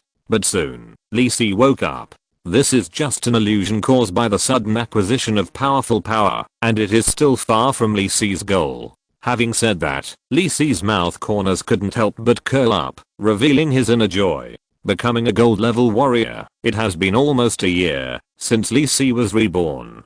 During this year, Lee Si has hardly slacked off, using the ability of Prophet to master power, explore secrets, and obtain treasures. He has faced the advent of the incarnation of the Lord of all Beasts, stopped the conspiracy of the demon prince Demogorgon, and killed the remaining souls of the gods. Thinking about it this way, he has really experienced a lot of things in this year. Lee Si was a little emotional, but he was extremely immersed in this wonderful journey, enjoying the feeling of mastering powerful and extraordinary power. It's already gold, so what's next? Is it legendary? Although the legendary level is farther away from Lee Si now, Lee Si has established great confidence in his adventures along the way. Believe that as long as you keep going, sooner or later you will be able to reach that higher level. After a moment's silence, Lee Si, familiar with the more powerful power in his body, opened the system panel and began to check the various attributes of the gold level. Attribute panel, name, Arcane race, human level. 101 health. 55,512 / 55,512 mana. 2017-86 / 2017-86 status, normal experience. 0 / 1000 W, unassigned experience, 29,644,396 points, main occupation, Arcanist, advanced, secondary occupation, non-talent, almighty, legendary, attributes, strength 1678. Attribute correction, agility 1518, attribute correction, intelligence 2587, attribute correction, charisma 918, mysticism 892, stamina 1067, luck 4. +3, free attribute points 0 expertise, N/A skills, N/A milestone, N/A legend, N/A equipment, emerald staff, emerald amulet, concentration ring, secret treasure, Arcadia's good luck brooch, shadow dragon leather gloves, Keepsake, Ludwig's Dragon Scale, Sphinx's Wisdom, Storm Trident, Broken, comment. Stronger? Maybe, but you are still weak in front of real power. The data calculation gave me a headache, so I updated the attribute calculation formula to make it look more reasonable. Plus I put the detailed information in the free chapter. Chapter 339, Hurricane, and, Talkative Ariel. On the Hurricane, about half a day had passed, and it had been a while since Lisi disappeared. Although Lisi looked injured when he appeared last night, Charles and the others were not too worried. This person had just killed the great pirate, Bloodshark, Patrick, and it was others that should be worried about here. Charles and Basil were leaning against the side of the ship, watching Helen, like an excited little rabbit, running around on the Hurricane.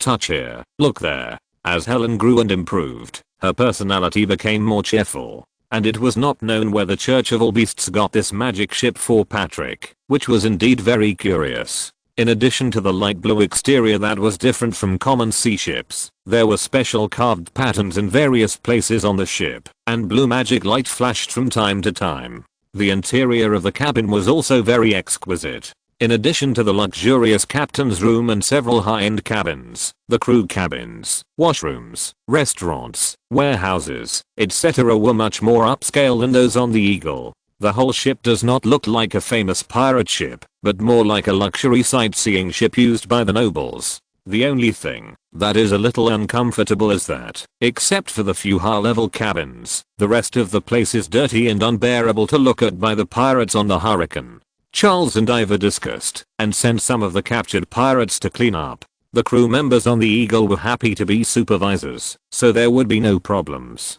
Just as Charles and Basil were happily fishing, and Ivor was meticulously checking the facilities on the Hurricane, Lisi's figure suddenly appeared on the deck. Charles, who was the first to discover it, rushed up and was about to compliment the boss when Lisi looked over. At that moment, Charles was suddenly stunned and felt that he was enveloped by an extremely terrifying aura. Although this feeling disappeared quickly, Charles' back still broke out in a layer of white sweat. What is this? He has become stronger again, and the aura is much stronger than before. Charles was very familiar with this kind of performance. This was a transformation across classes, and Lisi's perfect face also proved this. He couldn't break through to become a legendary strongman. So did he advance from silver to gold? Charles' heart trembled, and he secretly took a breath of cold air. In other words, was he really only silver when he killed Bloodshark Patrick? Charles couldn't think about the rest, and he didn't want to think about it. It was really that Lisi's performance was about to overturn his three views. He wanted to find a place to be quiet. Lisi glanced at Charles and saw him standing there in a daze, his eyes full of shock, and he knew that he had discovered the fact that he had broken through to gold. After all, he had just broken through, and he was not very proficient in controlling his own breath. However, since he had broken through to the gold level, Lisi didn't have to be as cautious as before in many things. For example, mastering multiple professional skills, such as having the title of Marquis in the Kingdom of Fez. After all, he is now a gold level Arcanist. With his current skyrocketing attributes, although he may not be the opponent of those high level golds, he has no problem protecting himself. As for the legendary masters, those bigwigs are not so idle to care about Lisi. Moreover, Lisi's plans for the future are relatively cautious. The Kingdom of Dylan and the Kingdom of Bertich are the kind of kingdoms without legends. Even when the war broke out, no legend was seen to end. Although the default rule between legends is that they cannot go out to massacre civilians, there are also legends who see their motherland is about to perish and fight against the enemy's army and officials and nobles at all costs. At the same time, it is also because the final continent is basically ruled by human kingdoms. Unlike other continents, there are more legends enshrined by the kingdom, and other legends are rarely known to outsiders. On other continents, such as the Ethan continent, many areas are directly controlled by extraordinary organizations in the Church of Gods. As the leader of the organization, the legendary masters often appear in front of the secular world there. Lisi glanced at Patrick's body still lying on the deck. It seemed that Charles and others did not dare to move it at will, and it was still placed where Lisi had thrown it down before. The treasures on his body were also collected by Lee Si, but there was nothing of great value, except for a few gold level equipment that Lee Si didn't need, and some gold coins in the storage ring. There was nothing else. It seems that all the wealth plundered by this guy was offered to the Church of All Beasts. Patrick went to the port of Giant Horn Island for this matter. Hang him on the bow. Lee Si pointed at Patrick's body and said to Charles, "Oh, okay." Hearing Lee Si's voice, Charles finally reacted. Charles called for help and tied the body to the bow with a rope. At this time, Lee Si didn't care about this. He took Helen, who was excited, and strolled on the Hurricane. In addition to the exquisite and luxurious decorations of this magic ship, Lee Si saw more magic pattern circuits that were perfectly hidden under the patterns. Dense magic pattern circuits are all over the ship. With Lee Si's attainments in magic patterns, he can naturally see that these many magic pattern circuits are not very profound. Most of them are common, solid, and magic conducting magic patterns. But this does not mean that this is a simple matter. If that were the case, then magic ships would not be so precious. For example, one of the 3 pirate kings in the future did not drive a magic ship, but a large sea ship that had been strengthened by simple magic. It was able to balance the vast amount of magic pattern circuits throughout the ship and establish targeted reinforcement, perfectly integrating the power of the blessing of the legendary Wind Element Lord. The magic pattern master who created the Hurricane may have even better attainments in magic patterns than the magic pattern master Deha. Thinking of Deha, Lee Si couldn't help but think of those acquaintances in Kangwang City. Lisa, Tea, Uncle Joyce, Teacher Stevens, Mora and others. However, this time out was long enough, and it would not take long to return to Kangwang City. Before that, I had to go to Huangshi City, the capital of the Birditch Kingdom, to help the 2 dukes who were still in a stalemate there. The sooner the battle with the Birditch Kingdom ended, the sooner I could get the territory of Port Danilo. Taking Helen from the top of the cabin to the bottom, the Hurricane has 3 cabins. The top is the captain's room and the senior cabin, where some of Patrick's personal belongings are placed, but there are no precious things. Below are the crew's cabins, kitchens, and bathrooms. Further down are watertight compartments, warehouses, and other places. The pirates who were cleaning saw Lee Si running with Helen, who was sweating and blushing, and hurriedly lowered their heads to make way. The scene of Lee Si leaving Patrick's body and killing 3 silver pirates with a wave of his hand was still vivid in their minds. In their hearts, Lee Si was a stronger man than Patrick. When Lee Si went down to the last floor, he saw several sailors guarding the doors of 2 cabins. Lord Lee Si. Seeing Lee Si coming down from above, the sailors who were chatting immediately stood at attention and bowed to show their respect for Lee Si. Although they knew that Captain Lee Si was very strong before, after he killed Bloodshark, Patrick, they who had been living in the Pearl Sea felt a strong sense of awe for Lee Si from the bottom of their hearts. "What are you doing here?" Lee Si looked at the sailors. They were his men who had been wandering around the Pearl Sea with him on the Eagle for several months hunting pirates. Naturally, he trusted them more. "Other pirates are locked up here. Lord Ivor asked us to guard here," the sailor standing in the front said immediately. "Is that so?" Lee Si nodded, walked to the cabin door, and looked inside from the window on the door. Many pirates were squatting inside with their heads down, silent. Lee Si shook his head. If he followed his previous idea, he would not keep any of these pirates and throw them all into the sea to feed the fish. But the milestone he got from Patrick changed Lee Si's mind.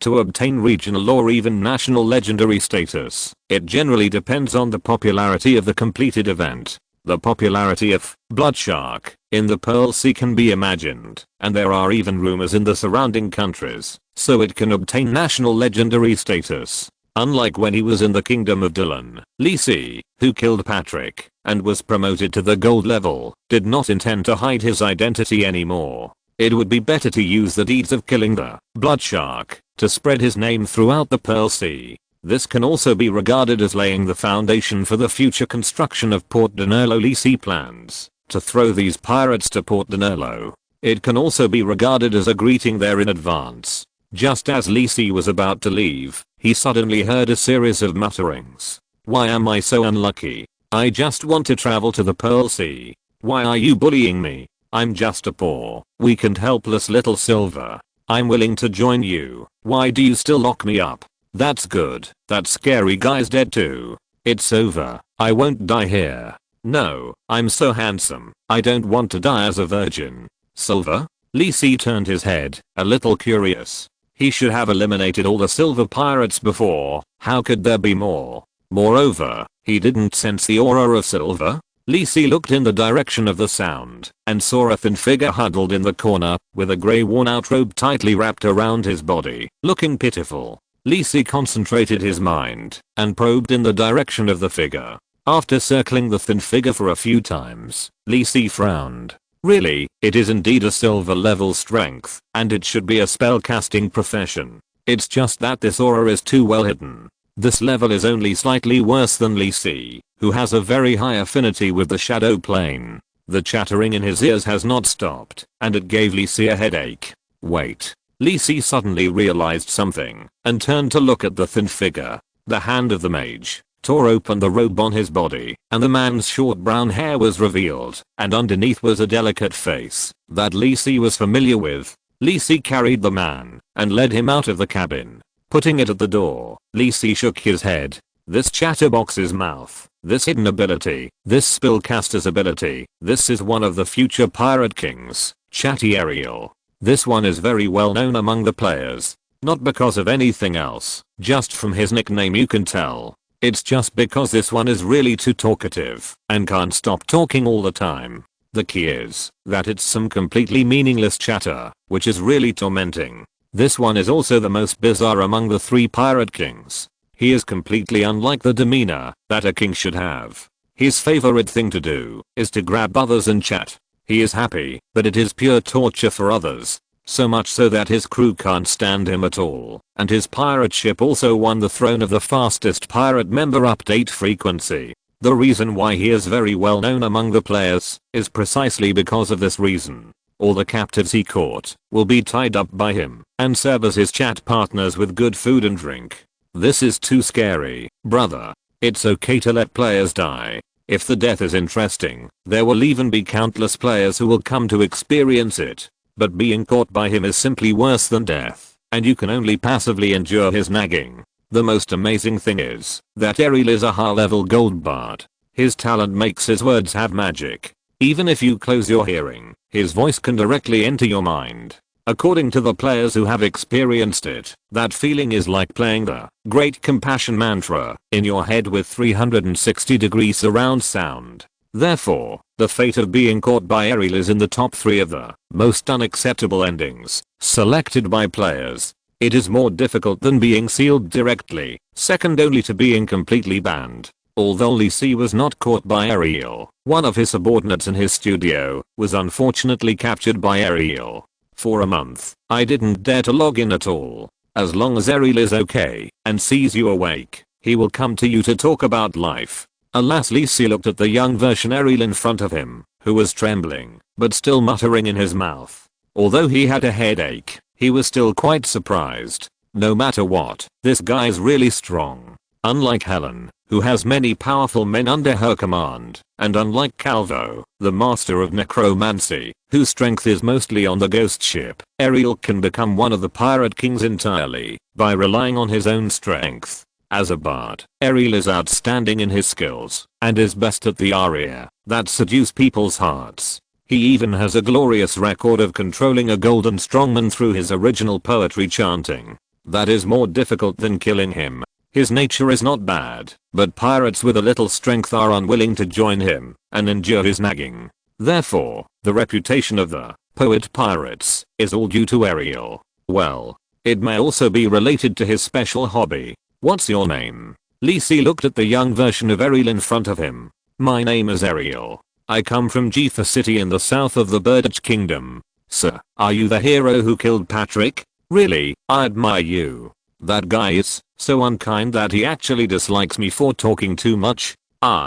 Seeing that Ariel wanted to continue, Lee Si waved his hand to stop him. Seeing this, Ariel's thick Adam's apple moved up and down several times before he suppressed the desire to continue talking. Now he is not the invincible pirate king of the future. Feeling the terrifying aura of Lee Si, he can still barely control the desire to talk. Lee Si had a headache. He could already feel Ariel's amazing talent in talkativeness. In the morning light, how did he manage to spit out all those words just now in 10 seconds, and clearly without any ambiguity? At that moment, Lee Si seemed to feel that his brain was attacked by DDoS. Lee Si hesitated whether the idea of recruiting him was correct. No, such a good talent cannot be wasted. What if he becomes dumb in the future? Lee Si comforted himself, looked at Ariel and said, "I'm Lee Si Kane, the new captain of the Hurricane. You will follow me from now on. Do you understand?" Ariel nodded repeatedly, raised his right hand and swore, "Lord Lee Si, don't worry. You saved me from the hands of the devil Patrick. You are my savior." At this moment, I can't help but want to sing a song. Lord Lee Si, who is wise and brave, and radiates holy light, pulled Ariel out of the abyss. Lord Lee Si, you are so great and so kind. You are like the dawn of the sunrise, falling on Ariel's scarred heart. Your smile, like a sweet rain, nourishes Ariel's long-dried mind. You are an angel sent from the sky, dispelling my fear and sadness. Lord Lee Si, you don't say it. Lee Si could no longer bear Ariel's machine gun-like spitting, and the key point was that this guy's singing voice was full of arias. A human immobilization spell controlled Ariel in place, and the most important thing was to control this guy's mouth. Looking at Ariel's somewhat aggrieved and ignorant little eyes, Lee Si felt a little overwhelmed. The next arcane to be researched should be Silence Spell. Chapter 340, The Raging Waves of Bighorn Harbor. The next morning, at the port of Bighorn Island, the clouds on the horizon had already faded the morning glow and were lazily floating in the sky. The slight sea breeze could not blow away the slight heat brought by the early summer sun. The porters on the dock were like hard-working ants, carrying all kinds of goods and materials between the ships and the warehouses, but many people were whispering in private, quietly looking at one side of the dock. That was where the pirate ship, Hurricane, docked yesterday, but now there was nothing. If that were the case, it would be fine. There were also pirate ships that stayed for only one night and left. Now there were many people around the dock, making a lot of noise, which made the porters curious. But it was just curiosity. When they saw the steward of the dock was there, they knew that this matter was not something that ordinary people like them could talk about casually. However, there was still a bit of gloating in their eye contact. After all, although those pirates abided by the rules of this grey port and would not attack ordinary people, they would not say much about it if they were scolded or kicked a few times. Manager Rice, you have seen the specific situation. Someone must have attacked our captain last night. They must have led Boss Patrick to other places and then sent someone to steal our ship. This is in Bighorn Harbor. We have always abided by the rules here. Now someone is messing around. Do you think you should give us an explanation? Delian said to the calm dock manager in front of him. Although his face was not good, he was also trying to suppress his bad temper. There was no way. He was just a high-level bronze pirate. He finally got a chance to go ashore yesterday, so he naturally had to indulge himself. As a result, when he woke up, he found that the Hurricane was gone. And I heard from the people on the surrounding ships that they heard the sound of fighting in the middle of the night yesterday, and some claimed to have seen Boss Patrick fighting with someone. What should I do now? Should I stay here and wait for the Hurricane to come back? There are many companions around him who are the same as him, but he is the strongest here, so he was pushed out to communicate with the manager of the dock. This is because the silver pirates on the ship were asked by Boss Patrick to return to the ship every day, so he, a pirate with ordinary strength, became a representative. To be honest, although he believed in Boss Patrick's strength, the strange situation today made him a little uneasy. You know, Patrick is a druid who can transform into a giant shark, and he must have an absolute advantage in the battle on the sea. Even if the Hurricane was accidentally stolen because of the pursuit of the opponent, he should be back now. Why is there no news for so long? Delian didn't know what happened, but now he could only pin his hopes on the behind-the-scenes forces that controlled the Bighorn port, hoping that they could let the golden strongman who was in charge go to find Boss Patrick. Stu had listened to Delian's words, nodded repeatedly, and looked at the surrounding scenery.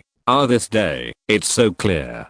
This water, it's so blue. Well, today is a good day to take out my treasure James red wine and enjoy it with fresh tuna. Seeing the foolish expression of Steward Rice, Delian looked ugly, but he could do nothing about it. There was no way. The steward in front of him was also a silver level strength, and he dared not make trouble. He looked like he didn't want to care and drag this matter down. Is there any other way? Delian looked at the way his companions looked at him, and even wanted to threaten Leon with Patrick's name, but the ominous premonition in his heart stopped his impulse. Le glanced at Delian with the corner of his eye, but his heart was like a mirror. Doesn't he know what these pirates are thinking? It is absolutely impossible to ask Lord Kal-El to take action. What happened last night? Kal-El, the golden strongman sitting in the port, has already noticed it. But after all, it was a battle outside the port, and Kal-El didn't want to intervene. And in his opinion, although the silver level who attacked Patrick was very powerful, he was just a silver, and it would be troublesome for Patrick to take him down. So when the two people's breath faded away, Kal-El didn't care. But a problem arose. After a while, Kal-El felt the breath of the silver return to the port, and appeared at the position of the hurricane, but he did not feel the breath of Patrick. After waiting for a night, Kal-El did not find any signs of Patrick coming back. He suddenly had an absurd guess. So early in the morning, Kal-El called Le over and told him to stay at the dock today to see if there was any other situation. Otherwise, Le would have left long ago, and he was too lazy to talk to these little pirates. Watching Le kicking the small stones on the dock into the sea in boredom, splashing small water flowers, Delian could no longer bear it. Lord Le, aren't you afraid?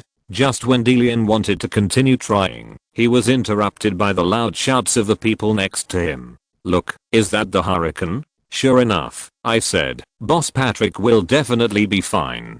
Damn it, I wonder if Boss Patrick tortured those damn little thieves last night. Listening to the surprised voices of his companions, for some reason, Delian's uneasiness became more and more intense. Looking at the hurricane approaching rapidly with its sails raised in the distance, he could no longer restrain his instinctive impulse, and turned around to leave. Mr. Delian, where are you going? Steward Rice looked at him with a smile, as if kindly reminding him, the hurricane is back, aren't you waiting to welcome your captain?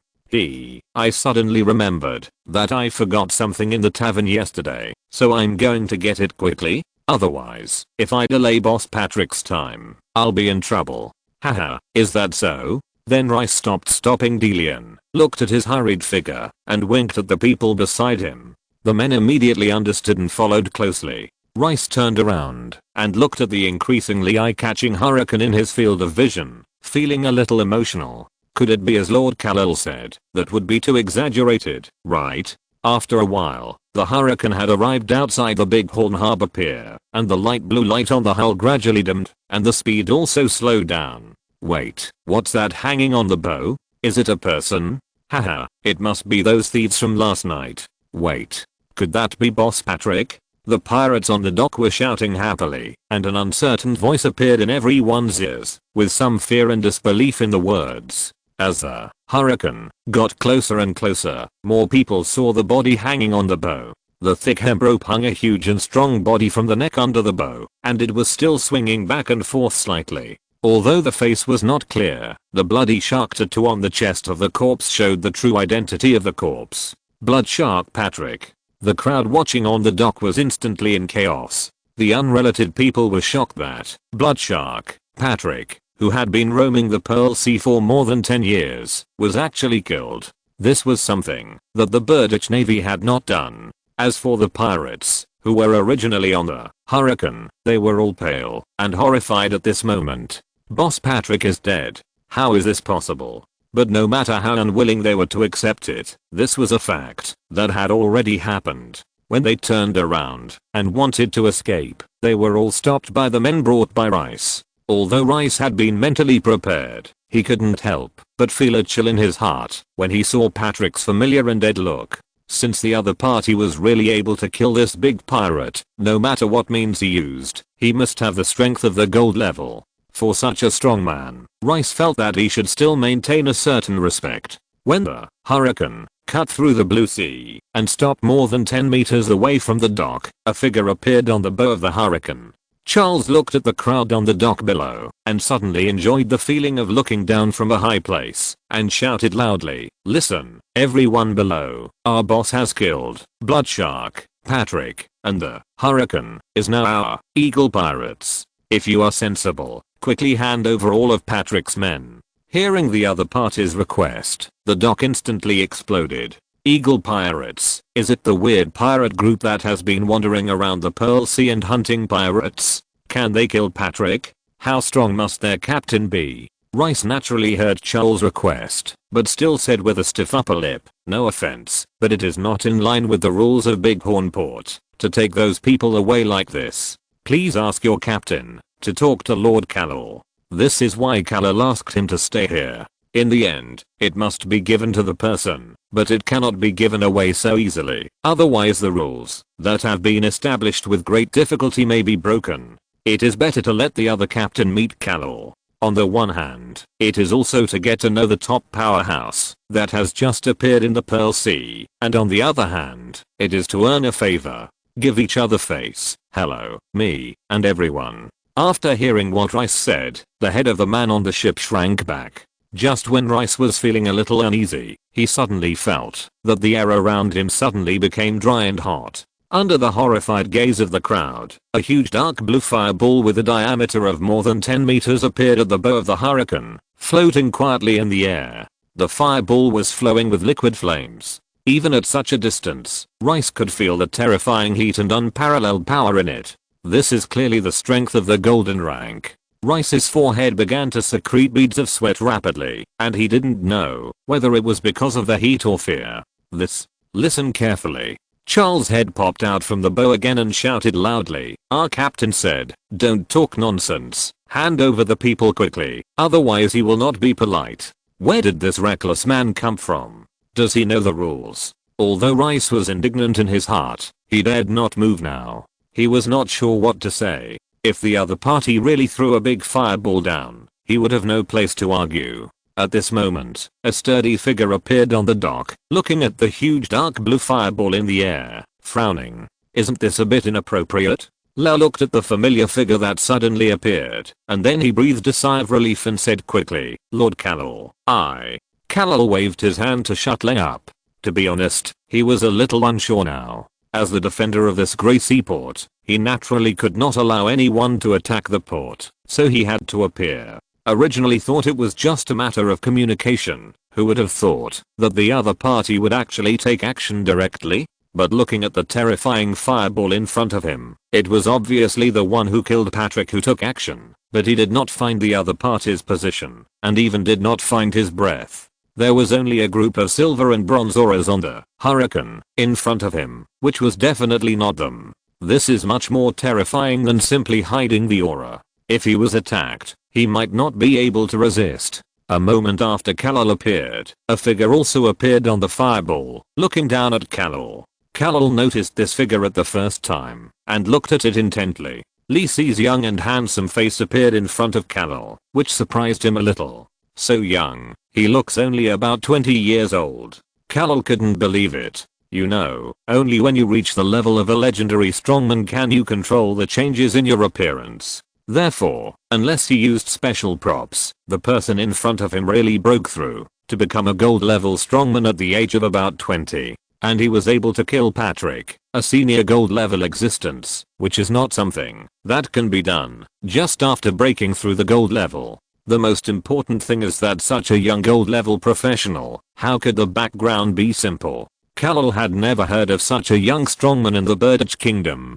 Could it be someone from another country? The most important thing is that, even if Lisi appeared in front of him, he still didn't feel Lisi's breath, as if there was only nothingness there. Is there something wrong with his eyes? Looking at the quiet blue fireball under Lisi's feet, the calmness contained a volcano that could erupt at any time, and Callel had already had some retreat in his heart. I'm Callel, the leader here. I don't know what your name is. Callel took the initiative to show goodwill to Lisi, trying to ease the atmosphere at the dock that was about to drop to freezing point. Besides, Charles had just stated that they were the Eagle Pirates. Although the Eagle Pirates had already gained considerable fame in the Pearl Sea. The identity of its leader was unknown to outsiders. Arcane, the captain of the Eagle Pirates, Lys said with a smile, but what he said next surprised Kal-El. Of course, I'm also the Marquis Kane of the Kingdom of Fez.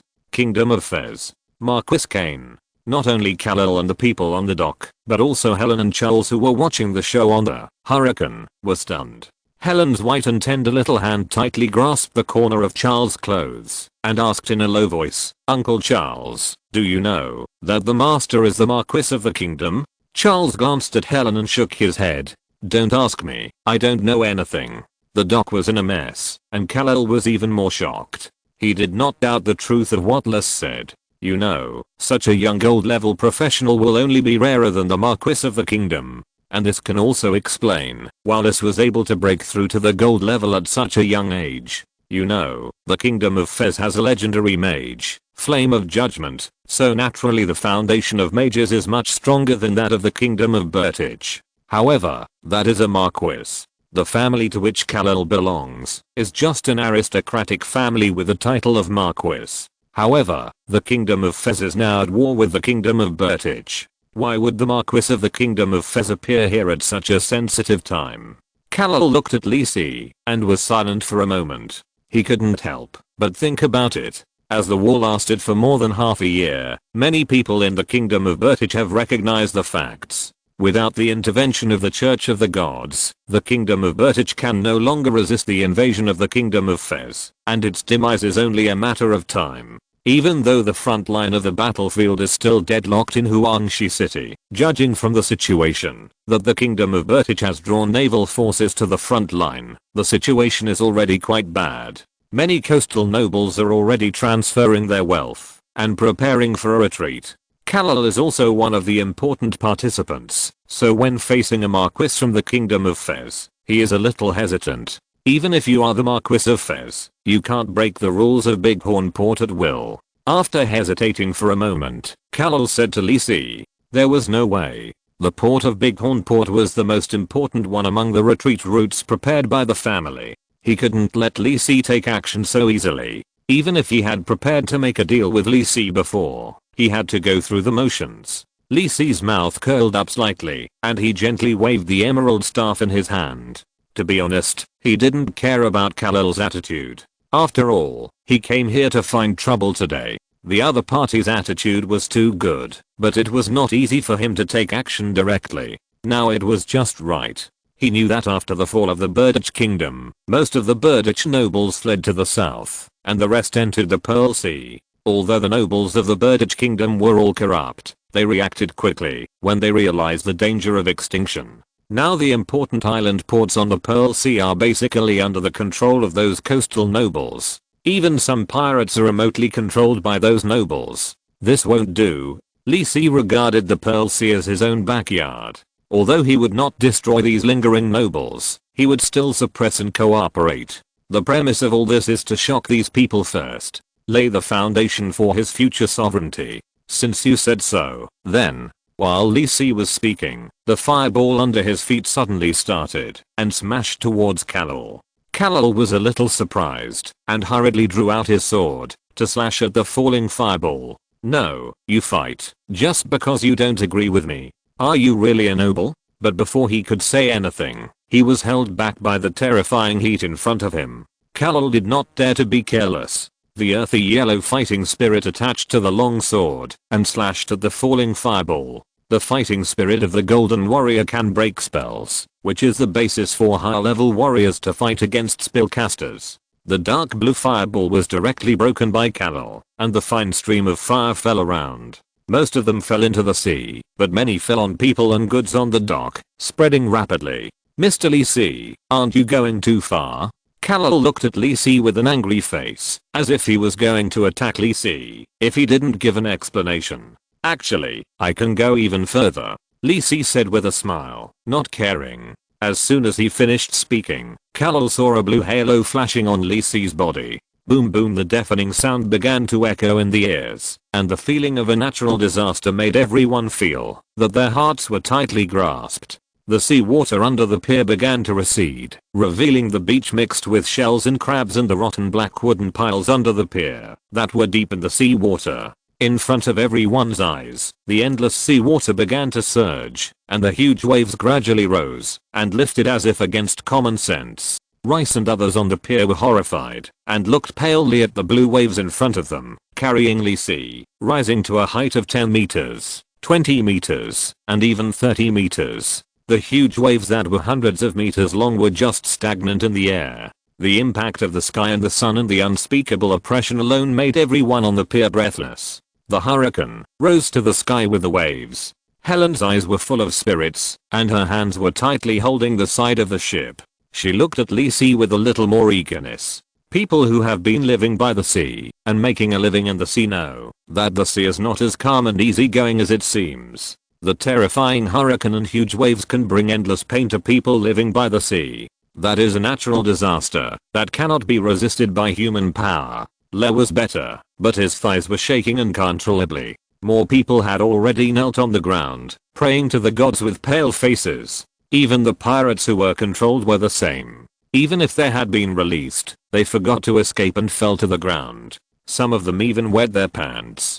Kal-El looked at the scene in front of him, and his face was stiff and pale. He felt a little complacent when he just broke Lisi's spell, but now he was sweating profusely in the face of the terrifying scene. Even though he was a gold level warrior and could survive the attack of this terrifying tsunami, there was no need to think that the giant horn port behind him would be razed to the ground. This was something he could not accept. Now he wanted to travel through time and space to slap himself 10 minutes ago. He was under control, so why not just give him a hand? Why did he do so many tricks? Now, it's hard to get off the tiger. Kal-El was very sure that he seemed to have sensed the breath of the extraordinary realm from Lisi just now. He felt his scalp a little cold, thinking of Patrick's body still hanging on the bow of the hurricane. He was such an idiot. This was the person who directly killed Patrick, so it's not surprising that he mastered the extraordinary realm. Looking at Lisi, who seemed to be smiling on the giant tsunami, Kal-El put away his sword, rubbed his two heavy hands in front of his body, and said with a flattering smile, "Honorable Marquis Kane, I just played a little joke on you just now. Please forgive my intrusion. I have controlled those people. Please take them away. I don't know them well." Kal-El was very sincere. How could he be said to be cowardly when he was helping the big boss? Thanks to Liu Shufuan for the reward of 10,000 Kidian coins, Zidian Jianying for the reward of 1,500 Kidian coins, Danyuan for the reward of 1,500 Kidian coins. I really don't want to name it, so it's purple for the reward of 666 Kidian coins.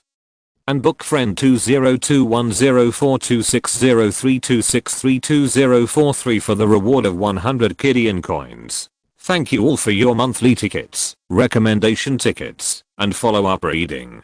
Tingai will continue to work hard. Chapter 341. Let's give the king a big surprise. On the hurricane, Lisi, who had already left the big horn port, looked calm. He asked Charles and others to drive all the pirates that Kal-El had handed over to the lowest cabin and lock them up with the previous people. After seeing Lisi's strength, Kal-El did not dare to delay at all. He quickly handed over all the men of the Blood Shark and sent Lisi away very politely. At the end, he also gave Lisi a bunch of precious gifts as an apology. Kal-El was relieved when he saw Lisi accept the gifts. It was really terrible. He didn't want to provoke the Marquis of the Kingdom of Feast, who had already mastered the extraordinary realm. He was so young, and he didn't dare to guess how far Lisi could reach in the future. It was most important to send this big guy away quickly. This kind of person couldn't stay in the Pearl Sea as a pirate forever. Maybe he came here just to hunt the blood shark Patrick. Kal-El thought so, but he didn't guess that Lisi would return to the Pearl Sea again soon. But at that time, he appeared in another identity. Lisi casually handed the space ring that Kal-El had sent to Helen and asked her to keep it. He had just looked at it. They were all relatively precious and exquisite goods, and there were also many beautiful gems, which were worth about 10,000 gold coins. Lisi couldn't use it, but Helen should like it very much. Helen held the blue ring tightly in her right hand, but did not rush to check what was inside, but looked at Lisi. "Teacher, are you really the Marquis of the Kingdom of Fez?" After hesitating for a moment, Helen asked Lisi. "Of course, what's wrong?" Lisi smiled and looked at Helen, rubbed her little head and combed it. The soft golden hair passed through Lisi's fingers, and it felt a little brilliant in the early summer sun. "I just didn't expect that the teacher was also a nobleman," Helen murmured while lying on the side of the ship. She was also the daughter of King Burditch, and the blood of the nobles flowed in her body, but her rough and painful experience made her have no good impression of those so-called nobles. "I didn't expect that teacher Lisi was also a nobleman, and the Marquis was also one of the great nobles. Perhaps the nobles of the Kingdom of Fez are much better than those of the Kingdom of Burditch, so the Kingdom of Burditch could not resist the invasion of the Kingdom of Fez and was defeated." Helen learned about the war between the two countries from Charles's conversation, but as a princess of the Kingdom of Burditch in a sense, she hoped that the Kingdom of Burditch would be destroyed sooner. Lisi looked at Helen, who was suddenly in a low mood, and guessed what the little girl was thinking. He patted her little head, and looked at her little face buried in her clothes quietly without saying a word. At this time, the Hurricane, under the control of Lisi, left the giant horn island and headed west. As a magic ship blessed by the legendary wind element lord, the Hurricane can travel normally even without sea breeze, and its speed is almost twice as fast as that of the same type of sea ships. At the same time, the special magic patterns covering the entire ship absorb and store magic power at the same time, and can consume the accumulated magic power to accelerate again when necessary. It can be said that this is a magic ship with special enhanced speed.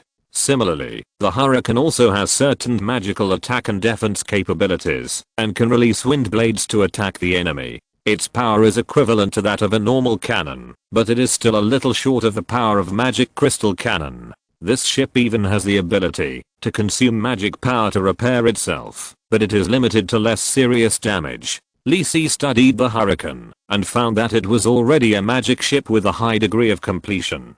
The magic pattern formed a self-circulating hole. If he intervened in the arrangement of the magic pattern, it would be superfluous and interfere with the magic pattern circuit of this ship. Therefore, Lisi has been studying the magic pattern combination on the Hurricane normally these days, and has not practiced it like the eagle. The slight sea breeze blew on his face, and Lisi took out a bottle of mute wine from the storage ring. This is a famous wine from the Thousand Wind Hills in the south of the Kingdom of Fez. Uncle Joyce's favorite wine. He filled a lot for Lisi before leaving. The dark red wine fell into the wine glass, and the fragrance of fruit wood quietly spread in the air. Handing Helen a small cup, Lisi also shook a glass of fine wine in his hand, leaning on the side of the boat to taste it alone. Although Helen is still a child, I don't know why she likes to drink. It must be Charles's fault. At first, Lisi tried to stop her, but thinking about Helen as a warrior, her physique has long been stronger than that of an adult, so it's okay to drink less. So Lisi chose the soft and delicate mute wine from his collection. Helen's eyes lit up when she saw the wine glass. Although she prefers beer, it's nice to drink some wine with her teacher occasionally. "Little Helen, do you know where we are going?" Lisi said with a smile as he looked at Helen, who was sipping the fine wine slowly like a kitten. "It should be the west, teacher. Are we going to Burditch's port?" Helen tilted her head and said after thinking for a while. Although she didn't like Burditch, she would go wherever the teacher was, so she didn't care. Yes and no. Lisi shook his head and continued. "You know that the Kingdom of Fez is now at war with the Kingdom of Burditch, and the front line is now over at Uangshi City. I'm going there. This war has been going on for a little too long. I'm going to add fuel to the fire." Helen looked up at Lisi without saying a word.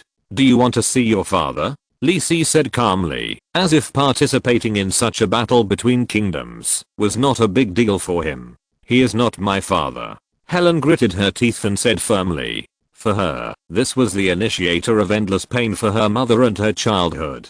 Thinking of her mother's unwilling eyes when she died, and her dry and rough hands tightly holding her, Helen suspected that she would not be able to help but cut him with a sword when she saw him again. The Kingdom of Burditch is destined to perish this time, and His Majesty the King will naturally be buried with it. Don't you think this is a good opportunity? Lisi put the wine glass with a trace of deep red wine left on the side of the ship, and said to Helen. His meaning was already very clear. Now it depends on whether Helen wants to do it. Li Si still remembers that after Huangshi City was breached in a long tug-of-war, the last resistance force was completely wiped out, and the Burtich Kingdom no longer had any strength to resist the Fez Kingdom. After that, there were no major twists and turns in the process of occupying and clearing the territory of the Burtich Kingdom. The Fez Kingdom finally took down this long-coveted piece of fat meat. During the clearing process of the Burtich Kingdom, there will also be many side plots and tasks for players to experience. The more famous one is the task of tracking King Burtich. After the fall of Huangshi City, this king did not choose to stick to it, but escaped from Huangshi City through a secret passage, hiding from the pursuit of the Fez Kingdom in Burtich. Because this guy is too fast, he is nicknamed "Where is the King Today?" by the players. When the king was finally caught on the southern border and handed over to the Fez Kingdom to complete the task, some players sorted out the traces of this thief king. This includes the secret passage that escaped the king from Huangshi City. Therefore, as long as Huangshi City was captured by the Kingdom of Fez, Li Si took Helen to wait at the entrance of the secret passage and could wait for the king. Li Si glanced at Helen, who was immersed in the memories of the past, and shook his head. The reason why he wanted to take Helen to see His Majesty the King was also for Helen herself. Helen, who had been immersed in cultivation, was so hardworking that Li Si didn't need to urge her at all, but needed to remind Helen to pay attention to rest. But it wouldn't work all the time. Li Si could see that Helen was eager to master stronger power and more of an obsession in her heart. That King Burtich, John Burtich. If he didn't go to find this guy this time, he would die soon, and Helen might have regrets in her heart. As Helen's teacher, Li Si felt that he still needed to care about the mental health of his disciples. "Then teacher, I'm going." Helen looked at Li Si and said firmly. She didn't know what she was going to say when she met King Burtich, but she felt that she had to meet him, whether for her mother or for herself. "Okay, then you go with me. Let's go give the king a big surprise." Li Si patted Helen's little head and looked at Ariel, who had been knocked unconscious by Iva, who couldn't bear it anymore. "Forget it, let this guy stay on the Hurricane to guard." Li Si said that he was not annoyed by this guy's chattering, but simply because talents should be used in the right place. Iva, who had inherited the power of the gods, didn't know why he was a natural nemesis of this guy, so he was relieved to see Li Si. More importantly, Li Si had to bring Basil with him. Now only the lucky aura on Helen can control this guy's special luck, otherwise Li Si suspected that the Hurricane could be sunk by this guy. Thanks to the extremely fast speed of the Hurricane, Li Si and others soon arrived at Port Dinero. As one of the largest ports on the coast of the Kingdom of Burtich, Port Dinero naturally has its unique advantages. It is located in the center of the eastern coast of the Kingdom of Burtich. From here, you can ride the annual monsoon to the east and south, which greatly saves time. At the same time, this is a deep water port with an extremely advantageous geographical environment. Dinero port faces the east, and there are hills on both sides to block the summer storms, so many merchant ships choose to stay here. Dinero port has developed rapidly with the advantage of the port. Although it is just a port, it is the largest city in the eastern part of the Burtich Kingdom in terms of urban area and prosperity. Therefore, Dinero port does not belong to the territory of the great nobles, but is directly controlled by the Burtich royal family. Li Si stood at the bow, looking at the familiar port and city in the distance, and sighed. Unlike the Grey Port on Giant Horn Island, this is an absolute transportation hub on the Pearl Sea, and many merchant ships enter and exit the port here at any time. In order to make better use of the space along the coast, a stone pier was built by a specially hired wizard, deep into the sea. On the hill on the north side, there is a towering lighthouse to guide the merchant ships preparing to enter the port. The same is true for the city on the west side of the port. Many merchants gather here. How can a place where wealth gathers be simple? Even when the officials of the Kingdom of Burtich are not human, it still develops quite well, and it is not much different from the lower city of Kangwang City. Of course, the more corrupt the officials are, the more these merchants will thrive. In the 3.0 version of Divine Revelation, he stayed in this city for a long time. Whether it was the plot of sea exploration or the development of another world, he was quite familiar with this city. Unexpectedly, in a blink of an eye, he was reborn into this world, and this city will soon be his future territory. As the Hurricane gradually approached the port of Danilo, with Lisi's excellent eyesight, he could naturally notice a panic at the port. Soon, dozens of fully armed soldiers came to the dock, and their weapons were staring at the Hurricane. Lisi could also feel that 2 golden level auras were approaching rapidly, and the target was directly at himself. Did he think I was a blood shark? Lisi shook his head and didn't care, waiting quietly at the bow. Not long after, Lisi saw 2 figures rushing over the dock of Danilo port and rushing towards the Hurricane. One of them used the flying technique directly, and he should be a gold level mage. The other rushed over directly on the sea surface, and it seemed that he was another gold level warrior. It must be said that even at the gold level, there are still a lot of warrior professionals. Lisi didn't care. He didn't feel any threat from these 2 gold level professionals. These 2 people were not even as good as Carol, who was in charge of the Bighorn port. At first glance, they were not the kind of people who had experienced too many battles, but climbed up to the gold level step by step. Most of the strong men stationed in the city are like this. It is difficult to continue to improve their strength after breaking through the gold level, but this is not without benefits. They have become gold level, and there is no hope of breaking through the legend. Who doesn't want to live a better life? These 2 also listened to the Hurricane before the ship and stopped in front of it. What's the situation? The gold mage Ivor looked at the Hurricane in front of him and asked his companions with some hesitation. As soon as he got the report from the dock manager, he hurried over. The Hurricane appeared outside the port and seemed to be preparing to enter the port. What was going on? Could it be that Patrick wanted to attack Port Danlo? But before he arrived at the Hurricane, he hesitated again. Although there was a golden level aura on the ship, it was obviously not the blood shark. Did the Hurricane change its owner? This was nothing for other pirate ships, but the blood shark Patrick was different. He escaped after being chased by the Kingdom Navy many times. Ivor had participated in it, and naturally knew how difficult the blood shark was on the sea. What else can we do? Just ask. The Golden Warrior Grace said in a deep voice, without any feeling. 2 gold level professionals joined forces, and even if it was the blood shark, it would not be able to take advantage. After all, the reason why that person was difficult was because he was too slippery on the sea, and his hard power was not too strong. Just as the 2 were discussing, a young man appeared on the Hurricane and flew towards them slowly.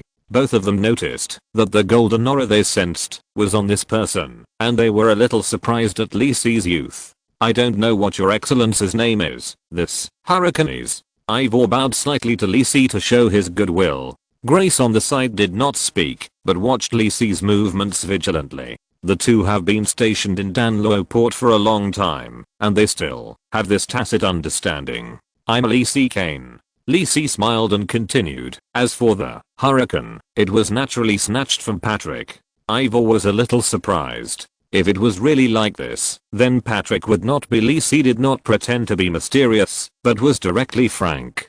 Blood shark. Patrick also died in my hands. His body and those pirates are on the ship. I came here and wanted to take away the bounty of these people. Looking at the harmless smile and calm words on Lisi's face, Ivor suddenly felt that he should have encountered a tough guy. The pirates on the Pearl Sea all have their own bounties, some of which are issued by the British Navy, and some are raised by those merchants to raise funds for the bounty.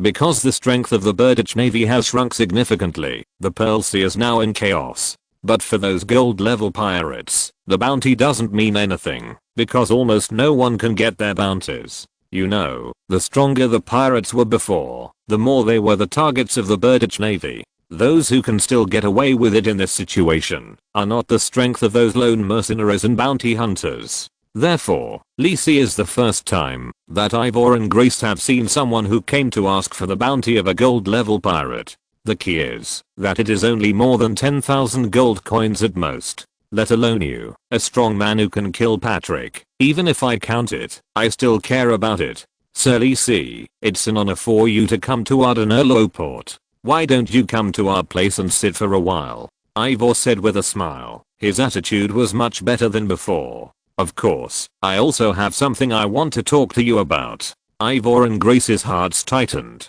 Sure enough, collecting the bounty is just a byproduct. This person has other purposes. Then, Lisi gave Ivor some instructions, and then he went directly to the port of Danilo with Ivor. Ivor also told the steward of the dock to receive the hurricane well, and then led Lisi to the city. After a while, the three of them arrived at a luxurious manor. Lisi took a look and found that it was no less beautiful than those noble manors in Kangwang City. It is worthy of being the port of Danilo. As one of the main people in this city, these two people have made a lot of money. Mr. Lisi, please sit down. Ivor personally led Lisi to the VIP room, sat down on the sofa, and waved to the maid to bring hot coffee and exquisite pastries. Mr. Lisi, I wonder what else you have to do in Danilo Port. Lisi smiled and leaned comfortably on the sofa.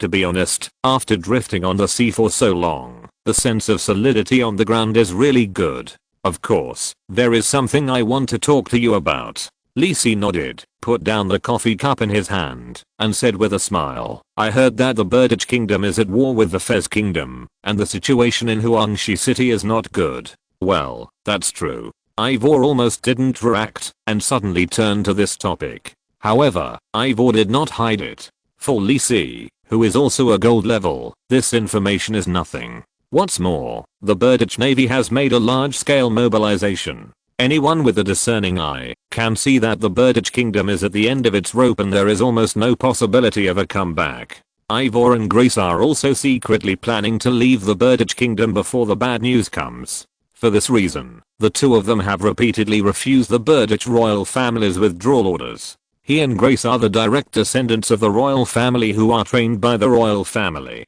Even they are not prepared to obey the order, which shows how high the prestige of the Birdage royal family has been. Then let me introduce myself first. Lisi looked at the two people, and the smile on his face became even brighter. I'm the captain of the Eagle. Ivor and Grace nodded. As the actual controller of Danilo Port, they naturally collected all kinds of intelligence on the Pearl Sea, and knew about this strange pirate ship that had appeared for several months. This is a group of people who have been hunting pirates and friendly charging passing merchant ships, claiming to be pirates. But I didn't expect that their captain was actually a gold level wizard, and he successfully killed Patrick and seized the hurricane, which was really surprising. Ivor seemed to see a new force rising on the Pearl Sea, but this is nothing. Pirates like the Blood Shark that have been strong on the Pearl Sea for more than 10 years are still a minority. Most pirates will disappear after a few years or even months. It is unknown whether they have retired or been killed by others. In addition, I'm the Marquis Kane of the Kingdom of Fez. Ha! Exclamation mark. Ivor and Grace looked at each other with a serious look. The Kingdom of Fez, that is the enemy of the Kingdom of Birdage. How could the Marquis appear here? Feeling the sudden serious atmosphere in the room, Lisi waved his hand nonchalantly. Why, are you two going to arrest me and send me to Huangshi City? Of course not, Lord Lisi, you are joking. Ivor said cautiously.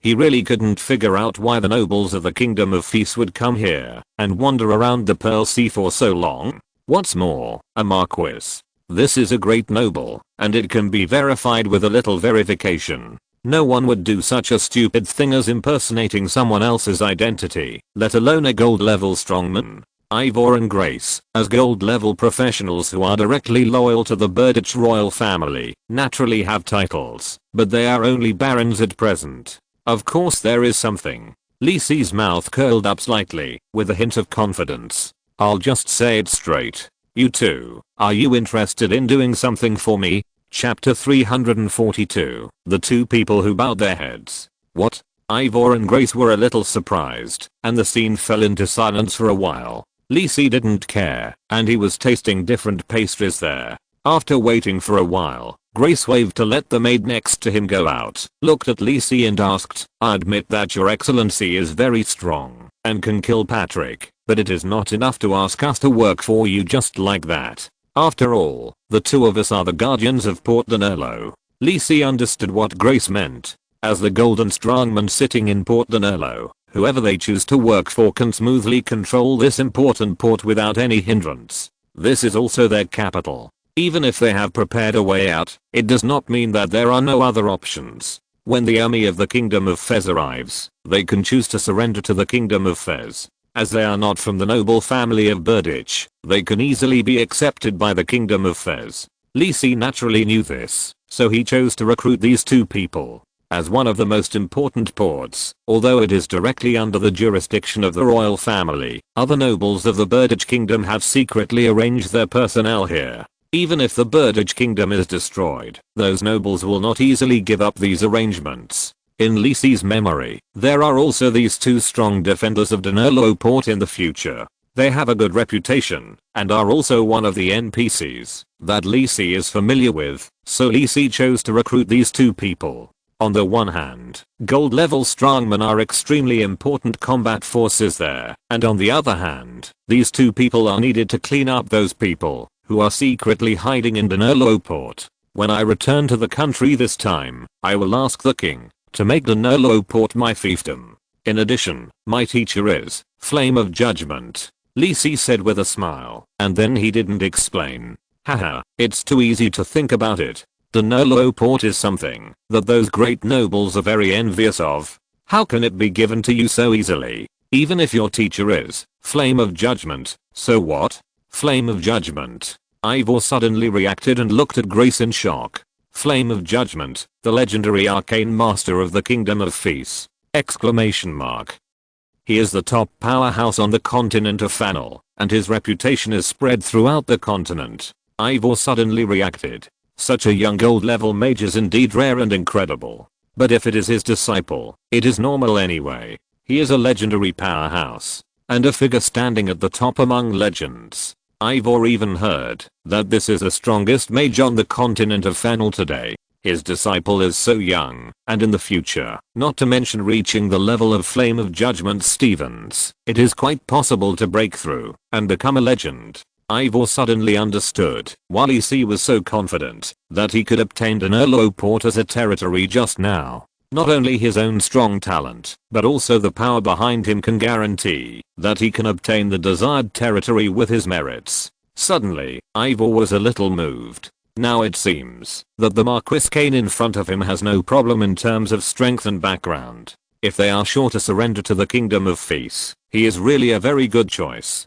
Compared to the talented people on King Fez's side, this young man, who personally invited them, must have subordinates who do not have enough power. Now that they have surrendered, they may be able to gain the greatest benefits. Ivor looked at Grace and found that his friend's eyes were also a little excited. Lisi naturally noticed the excitement of the two gold level masters in front of him and decided to add fuel to the fire. You two, although Teacher Stevens will not come to the territory with me, I can also invite other legendary crowns to come here. Lisi paused for a moment, leaned back on the sofa and said, I can fight for the opportunity for the crown to guide you too. How about it? Ivor and Grace heard the words and immediately stood up with fiery eyes. Sir Lisi, are you telling the truth? It's no wonder that the two of them were so excited. After all, that was a legend. It was the lifelong pursuit of countless gold level masters. You know, perhaps from the entire vast Fanel continent, there are many legendary masters, but for the human kingdom, legendary masters are like diamonds in the sand, extremely rare. At least, there are no legendary masters in the Burditch kingdom.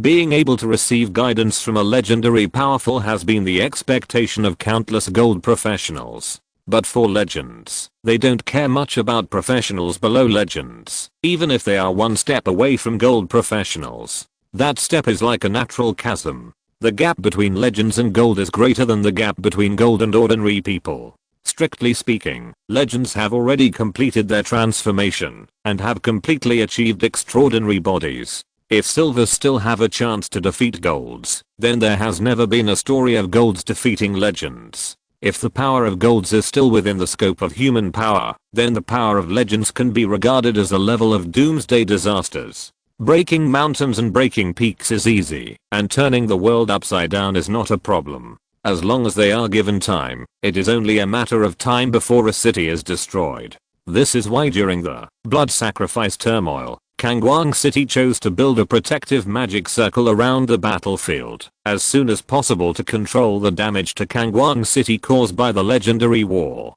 In the previous life plot, the Kingdom of Fez reacted a little slowly, resulting in the destruction of most areas of the city below Kangwang City, and the losses were extremely painful. Generally speaking, except for those who care about them, and the extraordinary professionals with outstanding talents, it is difficult for others to even meet the legend, let alone get guidance. Therefore, it is extremely important for Ivor and the others to get guidance from the legendary strongman. Even if Lee Si might deceive the two of them, they decided to give it a try. At most, they would agree first, and then arrange for someone to go to the Kingdom of Fez to investigate. The worst case scenario is to give up Port de Nolo and leave the Ants Kingdom.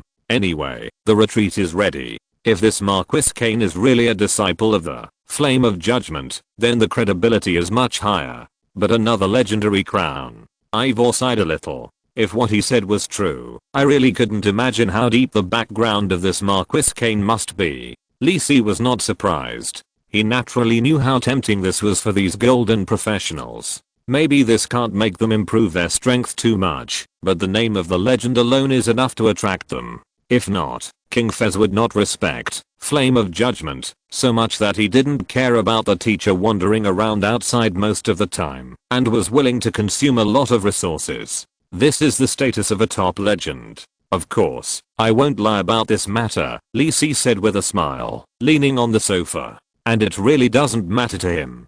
Teacher Stevens probably won't come to his territory, because this big guy won't stay along anywhere. But Uncle Joyce can. Uncle Joyce, who has a shadow clone, can wander around the Fanal continent without leaving home, so it doesn't matter where the main body is. What's more, before leaving Kangwang City, Uncle Joyce said that he would tell me something about the family after he reached the gold level. It is estimated that it is very likely that it is the lost Azura floating city. So, at least Uncle Joyce will take him to the floating city. And Lee Si knows very well that the Azura floating city should be in the Pearl Sea now, so Uncle Joyce will definitely come to Burditch's east coast. What's more, Lee Si feels that there is no need to spend more time thinking about it, and Uncle Joyce may just follow him here. Ivor and Grace looked at each other and said sincerely, if you can fulfill your promise, then we are willing to swear to you, offer you our loyalty, always follow your footsteps, and your will is our mission.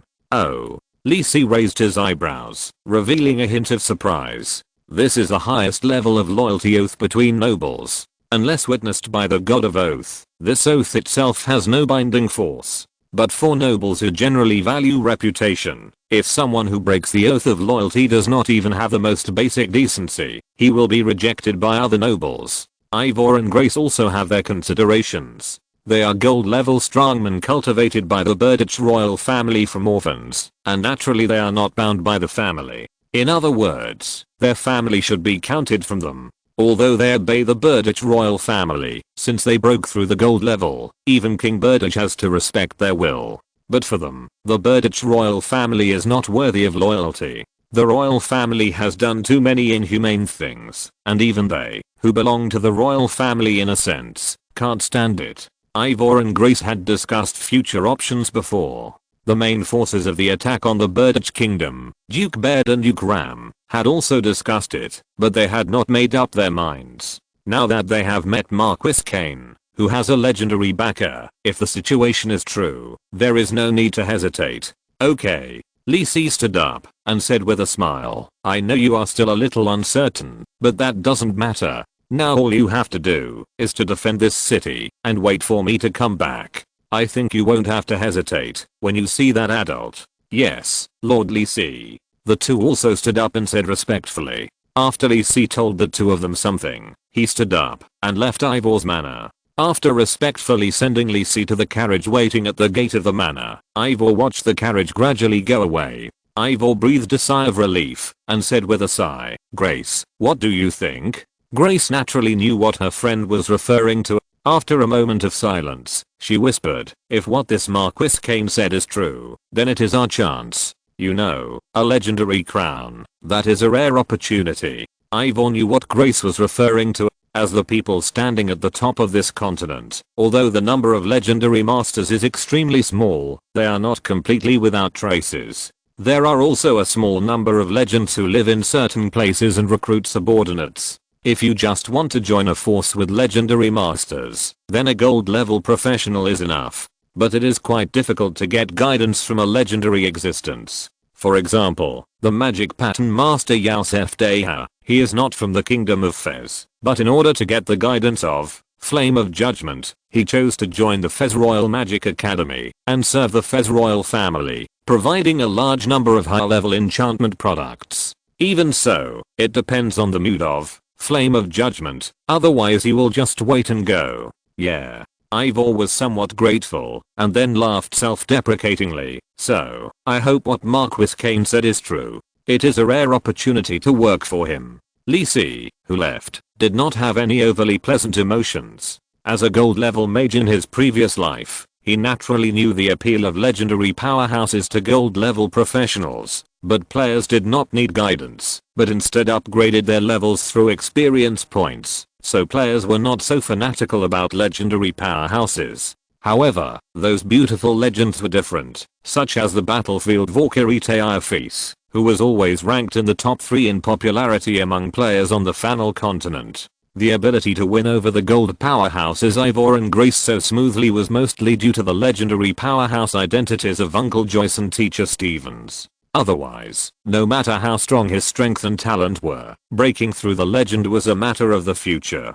If he wanted to use this to convince 2 people of the same level, the success rate would be very low. But this is not a long-term solution. Not to mention Teacher Stevens, even if Uncle Joyce is willing to help him, it is not his own strength after all. This time, Lisi plans to build Port Danlo as his base camp. Over-reliance on others is not his own strength after all. Even Uncle Joyce is the same. Uncle Joyce has helped him enough, and Lisi doesn't want to rely on Uncle Joyce for everything. Lisi asked Ivor and Grace to make some arrangements in Port Danlo in order to better control this big city in the future. So, that's it. The hurricane is in your hands, Ivor. Lisi, with Helen and Basil, stood in front of the carriage and said to Ivor and Charles, I left space coordinates on the hurricane. If you have any problems, crush the crystal ball I gave you and I'll come.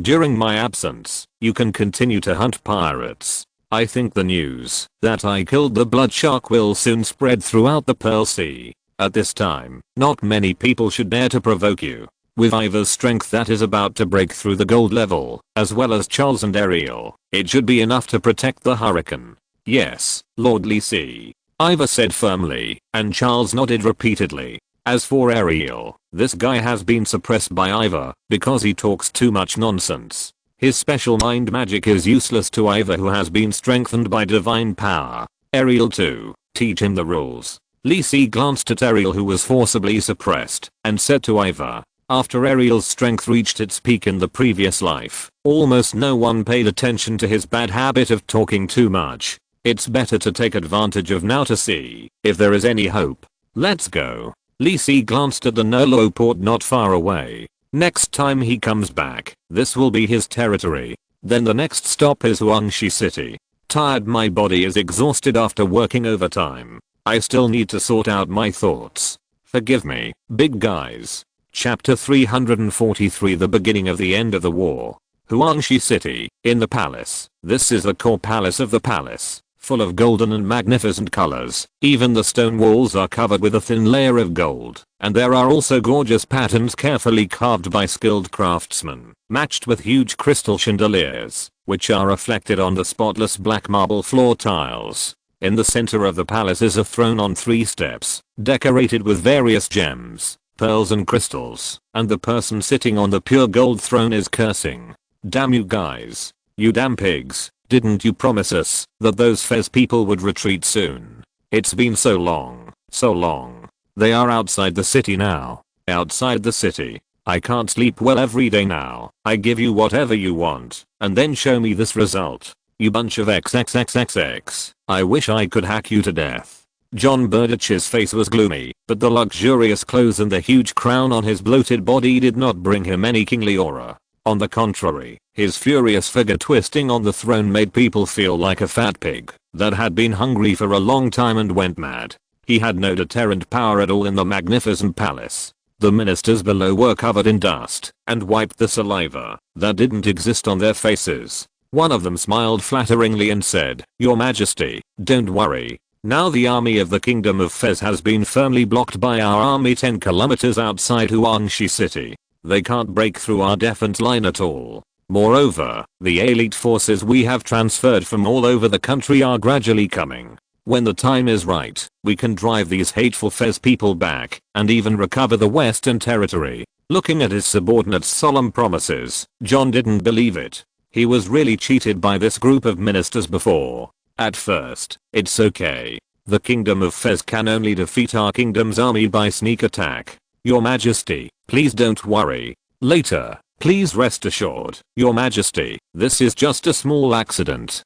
The kingdom's army and those territorial nobles haven't fought for some time. We will be able to regroup and fight back soon. Then he said, although there are some disadvantages on the front battlefield, our soldiers are fighting desperately and have won rare victories on some battlefields. Then, the army of the Kingdom of Fez directly killed to the capital Huangshi City. The king of Bertich woke up from his dream and found out how bad the situation had become. If it weren't for the fact that the ministers below were nobles of the Bertich kingdom for generations, John would have suspected that these people had been bribed by the Kingdom of Fez. Yes, the ministers of the Bertich kingdom were all from various noble families. Apart from them, there was no minister from the common people or even the middle class. This led to the fact that these ministers were actually the same as John, proficient in eating, drinking and having fun, but knew nothing about doing practical things. If the king and these nobles didn't know the importance of mastering power and had been cultivating extraordinary professionals under their command, the Bertich kingdom would have been in chaos long ago.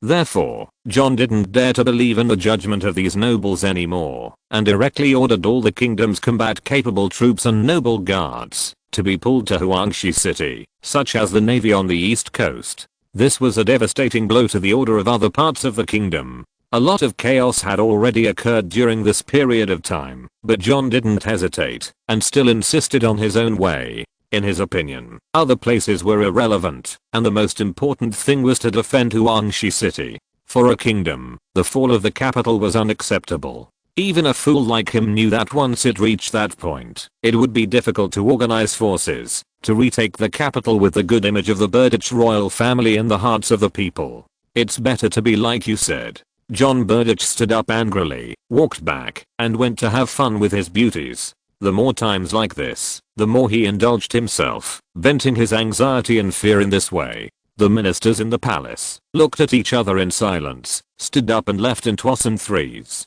There was no way. For these ministers who came from noble families, they were good at intrigue and flattery, but they were blind when it came to these military and national affairs. Even as extraordinary professionals, their power was enhanced by precious treasures, so they could only oppress servants and ordinary people. It was not their fault. It was really because their king was also of the same character, and the upper class followed the example. However, there are always many smart people. Several of the ministers who left have quietly gathered together, as if they were preparing to discuss something.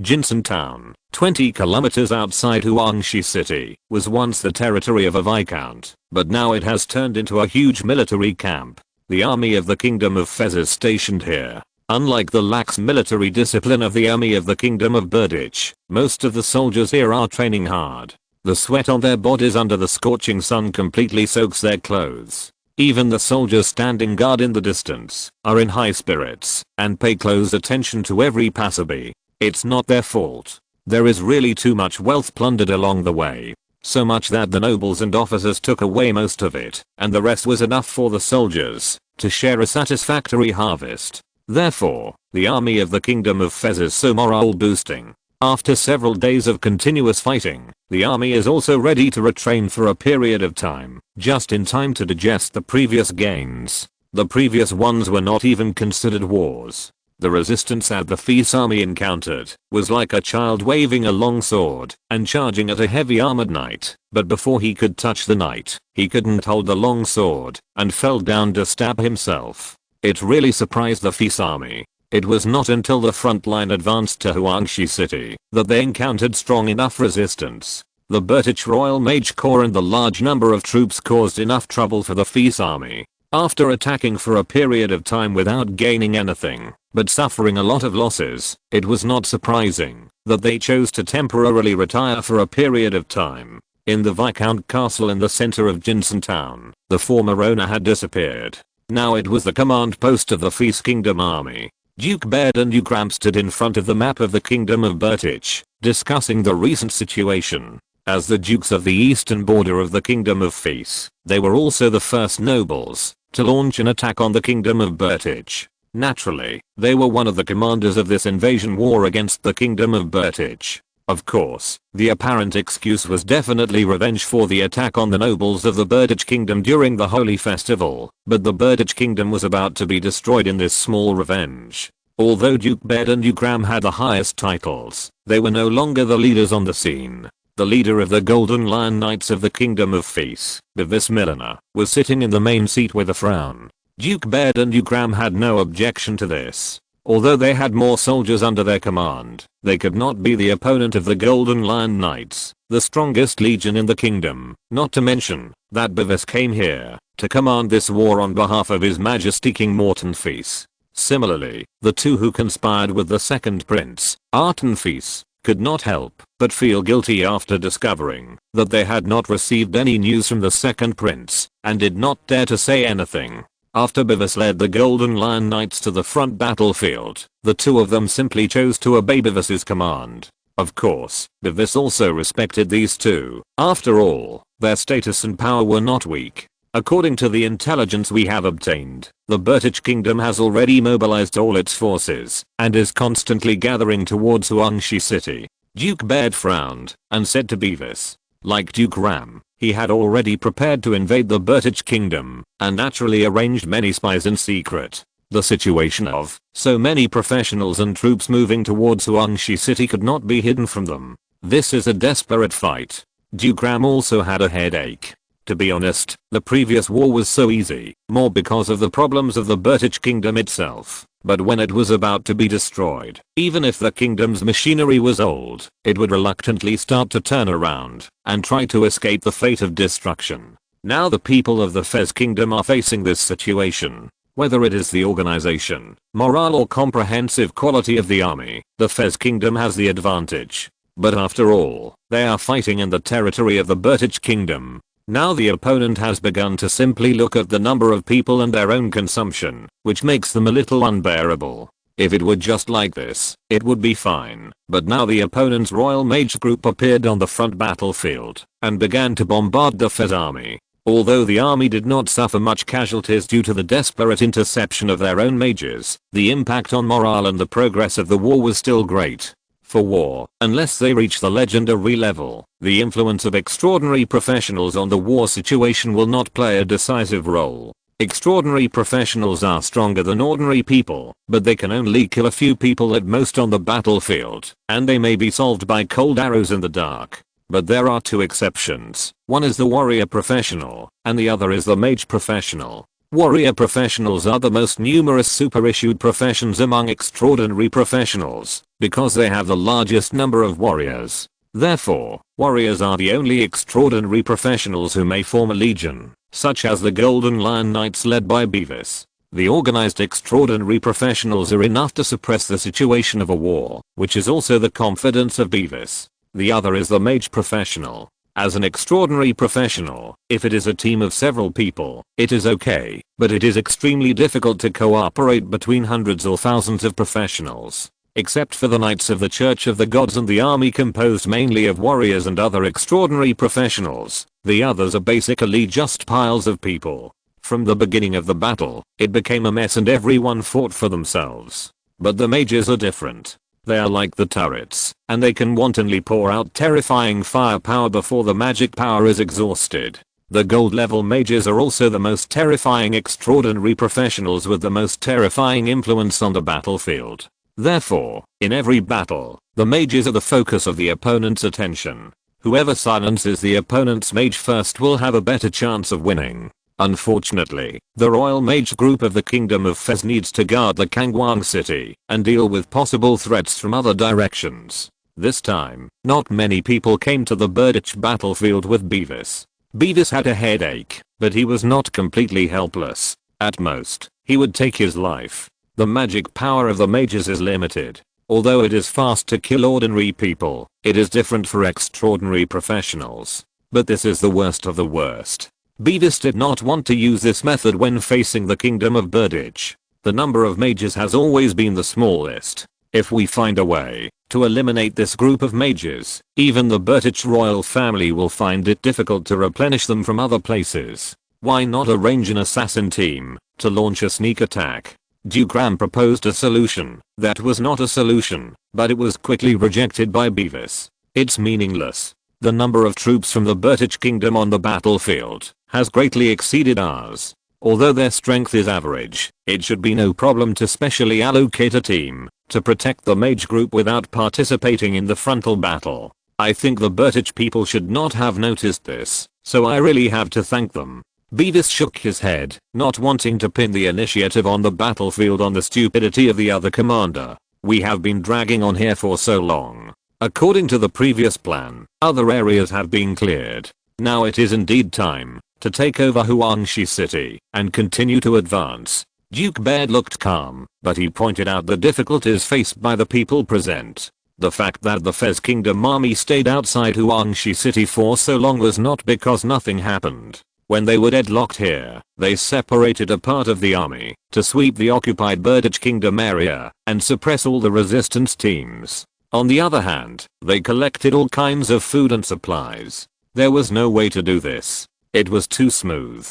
I knew that the Burditch Kingdom was bad, but I didn't expect it to be so bad. The welcome attitude of the Burditch Kingdom people along the way was just short of welcoming the king's army with food and drink. Yes, it was too smooth for the Fez Kingdom to react at all, so that it didn't make any preparations for long-distance transportation of supplies. Even if the Fez Kingdom urgently called some space storage rings to send some supplies, it was not enough to support the army to continue to advance. There was no way. The goal of the Fez Kingdom was to completely control the territory of the Burditch Kingdom. With such an excellent predecessor as the Burditch Kingdom, as long as the Fez Kingdom's army performed better, there would be no difficulty at all. Therefore, without being able to plunder and rob civilians, the food obtained from the castles of the Burditch Kingdom nobles was pitiful. So before the material transportation line was built, the army could only stalemate here. The good news is that the first wave of supplies will be delivered in the next few days. The bad news is that Beavis and his men can only watch as the Burditch Kingdom desperately mobilizes troops from other areas of the kingdom. Just as the three people on the scene were silent, a messenger ran in, saluted and said, "General Beavis, there is an acquaintance outside the barracks looking for you. He claims to be Marquis Arcane." Chapter 344 I will take over Huangshi City. Lisi is here. Beavis was stunned for a moment when he heard the messenger's announcement, and then he said with some surprise. He naturally knew Lisi, and he could even be considered familiar with him. The first time they met was on the Maguire's Tomb of Death, when he came to bring Taia back to Kangwang City and met Lisi. Not long after that, he heard that Lisi was accepted as a disciple by the legendary wizard, Flame of Judgment, the Pillar of the Kingdom, and he was quite surprised about it. That was a legendary existence, and it had been a long time since he heard that he had accepted a disciple. Unexpectedly, Lisi was treated differently by that wizard, which showed that he was naturally not an ordinary person. So when Lisi came to find him later, he did not refuse, and directly met Lisi, who had become a silver wizard. However, he did not expect that Lisi brought him a more explosive news, which was the clue of the blood sacrifice turmoil. After that, there was a series of major events such as the ennoblement of the Holy Festival and the prevention of assassins. As one of King Mortenfee's absolute confidants, Beavis knew more than others. For example, the entanglement between the second Prince of Jatam and Lisi, and the mysterious legendary assassin behind Lisi. Whether it is Lisi's own ability and talent, or the backers behind him, it is enough for Beavis to attach great importance to Lisi. What's more, Beavis vaguely knows that King Morton has the idea of marrying Princess Taia to Lisi, and little Taia doesn't seem to mind. In a sense, Beavis has already regarded Lisi as his own junior. However, since the Holy Festival last year, Lisi, the Marquis of the Kingdom who was in the limelight, suddenly disappeared, which made many nobles curious. However, because of the existence of Flame of judgment. It is not enough to let people gossip, and more people speculate, that the young Marquis has gone to some secret place for training. Beavis knew that Lisi went to the kingdom of Dylan and even did something earth-shattering. But I didn't expect Lisi would appear here. Beavis was a little strange, but he still got up and prepared to greet Lisi. Sir Beavis, this Marquis Kane. Could he be the disciple of Flame of Judgment? Duke Ram saw this and quickly stood up and asked Beavis. Duke Baird, who was standing beside him, also reacted after being reminded by Duke Ram and also looked at Beavis. Both of them were barely able to break through the golden level and their potential was exhausted and there was no chance to move up. But this could not change their respect for the legendary strongman. Although the fact that Marquis Lisi Kane was accepted as a disciple by Flame of Judgment was still a secret to most people, it was necessary information for the two of them, the top nobles of the Kingdom of Feast. To be honest, Lisi's title of Marquis was not as important as the status of a legendary disciple. Moreover, anyone who knew this Flame of Judgment knew that this big guy had extremely picky eyes, and he did not take people who did not break through to become legendary talents into consideration. How strong was Lisi's talent to be accepted as a disciple? Duke Baird and Duke Ram did not know, but they knew that Lisi might very well be another legendary strongman in the future. If the gold level professionals are still under the rule system of the kingdom and the nobles, the legend is already on another level. It is somewhat similar to jumping out of the 5 element. I didn't expect this person to come to the Birditch Kingdom, even outside the military camp. If you don't seize the opportunity to get to know this future legendary strongman and make friends, you may not have such a good opportunity in the future. I have heard of the name of Marquis Kane for a long time. Sir Beavis, do you mind if we greet him together? Duke Baird stroked his beard and smiled at Beavis. Okay. Beavis had no objection. He knew what the two dukes thought, but this was also a good thing for Lisi, so he didn't care. At the gate of the castle, as the base camp of the Fez Kingdom army near Huangshi City, the castle here was well defended, and the elite soldiers in armor patrolled every corner of the castle. Looking at the golden lion patterns on their armor, these should be the soldiers of the Golden Lion Knights led by Beavis. Lisi nodded. Just from the momentum, it can be seen that it is in sharp contrast with the dejected Birditch soldiers he saw along the way. Lisi and his 3 companions came all the way from the east coast of the Birditch Kingdom to the vicinity of Huangshi City in the heart of the kingdom. They also saw the impact of this war on the Birditch Kingdom. Almost all places began to be in chaos. Many people had sorrow and anxiety on their faces, while the farmers and workers at the bottom had numb and indifferent expressions. Like the navy on the east coast, the soldiers in the hands of various noble lords were withdrawn by Huangshi City. It was already quite difficult to barely maintain order in the territory. There was no ability to fight against the appearance of thieves and extraordinary monsters outside the city. They could only shrink in the city and pray that the war would pass soon. As for those cities directly under the royal family, it was even worse. The cities that were still under the royal family's orders were even worse. They had almost entered a state of chaos without control.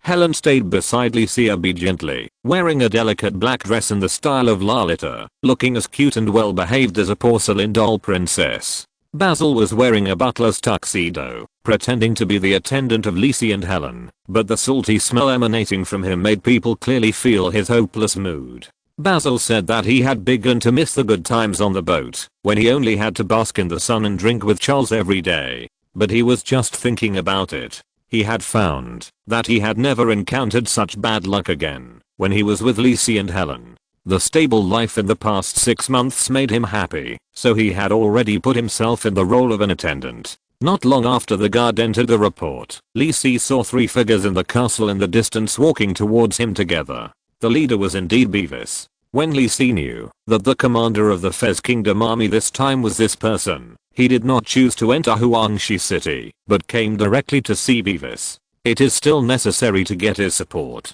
Lisi, long time no see. You. Beavis saw Lisi waiting at the gate of the castle at a glance, and smiled and hurried over, completely treating Lisi as an existence of the same level, instead of the attitude of looking at a junior before. Beavis wanted to say a few words, but at this moment he suddenly discovered a horrifying fact. This guy Gold level? Beavis, who had just walked in front of Lee Si, was choked by his saliva, and the words he had not yet said were held back. How is this possible? Beavis couldn't believe it, but his spiritual sense told him that the Lee Si in front of him exuded a real gold level aura. Rubbing his eyes, Beavis confirmed it again and again. That's right, the person standing in front of him was Lee Si Kane. It can't be fake.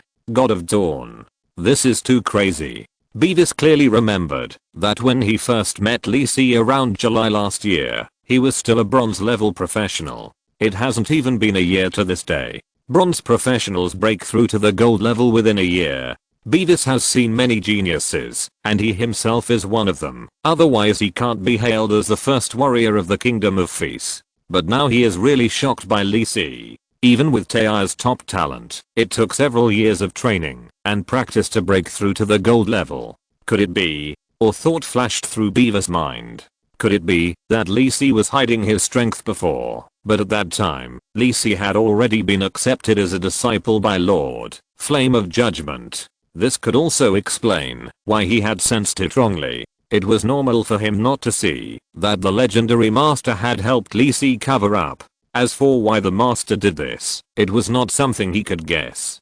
Beavis was stunned, and Duke Ram and Duke Baird beside him also looked at each other with astonishment in their eyes. They didn't know that Lee Si was only a bronze professional at this time last year, but the information they got also said that he was still silver.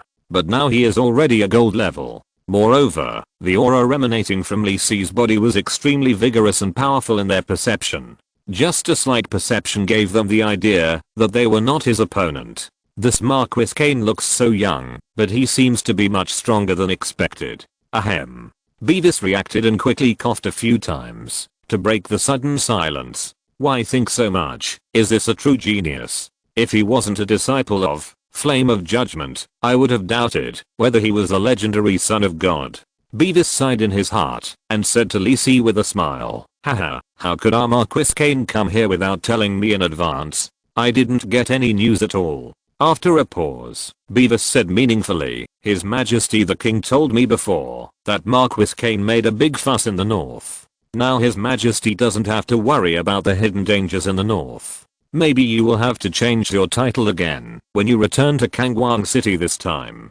The two dukes on the side were a little surprised when they heard this. What is worthy of Beavis's words? It must not be false. He didn't dare to represent His Majesty the King in this way. Could it be the North? Lee Si naturally knew what Beavis was talking about. It seemed that the information about the unrest in Bingfeng City of Dylan Kingdom had been smoothly transmitted to Kangwang City. That's good. It's not in vain for him to waste so much effort. Lee Si was not proud, but smiled modestly and said, Lord Beavis, you are too kind. It was just a coincidence. I didn't expect so many things to happen, and even the teacher was alarmed. Lee Si did not hide his strength just now, and at the same time, he appropriately revealed some information to Beavis and others, just to show his position, and lay the foundation for the subsequent plan. Lord Flame of Judgment also went? Beavis was a little surprised. It seems that the water in Bingfeng City is very deep. As soon as the thought passed through his mind, Beavis introduced the two people next to him to Lee Si. This is Duke Ram, and this is Duke Baird. In this war, those Birditch nobles were killed and fled in embarrassment. Lee Si naturally noticed the existence of the two people a long time ago. He was very familiar with them in his previous life. After all, in the main plot of the first two versions, these two were the most familiar important NPCs to players as great nobles active on the front line. Duke Ram is relatively young, looking about 40 years old. Although he is wearing a bright silver armor, he gives people the feeling of being an elegant and graceful man. Duke Baird looked much older, with grey sideburns and a well-groomed goatee. He was wearing an exquisite brown-grey noble dress, and had a gentle smile on his face. But Lee Si knew that this was a very strong and irritable warrior brother, who often led the troops to charge in front. Good morning, my lords. It is an honor to meet you here. I have admired you for a long time. Lee Si smiled and saluted slightly to show respect. These two border dukes were actually accomplices of Jetton, and they jointly planned to invade the kingdom of Birditch. But Lee Si did not hate them. The things in Kangwang City were all Jatan's plans, and they had nothing to do with these two people. I have heard that our dear Marquis Kane is young and promising. Today, I see that he is really not fake at all.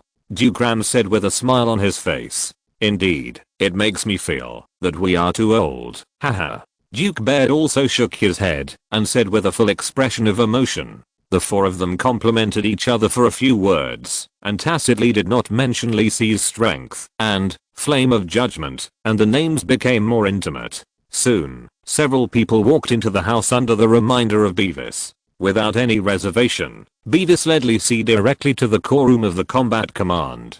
Pointing to the magic map on the table in front of him, Beavis smiled and said to Li Si, if I'm not mistaken, you came here specifically for the battle in Huangshi City? Li Si looked at the magic map on the table that exuded a faint magical aura and clearly reflected the nearby terrain, distance, and military deployment. He nodded and said, that's right. I crossed the sea from the kingdom of Dylan to the east coast of Burditch. I was going to return to Kangwang City. I heard that there was a stalemate here, so I came to take a look. Li Si said it casually, and the other few people didn't care. If some people were still a little worried before the war, the performance afterwards proved that the kingdom of Burditch was too weak. It was just a paper frame that could be overturned with a slight push. What restricts them now is the slowness of the kingdom of Fez itself in encroaching and occupying land. It was not until Huangshi City that they encountered a relatively tough challenge, but this was also the last struggle and resistance of the Burditch kingdom. Oh. Li Si, what do you think about the current situation? Duke Ram said, and they were also troubled by it just now. Li Si pointed to the place where the Burditch army was on the map and said in a deep voice, they have gathered more than 200,000 troops here now. But except for a very small number of elite troops, most of them are ordinary soldiers who have not received much training. I have observed that their morale is very low, which means that they are okay when they fight with favorable winds, but once they are unfavorable, their morale will easily collapse. Listening to Li Si's words, the other three also nodded. We also know this, but now Burditch has also noticed this problem. They no longer fight with us in a roundabout way, but defend in the front and attack us with their large group as the core. Duke Ram pointed to the large plain between Huangshi City and their own area, where the previous battles took place. Burditch and the others have learned their lesson. They are not all stupid pigs. Duke Baird laughed, with a hint of ridicule on his face. I know, so as long as we can attack them from the rear, they will easily lose their composure. Li Si said affirmatively, but Beavis frowned. Of course we have thought about this. Beavis felt that Li Si might not have experienced such a large-scale battle, and kindly reminded him, they have noticed this problem, so they have been wandering around this entire area with extraordinary professionals. There are even many warning arrays set up by mages. Even if we arrange an assassin team, it is impossible to break through quietly. Even if it is teleportation, it will be detected. It is meaningless if the distance is far and they have time to react. Beavis reminded him. He knew the good things Li Si did with teleportation in Bingfeng City. This kind of thing is to catch someone by surprise and break the opponent's will to fight. Sometimes, 10,000 pigs are harder to catch than 10,000 soldiers. Of course, I know. Li Si smiled and nodded, indicating that he was aware of the situation. Then, seeing this, Beavis and the other two were also curious. In their opinion, as a legendary disciple, Li Si would definitely not do anything without a purpose. It seemed that he had it all planned out. I can still get some help, as long as you cooperate with me, when the time comes. This time, I will take down Huangshi City. Li Si smiled confidently. It was because he could control that group of lawless players. If you're listening to this novel on a channel other than Fanfic World, it means they downloaded and uploaded it without effort. We cordially invite you to visit our channel, Mundo Fanfic Novelos. There you'll find the original version of this story and you can explore many other novels of various genres. We're waiting for you to immerse yourself in a world of incredible novels. Chapter 345 Chaos in Huangshi City. In Huangshi City, Li Si was wearing a black cloak, covering himself from head to toe, walking on a secluded path in Huangshi City. Although the Burditch kingdom was very well prepared for Huangshi City at the moment, Li Si still managed to sneak in easily. The Royal Mage Corps had set up a magic array to interfere with space transmission. Li Si could not send the large army of the Fez Kingdom into Huangshi City through transmission, but it was still no problem for one person. After breaking through to the golden stage, Li Si found that his control over magic power and various magic element had been greatly improved. Many operations that were previously impossible or reluctant to achieve were now much easier for Li Si. The reason why Li Si chose to come to Huangshi City from the east coast by carriage was to have enough time to familiarize himself with and master the newly acquired power. Unlike other professionals, in addition to the improvement of his mage strength, Li Si also mastered other professional abilities that had made leaps and bounds, so he needed more time to master them. But for now, it was almost done. Walking on the streets of Huangshi City, Li Si was also looking at the capital of the Bertich Kingdom. As the oldest city in the Bertich Kingdom, most of the stones used in the buildings of Huangshi City come from Huangshi Mountain not far away. This slightly golden stone is quite popular with the Bertich royal family, so it also makes the city shine with golden light in the sun, and even has a sense of sacredness from a distance. But the external splendor can't cover up the darkness and dirtiness in the dark. Under the upper nobles' extravagant life, ordinary civilians are oppressed and exploited. Especially since the outbreak of the war with the Kingdom of Fez, the front line has been lost so much that the war has burned to the suburbs of Huangshi City, which has brought a little crazy and impatient atmosphere to the city.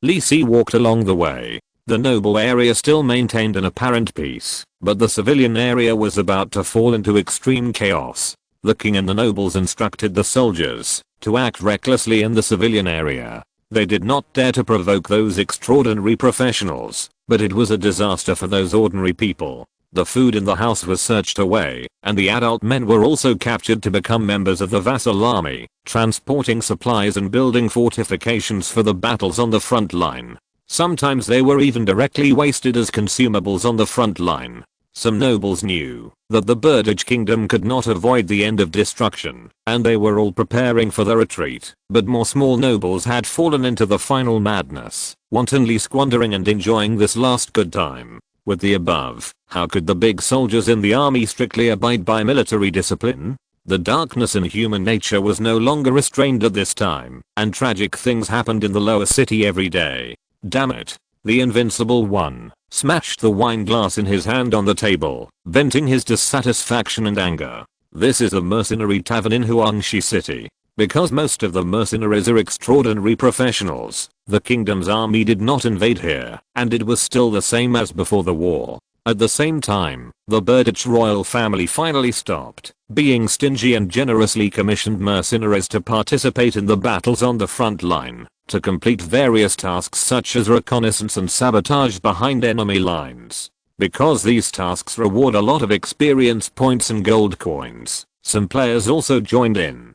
More than half a year has passed since the launch of the game Shenqi. As time goes by, the popularity of the game has not decreased at all, but has continued to rise. In fact, the quality of other games on the market is not at the same level as Shenqi, so the player group keeps changing, and there are more and more Shenqi people. As the mainline 1.0 is about to end, some players have reached the level cap of 30. However, this does not mean that the game Shenqi is not attractive. The high degree of freedom allows players to have many choices, and they don't worry about getting tired of playing. Giants Woody is not a player who opened the game Shenqi. He is the second batch of players to enter the game. However, he has already become financially free and has fully exerted the 007 spirit of hard work. Not only has his level been upgraded to level 30, but he has also become famous among the players in Huangshi City for his hard work and a set of bronze level equipment and good operation.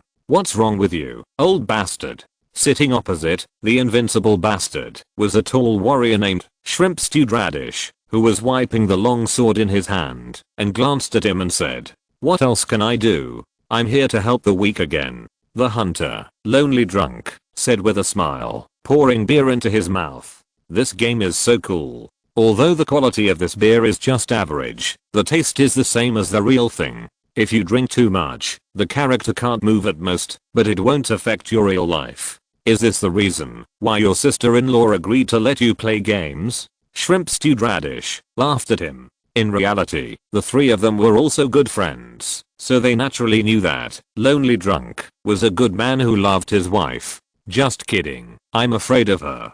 Do I need her consent to play a man's game? Lonely Drunk smiled disdainfully, indicating that this was not the case at all. Yes, I recorded it. Shrimp Stewed Radish nodded and said with great agreement. Lonely Drunk hearing this, his body trembled, hesitating for a moment, but finally maintained his last stubbornness. Sure enough, when there is no danger, you have to be careful of the danger from your brothers. Don't you think this birdage kingdom is rotten? Those soldiers are simply lawless, they can do anything. I can't stand it. I'll kick that guy's 20th to pieces. The Invincible said in a deep voice, as if he was still not satisfied. Okay, if I hadn't pulled you away in time, we would have been surrounded by those soldiers. The soldiers are not good enough, but those soldier captains are elite NPCs, and we can't beat them. Fresh Shrimp Stewed Radish waved his hand, then looked at the Invincible and said, do you think this place is real? It's just a game, just treat it as a cutscene. But this is too real, I really can't stand it. The Invincible sighed, rubbed his head and said, indeed.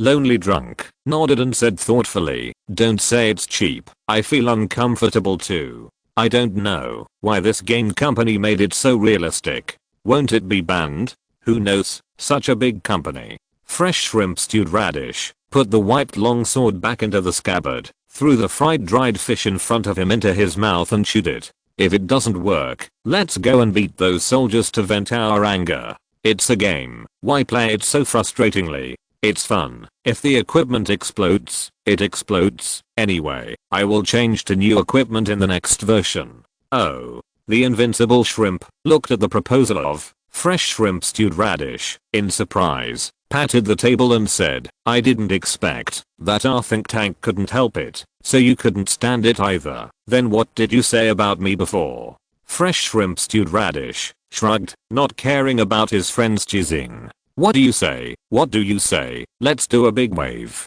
Lonely Drunk also became energetic. He is interested in this. Isn't leveling up and crafting equipment all for the purpose of being able to do more things? If you ask me, let's. Just when Fresh Shrimp Stewed Radish was about to make a plan, a figure in a black cloak appeared in the center of the mercenary tavern. His face seemed to be covered with a layer of grey mist and his face could not be seen clearly. His voice was low, but it could be clearly heard by everyone. I have a commission. I wonder if you are interested.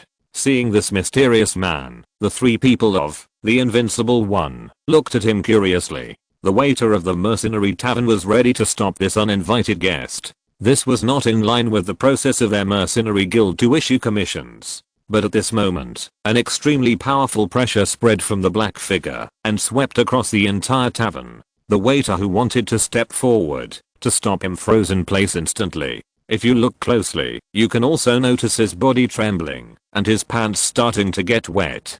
Gold level? Many people present were aware of the strength of the figure standing in the center, but now because of the war, there are no gold level professionals stationed in the mercenary guild, which also allows the black-robed man to act without scruples. This commission is to make this city more chaotic. The reward will be settled later. The black-robed man laughed a few times, without looking at the waiter who had collapsed on the ground behind him, and pushed the door open without caring, and walked out of the mercenary tavern. Until the figure of the black-robed man disappeared, the tavern was still dead silent. What happened suddenly just now made many people unable to react. What happened? What is that strange gold-level strongman doing to make Huangshi City more chaotic? Are you kidding? Just when the mercenaries around were confused, and the waiter got up in a panic and quickly reported the news, the Invincible One and the other three were excited. It was because of the new system pop-up window that appeared in front of the three of them. Silver level task, let Huangshi City be chaotic. Task requirements, no matter what method is used, destroy the order of Huangshi City. Task reward. 10,000 experience points, increased according to task completion. Note, this is a necessary sacrifice before dawn. Arcane, new task, and it's a silver level task. The three of the Invincible looked at each other with a little surprise in their eyes. Let's go. Fresh shrimp stewed radish, got up quickly and called out to the invincible and lonely seeking drunk. Although the two didn't understand why Radish was so excited, they still followed him out of trust between brothers. What's wrong? Isn't it just right to accept a task that is the same as what we are going to do? Isn't this just right? The invincible asked curiously while running. In his opinion, this is just like a sleepy head hitting a pillow. Why not plan what to do quickly? Didn't you see the name in the task information? Fresh shrimp stewed radish said without turning his head. Pointless Kane. This name seems a little familiar. What's wrong? The invincible called out the system panel and took a look. When the server was launched, the noble of the kingdom of Fez, fresh shrimp stewed radish, suggested, and then both of them remembered it. I remember, the important NPC with legendary talent. The invincible one thought it out and said with some surprise, I remember that. I haven't heard of this person since then. Are you sure it's him? Lonely seeking drunk thought for a while and said, Kane. This name was quite famous when the game was launched, because at that time, the players in the Kingdom of Fez had the best gaming environment among the players on the Fanal continent. Because of the existence of the White Dove Chamber of Commerce, the progress of the entire Kangwang city and even the domestic players of the Kingdom of Fez was a big step ahead of the players in other regions. This made the players in other places very envious, and even reported to the Shenqi game company, asking for the same treatment. But in the end, there was no response. The subsequent blood sacrifice turmoil, sacrifice festival assassination, and other series of events were the first time for players to personally experience those major events. The videos circulating on the player forums made other players very excited, and they wished they could grow wings and fly to Kangwang City. Kane was the core figure, and many people even speculated whether this NPC was the main protagonist of the main storyline. However, there was no news about this NPC later, and with more major events happening in other regions, Kane's popularity gradually dissipated. Look at the information refreshed in the system panel. The user of the gold level momentum shock effect we just received was this Kane. Fresh shrimp stewed radish said, looking around for the figure just now. He saw a black cloak flashing at the corner of the street in the distance and hurriedly chased after it. I remember that at that time, this was still silver level. How did he become gold? The invincible one was a little surprised. Who cares? He's the protagonist of the story, and he doesn't have to level up slowly like us. Lonely seeking drunk said, and he realized why Radish wanted to chase after him. This is an important character. Isn't the Kingdom of Fez at war with Birditch? Fresh shrimp stewed radish said excitedly, why would the nobles of the Kingdom of Fez come to Huangshi City at this time? The army of Fez is not far outside the city. The key is that he also asked us to cause trouble in Huangshi City. He must have come for this war. Hearing this, the invincible cheap also reacted. So, catching up with him may lead to some special plots or tasks? Of course, you haven't seen the strategies of those people on the game forum. Such a good opportunity can't be missed. Just like that, the three people's pace couldn't help but speed up a bit. Walked slowly in the quiet alley. He naturally noticed the footsteps behind him. The corners of his mouth curled up slightly. As expected, these players would definitely catch up. Didn't mean anything else. Although such a big movement might attract Birditch's attention, it would only be a notice at most. They didn't know their true identities, so they were at most a little cautious. The commission in the mercenary tavern was just a cover, and C's target was not the local Birditch people. But the players were different.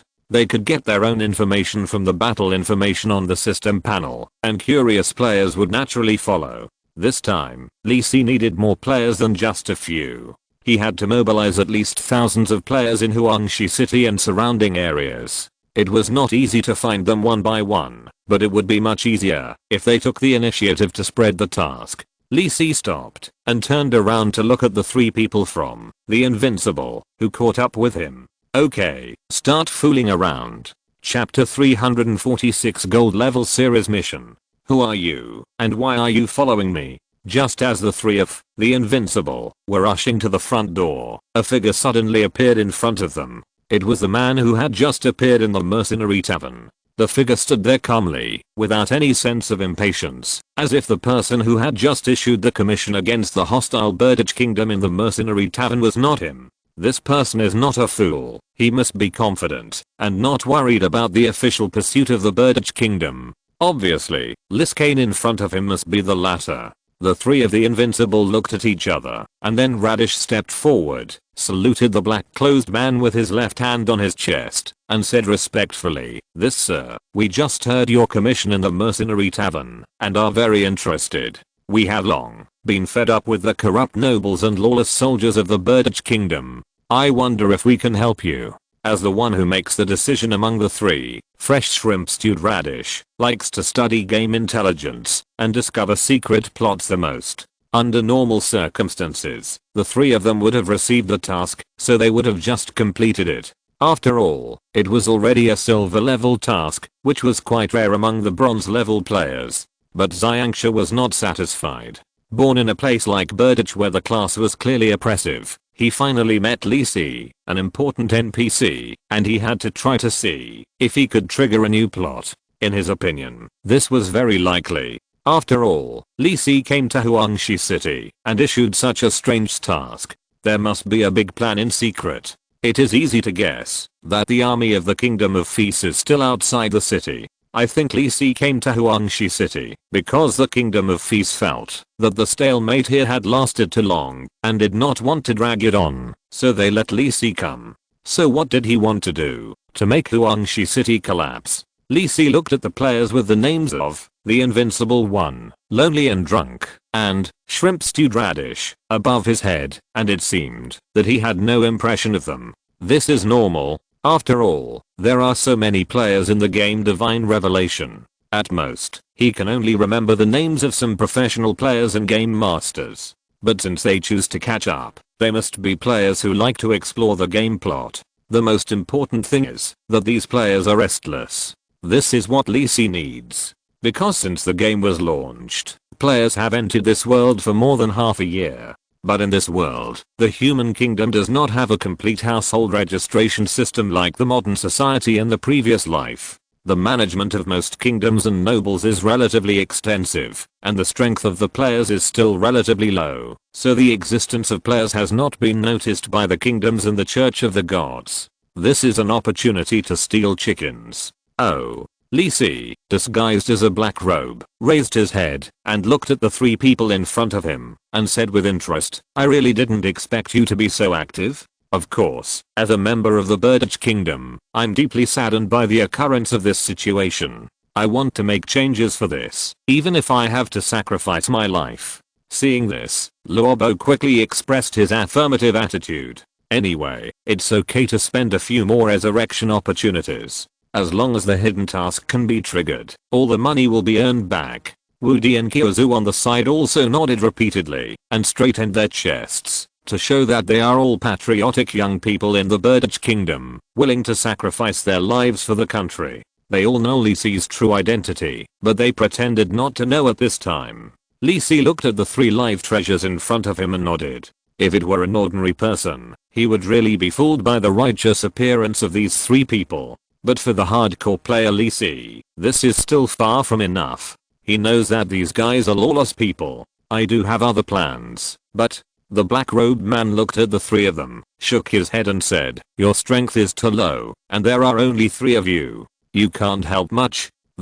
Sure enough, there is a hidden task. But we haven't reached the triggering standard for the hidden task." Hearing what the black-robed man said, Luobo's brain worked rapidly. The difference between the Shenqi game and other games is that this is like a real world, and all NPCs are like real people. This also leads to the fact that when communicating with NPCs to accept tasks, the player's communication methods and attitudes may affect the triggering of subsequent tasks. This is what the players discovered after the game was launched. The game officials claimed that this was because they had developed a breakthrough AI intelligence system that could completely simulate the state of the game characters. Because of this, how to better communicate with the game NPCs has become a method for many players to learn and study, and they even enjoy it. There are also players who study the text of this world. Luobo is such a player, and he quickly noticed the information revealed in Li Si's words just now. Either you need to have enough strength, or you need to have enough people. There may be 2 hidden tasks. The first task requires sufficient strength, but the 3 of them have been rejected just now, which means that the strength of level 30 is not enough to trigger the hidden task. There is no way. The current level cap is like this. Then the requirement for the second task is enough manpower. When you mention this, I'm excited. We players don't have many other things, so we don't have to worry about the number of people. Please don't worry, although there are only 3 of us now, there are many friends who have the same idea as us, and their strength is similar. I will be able to call them all over soon. About hundreds of people. Luobo thought for a while, and said a number. If it is really a task that requires a number of people, as long as the reward is rich enough, he is still very confident that he can organize other players. Is that so? Seeing that the black-robed man seemed to be thinking, Luobo was also a little nervous. If he could really participate in the main line of the Battle of Huangshi City, how cool would it be? Li Si pretended to be silent for a moment, nodded and said, I do lack manpower for something. In that case, that's fine. I need someone to help attack the military camp of the Kingdom of Bertich, and create opportunities for the attack of the Kingdom of Fez. The black-robed man paused, and said in a deep voice, I won't hide it from you. I'm from the Kingdom of Fez. I came here to liberate this place. Huangshi City can no longer be dragged on, and the civilians here can't hold on anymore. And the fallen Bertich royal family and nobles, I want to bury them completely. The 3 people listened carefully to what Li Si said, and they were secretly excited. Damn. It sounds so cool. This Bertich kingdom is doomed to be destroyed. This mission is very dangerous, and you may even be in danger of your life. Have you made a decision? The black-robed man said in a deep voice, as if he was worried about the safety of the players' lives.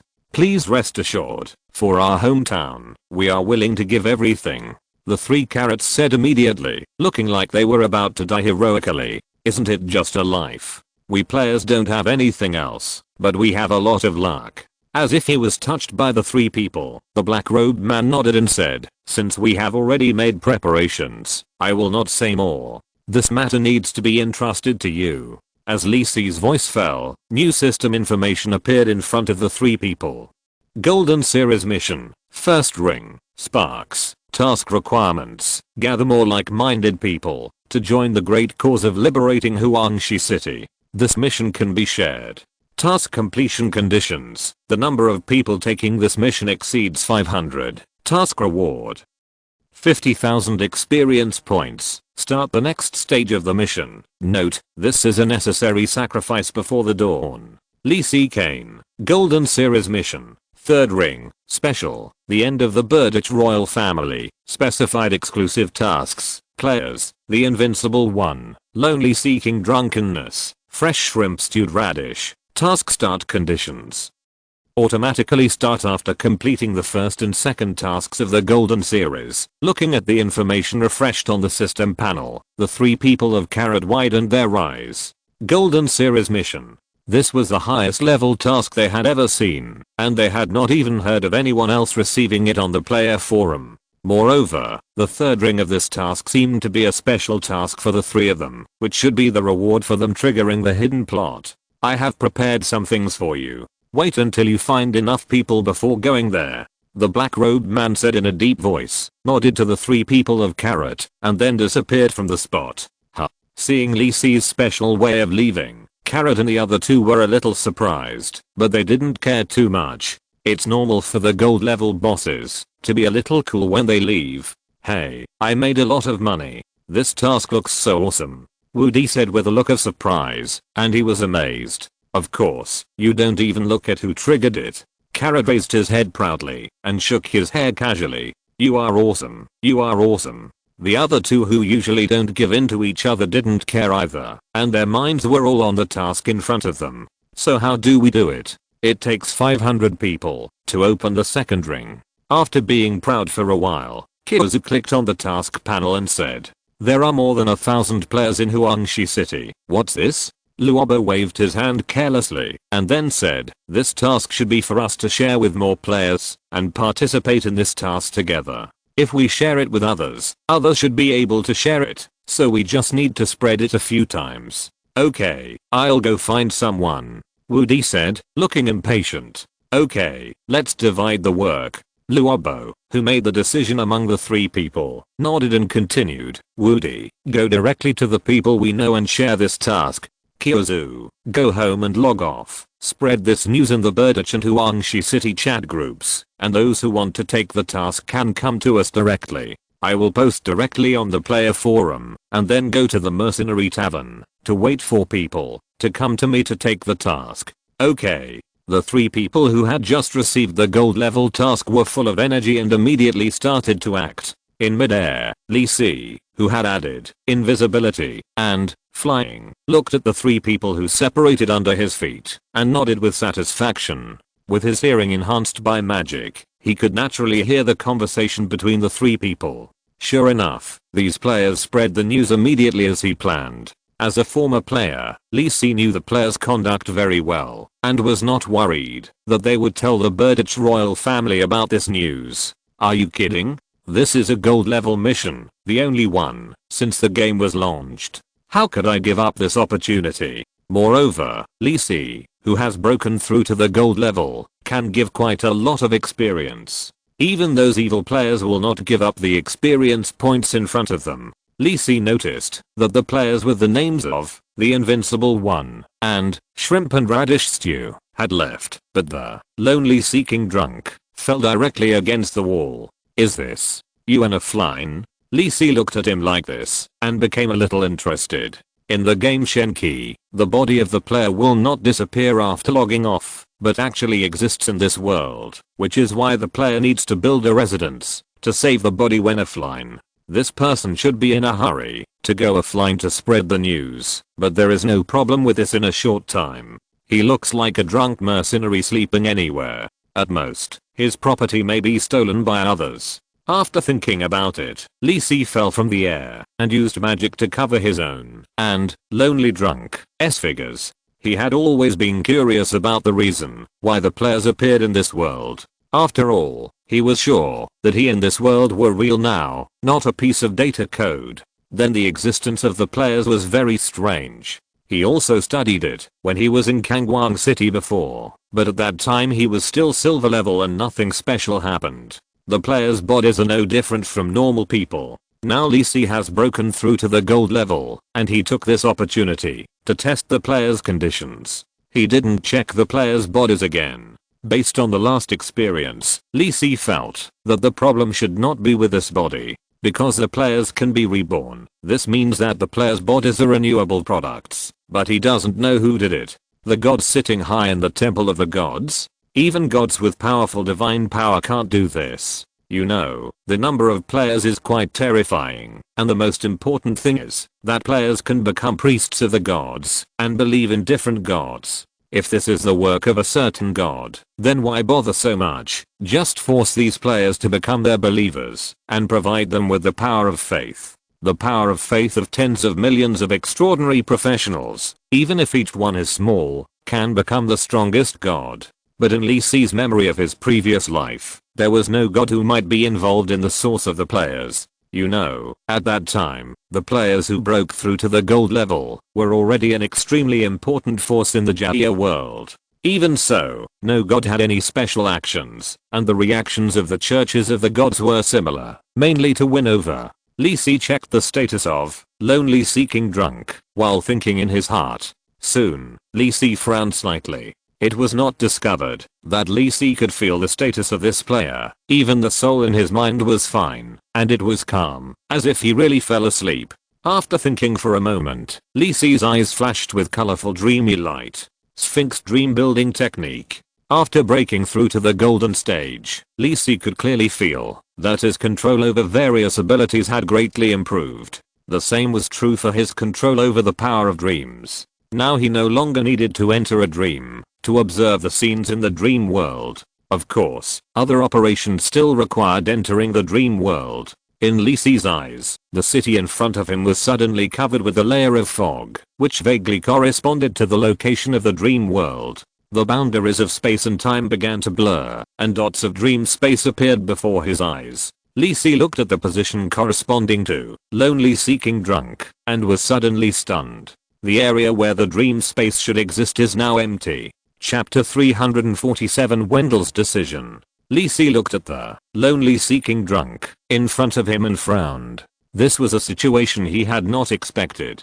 He had thought about the possibility that there was no player's dream space in the dream world. After all, the players all came from another world, and the player's sleep meant going offline, so it was possible that there was no dream space. But Lisi did not expect that he did not find the corresponding anchor point of the player's soul in the dream world. According to Sphinx dream building technique, the souls of all living beings will have corresponding projection coordinates in the dream world, and this is where their dream space is located. As long as there are creatures with souls, there will be anchor points. When they enter the dreamland, the dream space will appear at the corresponding position in the dream world. After Lisi broke through to the golden stage, he was able to observe the anchor points of this dream world, and he had already experimented with the effect before. But this time he did not find the anchor point of lonely seeking drunk, and there was no trace at all. In other words, there is no projection of their souls in the dream world. This was somewhat beyond Lisi's expectations. What is the reason? Is it because of the special nature of the player's souls, or because they have no souls? But in their bodies, Lisi can sense the existence of their souls. As far as Lisi knows, soul type spell effects can also work normally on players. After trying it, Lisi gave up. The current state of the players is like a computer that can function normally for him. Although it can function like other computers, and there seems to be nothing abnormal on the surface. But Lisi knows that this is different from a normal computer, and there must be something wrong inside. Who knows if there is a normal circuit chip inside, or a group of twisted and crazy tentacle monsters will jump out. It's just that with Lisi's current ability, it is not enough to open the shell of this computer. Lisi had no choice but to temporarily give up the idea of exploring the players and flash away. He still has a lot of things to do, such as preparing a little surprise for the players to give to the Birditch Kingdom. Deep in the Birditch Palace, there is a secret magic workshop underground. Unlike a normal magic workshop, this place is not full of various advanced experimental instruments, but neatly placed with many dark brown wooden bookshelves filled with various books. The faint incense permeates the air, and it looks more like an old scholar's private study. If you look closely, you can see a faint magical light flashing on each book. These are undoubtedly magical books with magical powers. In the center of the workshop stands a spacious wooden desk. Unlike the neat style of other places, the desk is cluttered with draft papers full of handwriting, and the goose feather pens soaked with ink are casually pressed on the paper. Teacher Wendell, everyone in the magic group, is a little uneasy now. A middle-aged man in a golden wizard robe stood in the workshop, looking at the old man sitting at the table in front of him, and said respectfully, "Well." A faint old voice sounded, but the middle-aged man waited for a long time, and did not wait for more responses. This secret place seemed to fall into silence again. Gritting his teeth, the middle-aged man PD said, as if he had made up his mind, "Teacher, the Birditch Kingdom is no longer saved. Master Had and others are already preparing privately. Don't you?" "Okay, PD." The gentle voice sounded again, but there was no other emotion in the peaceful words. PD immediately stopped talking and stood in front of the old man with his head down, respectfully. This was a habit he had developed since childhood. Of course, he didn't care. In his heart, Wendell was his most beloved teacher, and he respected him like his father. A simple, undecorated grey cotton coat was draped over the old man's thin body, but no one in Huangshi City dared to despise this famous great wizard. As the leader of the Birditch Royal Mage Corps, Wendell had been in this position for a long time. Most of the mages in the Royal Mage Corps had received Wendell's teachings. He was knowledgeable, gentle, careful, and caring for the younger generation. Although he was born in a noble family of the Birditch Kingdom, he did not go along with those scums, but won the respect of others with his noble ethics. However, this was only limited to mages. In the eyes of the Birditch nobles, Wendell was a bit annoying. It would be fine if everyone was equally bad, but Wendell was as conspicuous as a lotus growing in the mud, which made them look incompetent and stupid. But no one admitted it. At the same time, due to Wendell's lofty status and powerful strength, even the incompetent king respected him, and no one dared to disrespect him in front of him. "I know all you said. Wendell slowly stood up from the chair, looked at PD gently and said, these are all my tacit approval. Teacher, you. PD didn't expect that Wendell, who had been loyal to the Birditch Kingdom and the royal family for a long time, would not agree with this situation. As Wendell's disciple, he was not interested in the Birditch royal family. He knew the stupidity and incompetence of those kingdom nobles. He didn't think that the Birditch Kingdom could be saved. This effort outside Huangshi City was just a struggle before death. He didn't worry about his future. At worst, he could hide at that time. As a silver mage, it would be no problem to save his life. But he was worried that his teacher Wendell would fight for the Birditch Kingdom. The appearance of the Royal Mage Corps on the battlefield seemed to indicate the teacher's determination. The Birditch Kingdom was not worth the price that Wendell had to pay, so PD came here today to persuade the teacher to give up saving the Birditch Kingdom. But he didn't expect Wendell to say such a thing. Did the teacher change his mind? PD didn't dare to say much and stood quietly by the side. Wendell sighed and said, "How could I not know? I watched the Birditch Kingdom gradually reach this point, but I was powerless. After all, I'm just a mage. Maybe I can make a difference if I break through and become a legend, but this is impossible." Wendell shook his head and sighed. The longer life of a gold professional than that of an ordinary person has allowed him to see too many changes, but even he could not force the kingdom or even the nobles to make a 180 degrees change. He had made countless efforts to persuade the king, train the next generation of mages, etc., but in the end he still came to this point. Now, he didn't know what to do. Then, teacher, why don't you leave? You have done enough for Birditch. Senior brother Valro and the others are also ready. No, PD. Before PD finished speaking, Wendell waved his hand and interrupted him. Looking at his youngest disciple, Wendell's eyes showed a trace of relief, and he smiled and said, "I'm old, PD. When I get old, I don't want to move. I'll stay here. It can be regarded as to protect the last bit of dignity of Birditch." "No, teacher." PD couldn't believe it and couldn't accept what the teacher said. Wendell's meaning was very clear. He didn't want to leave. He wanted to stay here and witness the final outcome with the Birditch Kingdom. "Teacher, don't."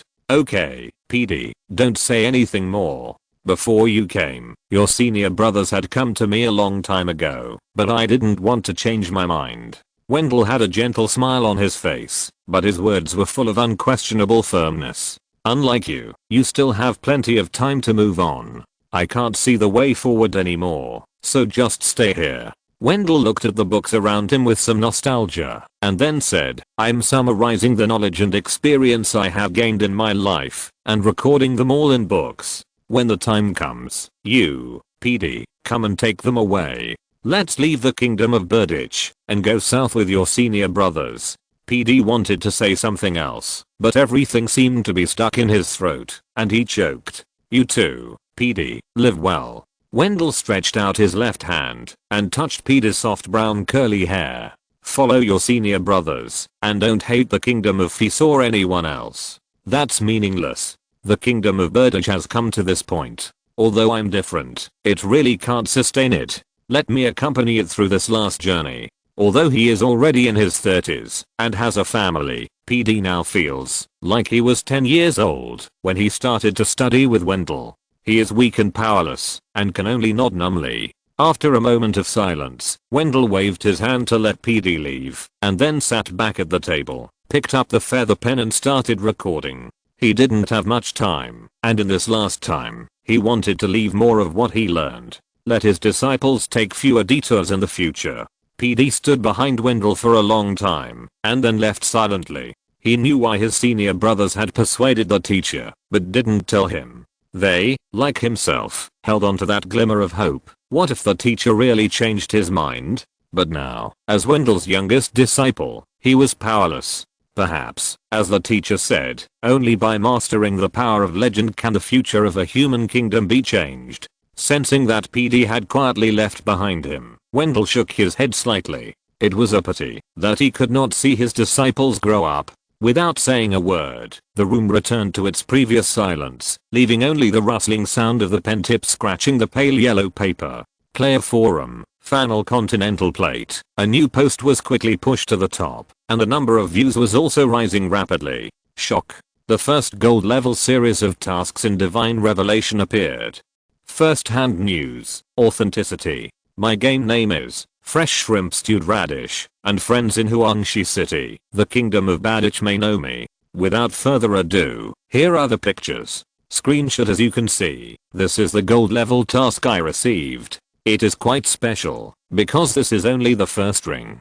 To start the next ring of tasks, you need to meet the conditions of 500 people, which is why the host posted this post. Players near Huangshi City in Badich Kingdom, hurry to the Mercenary Tavern in Huangshi City to find me. The gold level series of tasks are free. Time is running out. Then, friends in other places may not know that the Badich Kingdom where I am is at war with the Fez Kingdom. Badich Kingdom is about to be destroyed. But it's a good thing that they are destroyed. The nobles of Badich Kingdom are really not good people. Some information can be searched on the forum.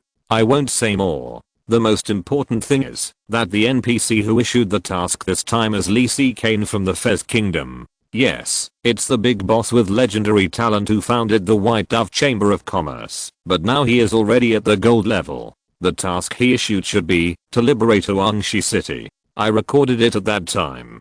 Download address. As we all know, videos cannot be photoshopped, so the fact is that Lisi came to save us poor oppressed people. I declare. Okay, no more nonsense. These are the details. Brothers from D University, come and take the task together. The crowd was even more excited under this post. Died of a fat life. Damn. It's actually a real gold level mission. Why is it so far away? Asterisk. Geishiang Xiang. Haha. As the news of the gold level mission spread, Lisi's name appeared in front of many players again after a long time. Especially in the past 6 months. He broke through from the silver level to the gold level, and his high interaction with the players made the players more and more interested in Lisi. Lisi also got a new nickname, Fana Godstick. This Godstick has no other meaning, it's just that Lisi always appears with a mission, just like the Godstick in the church who deceives people, making players willing to work for him. Lisi naturally noticed the popularity on the player forum, but he cared more about the number of people who accepted the mission. Gold level series of missions. First ring. Sparks. Current number of people accepted. 1666. Enough people. We can start the next step. I hope King Badich likes some of the little surprises I prepared for him. Underscore open bracket colon closed bracket underscore. Chapter 348 Second Ring Mission. Huangshi City. Mercenary Tavern. It was the second night after Lisi left the Mercenary Tavern. The magic crystal lamps on the walls of the tavern had already lit up. The tavern was bustling with people. Many mercenaries who had withdrawn from the battlefield came to the tavern with bags full of gold coins to spend lavishly, venting their extremely depressed emotions on the battlefield. But at this time, in a corner of the tavern, a dozen mercenaries in strange clothes were sitting there, discussing something in a low voice without making any noise. The first round of the mission has been completed by 500 people. Why hasn't the second round of the mission been unlocked yet? Said a player wearing colorful pants sitting at the round table. It was obvious that the performance artists gathered here were all players of the Shenqi game, and those indigenous mercenaries were far away. What's the hurry? Carrot said calmly, and threw a piece of dried fruit into his mouth. As a kingdom with prosperous maritime trade, the Kingdom of Badich is very popular with this special snack from the Southern Kingdom. Even civilians can often buy some to satisfy their hunger, unlike fresh fruits that only nobles can afford.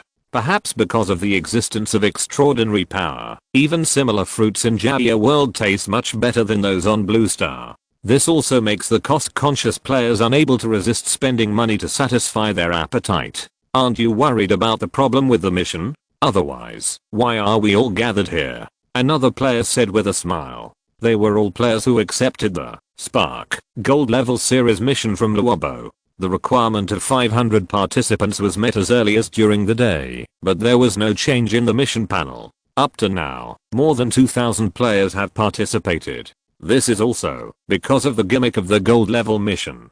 Not only the players in Huangshi City, but also many players in the surrounding areas have rushed here. However, this is almost the total number. Players who are far away will not be able to reach Huangshi City within 1 or 2 days. The players sitting around Luobo at this time are all great players or representatives pushed by nearby player guilds, gathered here to discuss the gold level mission together.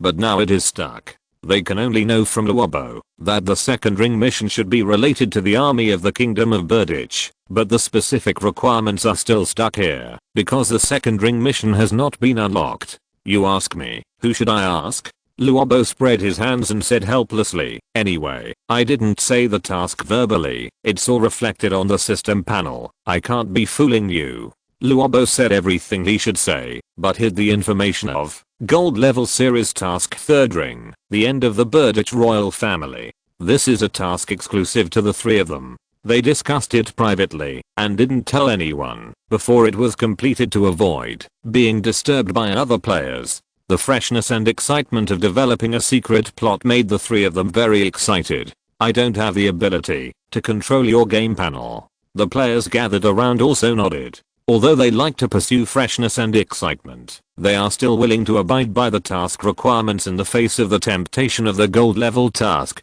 What's more, this task seems to be very exciting later. After all, it may be necessary to directly attack the army of the Burditch Kingdom. If it is true, this is the first time, since the game was launched, that players have taken large-scale actions against indigenous forces. Just thinking about it makes my blood boil. The second round of tasks is not open yet, so let's do this for now. Everyone can make some preparations first. Luobo stood up and said. He organized today's party. He originally thought that he would complete it together after unlocking the second round of tasks, but now the situation is a bit regrettable. Other players didn't care. Luobo could share this gold level task with them. Many people owed him a favor, so it was appropriate for him to be the person in charge. After all, Luobo and his friends are individual players. Otherwise, if other players' guilds were to host, someone would always be dissatisfied. Just when everyone was about to disperse, they heard the system prompt sound at the same time. Ding, everyone was stunned and called out the system panel at the same time. In front of them, a new task information was refreshed. Gold level series task, first round, Spark, task requirements have been met. Current number of people who have accepted this task. 2136 people. The second round of the task is unlocked. Gold level series mission, second ring, a wildfire, mission introduction. Marquis Arcane of the Kingdom of Fez is ready to crush the last resistance of the Kingdom of Burditch and completely liberate the people of this land. He believes that people's desire to resist will eventually ignite a raging fire and completely destroy the corrupt Kingdom of Burditch. Mission requirements. The army of the Kingdom of Fez will have a decisive battle with the army of the Kingdom of Burditch on the plain outside Huangshi City on June 1st, 641 of the Dawn calendar. You can choose the following branch missions. Mission 1. Join the frontal combat team hired by the Kingdom of Burditch and directly attack the rear of the army of the Kingdom of Burditch after the decisive battle begins. Mission 2. Join the logistics support team hired by the Kingdom of Burditch and attack the camp of the Burditch army after the decisive battle begins, destroying supplies including magic arrays and food. Mission 3. Stay in Huangshi City of the Kingdom of Burditch.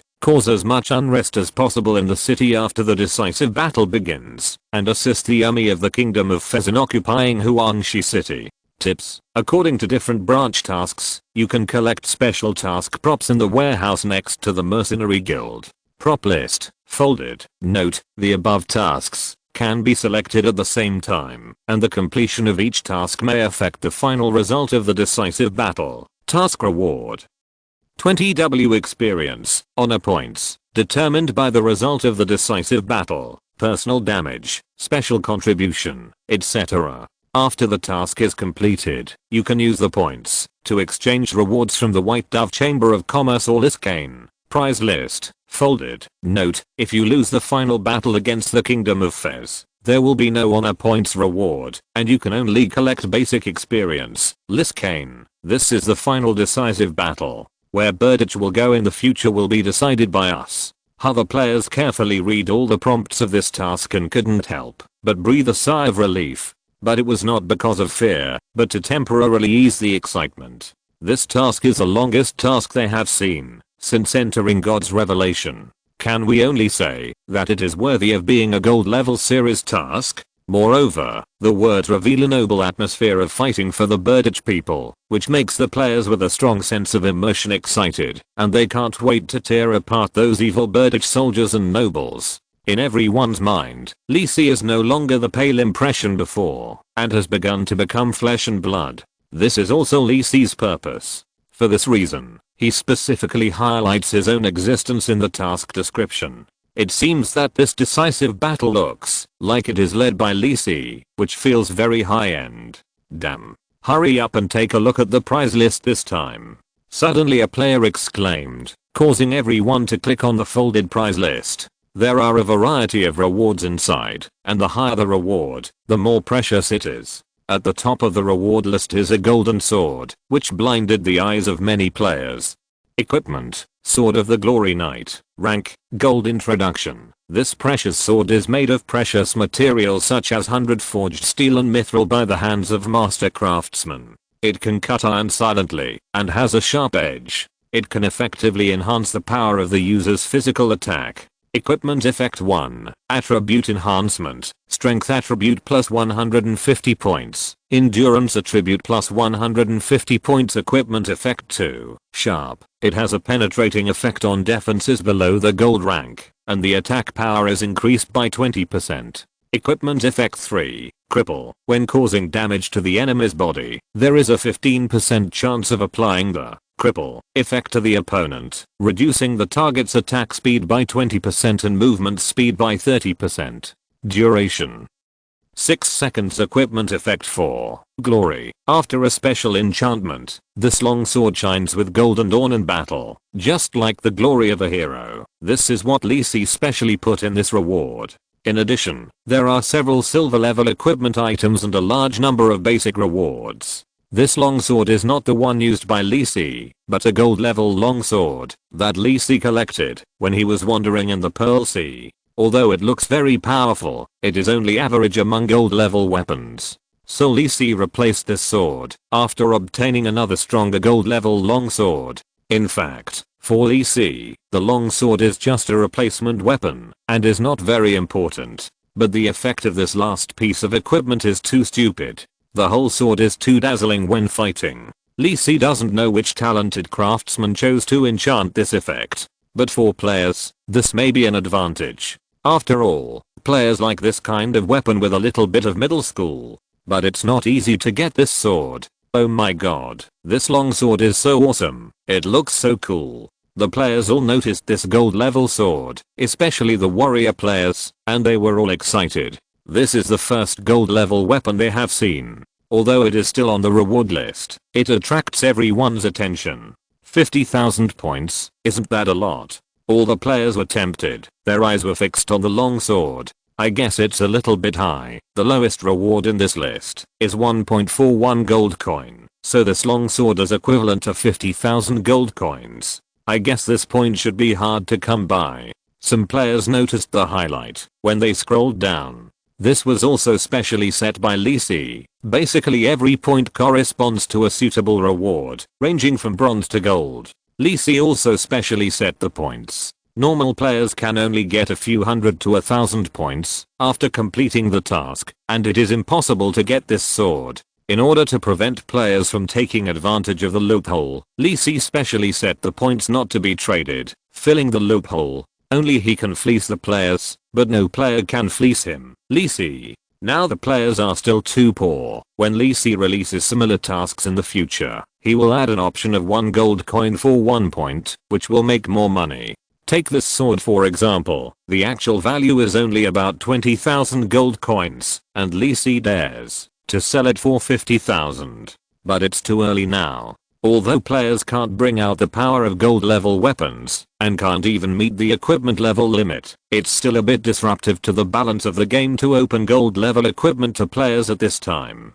Lee Sin plans to slowly sell players equipment that is slightly higher than the current stage, to cut leaks and slowly cultivate. And this sword is the hook that Lee Sin specially scraped out to attract players, and it is also reused. Because of the appearance of the reward list, the enthusiasm of the players has reached the highest level.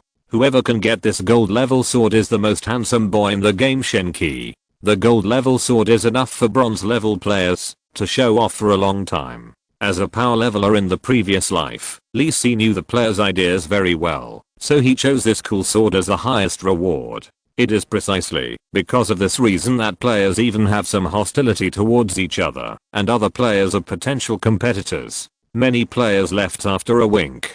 The second ring of the gold level task has 3 branch tasks, which can be competed separately, and strive to earn more points. Luobo saw the players quietly slipping away around him, and he knew it in his heart. But he didn't care. As long as he could successfully complete the second ring task and trigger the third ring hidden task, he would be successful. The special plot was more attractive to him than the gold level equipment. Luobo was very happy, and he said hello to others and slipped away. He claimed to be a technical player, but he didn't just stay in the dazzling rewards. He also noticed the prompt of the ale task. In the warehouse not far away, there were also task props prepared by Lee Si Kane, which should be prepared for completing this task more efficiently. The props recorded in the prop list made Luobo a little speechless, but more excited. Just kidding. Such powerful props can be used. Just thinking about it makes me a little excited. The most important thing is that for some reason, these props prepared by Lee Si are very sunny. Luobo was a little dazzled, and soon he conceived a lot of tricks to use these props in his mind. If it weren't for the Shenqi game claiming that all plots and tasks are automatically generated by artificial intelligence, he would have doubted which smart planner designed so many unethical props. Thinking in his heart, Luobo quickened his pace. The list only gave which props there were, without marking how many there were. If he didn't hurry up, all the fun would be gone. Luobo didn't notice that a figure was standing quietly in the air above him. Lee Si looked at the second ring task that had been triggered on the system panel, and the small black dot under his feet that was quickly rushing towards the warehouse he prepared, and nodded with satisfaction. These players are still quite active, and have a high level of awareness. The arrangements in Huangshi City are almost done, and he has discussed with Beavis and others to launch the decisive battle on June 1st. Lee Si still believes in the player's ability to make things happen, especially when he has provided so much help. Just as Lee Si was about to return to the outside of the city, he suddenly felt a gaze falling on him. Who? Thank you for the monthly tickets. Chapter 349 Wendell's Request. Lee Si was floating in the air, and he clearly felt that someone was secretly observing him. Frowning, Lee Si noticed that an old man with grey hair slowly appeared in front of him. He was wearing a simple and plain grey robe, and looked at Lee Si with a calm face. It was Wendell, the head of the Burditch Royal Mage Corps, the Golden Mage. Wendell was also a little surprised. He had just faintly sensed Lee Si's breath, and came quietly to see what was going on. Unexpectedly, he was discovered by the young man in front of him, just as he approached to observe. Although the black robe Lee Si was wearing covered his body and face tightly, Wendell felt that the mysterious man in front of him was a young man. He was a very young boy. Maybe he felt a vigorous breath on him. Obviously younger than his youngest disciple, but already a golden level mage. Thinking of this, Wendell smiled slightly. Although the magic power in his body has become more and more advanced with the passage of time, and his strength has not declined, his body is already old and there is no hope of going any further. Wendell even felt a strong sense of threat from the young gold level mage in front of him, which was a bit incredible. Who is he? The leader of the Burditch Royal Mage Corps. He can even be said to be the strongest gold mage in the kingdom. In the absence of legendary strongman, many people call him the strongest professional. And Lee Si's appearance made him very curious, but there was no hostility. For him who has made up his mind, there is nothing that can make him feel scared and worried. Lee Si looked at Wendell, who suddenly appeared. His muscles tensed, and looked at the old man cautiously. He didn't know this person, but from the way he appeared, and the breath that was not too concealed, he clearly felt that this was a very powerful mage. He just suddenly appeared through space teleportation, and he could clearly perceive his own breath. This should be a strong man from the Burditch Kingdom, but for some reason, Lee Si did not feel any hostility or the idea of taking action from him, which made him a little strange. I'm Wendell Valentine. Are you from the Kingdom of Fez? Wendell said with a smile, looking like a kind old grandfather talking to a younger generation. Wendell, the leader of the Birdage Kingdom Mage Corps, a high-level gold mage. The information of this old man emerged in Lisi's mind. Although Lisi had never seen Wendell in his previous life, he had obtained information about important figures in the Birdage Kingdom from Beavis. This Wendell was one of them, and he was a very key figure. Because his subordinate Birdage Royal Mage Corps caused a lot of trouble to Beavis and others on the front battlefield. And Wendell's own strength was also feared.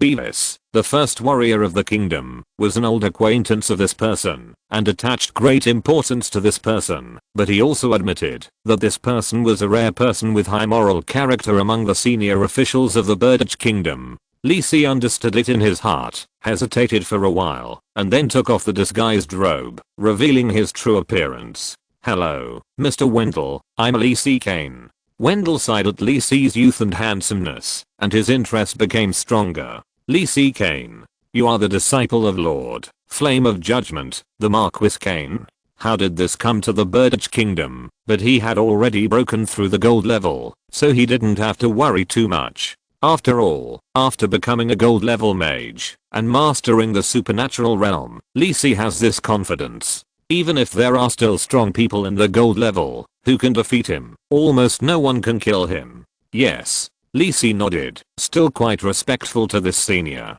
Wendell nodded and was silent for a moment. Looking down at the area under his feet, Wendell smiled and said, "Look, this is such a beautiful city. I grew up here. After 100 years, I can't leave here anymore." Lisi didn't speak, but listened quietly. At this time, Wendell was more like mumbling to himself than talking to him. "This city, this kingdom, is as old as me, and I can't walk anymore. I have also thought about whether there are other ways, but..." Wendell looked at the magnificent palace not far away, and sighed silently in his heart. "In this case, why not just do it this way, Sir Kane?" Wendell looked at Lisi with a pleading look in his eyes. "I have an unwelcome request. I wonder if Lord Kane can agree to it. Please go ahead." Lisi couldn't deny it. Although it was only the first time they met, he had a good impression of this powerful mage. It can be seen that Wendell is a very pure person. He loves magic, pursues knowledge, and has good intentions towards others. The only pity is that he was born in the Birdage Kingdom. "I don't know what you are going to do, Lord Kane, but I still hope that you can protect those ordinary people as much as possible and keep them from being hurt by the war. After all, they have suffered for too long." Looking at Wendell's sigh, Lisi couldn't help feeling a little strange. Although he didn't care whether anyone from the Birdage Kingdom noticed his arrangement. After all, those players were not so easy to target. In the past, many extraordinary forces found a few ways to target the players after many failed attempts. The current Birdage Kingdom does not have that ability. But looking at Wendell's appearance, it seems that he doesn't want to do anything, even if what Lisi did is obviously something that is not good for the Birdage Kingdom. Wendell obviously cares about the Birdage Kingdom, right? And listening to what he said, why did it feel like he was telling his last wishes? Lisi was silent for a moment, but still nodded and said, "No problem. This is exactly what we want." "That's good."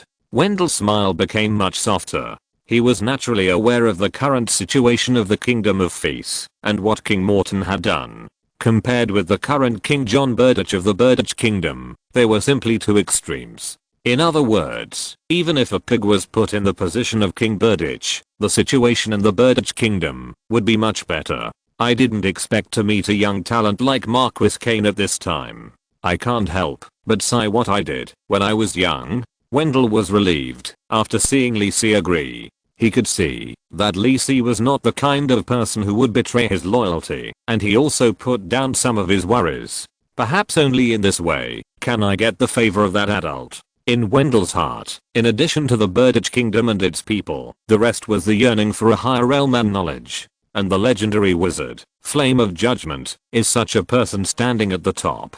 Lisi did not speak, but just looked at Wendell quietly. He seemed to feel the determination of death from the old golden mage. Wendell looked at the city shrouded in the night under his feet, his eyes full of nostalgia and reluctance, but he knew that the kingdom was about to reach the end of its life, and even if he was a high-level golden mage, he could do nothing. This made him extremely painful and confused, but he finally accepted such a future. He knew about the situation of the neighboring kingdom of Fez, especially after the start of this war. Perhaps the people of Burditch will experience a period of pain, and perhaps there will be some scum among the nobles and officials of the kingdom of Fez. But compared to the future where people have been oppressed for countless years and can't see the slightest dawn, becoming a part of the kingdom of Fez may be a better result. He didn't know what the future would be like, but Wendell was tired.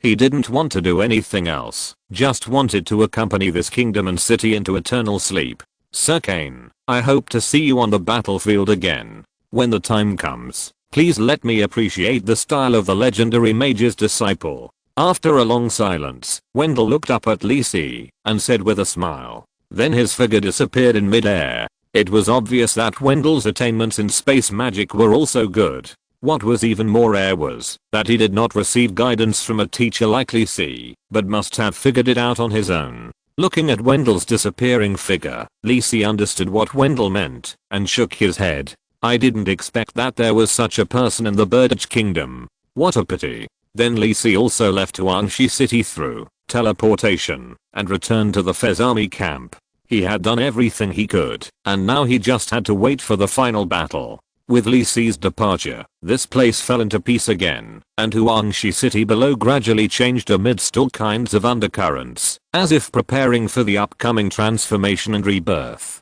June 1st, 641, Dawn Calendar. In the morning, the sky was clear and windless. On the plain outside Huangshi city, at the military camp of the Burditch kingdom, where the mercenary squad was, hurry up, everyone, get moving. We got the news that the army of the Fez kingdom has already set out. Don't dawdle. You got all your gold coins for free. Why don't you pack them up and get ready to go? A knight in high-level military armor was holding a long sword in his hand and shouting loudly. There was no other way. He was assigned to lead the squad of these mercenaries. It was his good self-restraint not to curse out loud. Those mercenary groups that received war commissions in an organized manner did not need the Burditch Kingdom army to arrange personnel to manage them, and the rest were lazy free mercenaries. Although they had no problem facing the battle, it was too difficult to get them to obey orders. Organizing these mercenaries to rush to the battlefield every day was a hassle for him. The only consolation was that he didn't have to worry about the actions of these mercenaries on the battlefield, as long as they didn't run away or attack their own army. At this moment, he saw 3 mercenaries dressed neatly, standing in front of him in a straight line, with straight backs and serious faces. They were standard elite soldiers. The knight was deeply moved, as if he saw a gold nugget in a pile of shit. He walked over and patted the shoulders of the 3 men with satisfaction and said encouragingly, "Not bad. You are very good. When today's battle is over, I will promote you to team leaders." "Yes, sir." The sonorous and powerful response made the knight nodded with satisfaction and then turned around and scolded the drunken mercenaries who were obviously hungover from last night. However, the knight did not notice that after he turned around and left, the 3 mercenaries whispered to each other. "Damn, did you hear him? He said let me be the team leader. I have been the leader of the mathematics team since I was a child. I'm a little excited to think about it." The moment he spoke, his identity as a player was exposed. That's right, these 3 people are the players, the Invincible One, Lonely Seeking Drunk, and Fresh Shrimp Stewed Radish. The one who just spoke was the Invincible One, who was looking at his good brother with a smug look on his face. "Virtue. Are you satisfied with a small captain?" QIUZUI looked down on him, thinking that the performance of the cheap one lowered the evaluation of their trio. "What are you thinking? If we go there today, the entire Burditch army might be finished. Why are you still here?" "That's right." Luobo hit the nail on the head, and the cheap one instantly wilted. They appeared here to complete the second ring of the gold series of tasks. This was easier than they had imagined before. The Burditch Kingdom army almost piled up people on the front line to deal with the more elite troops of the Fez Kingdom.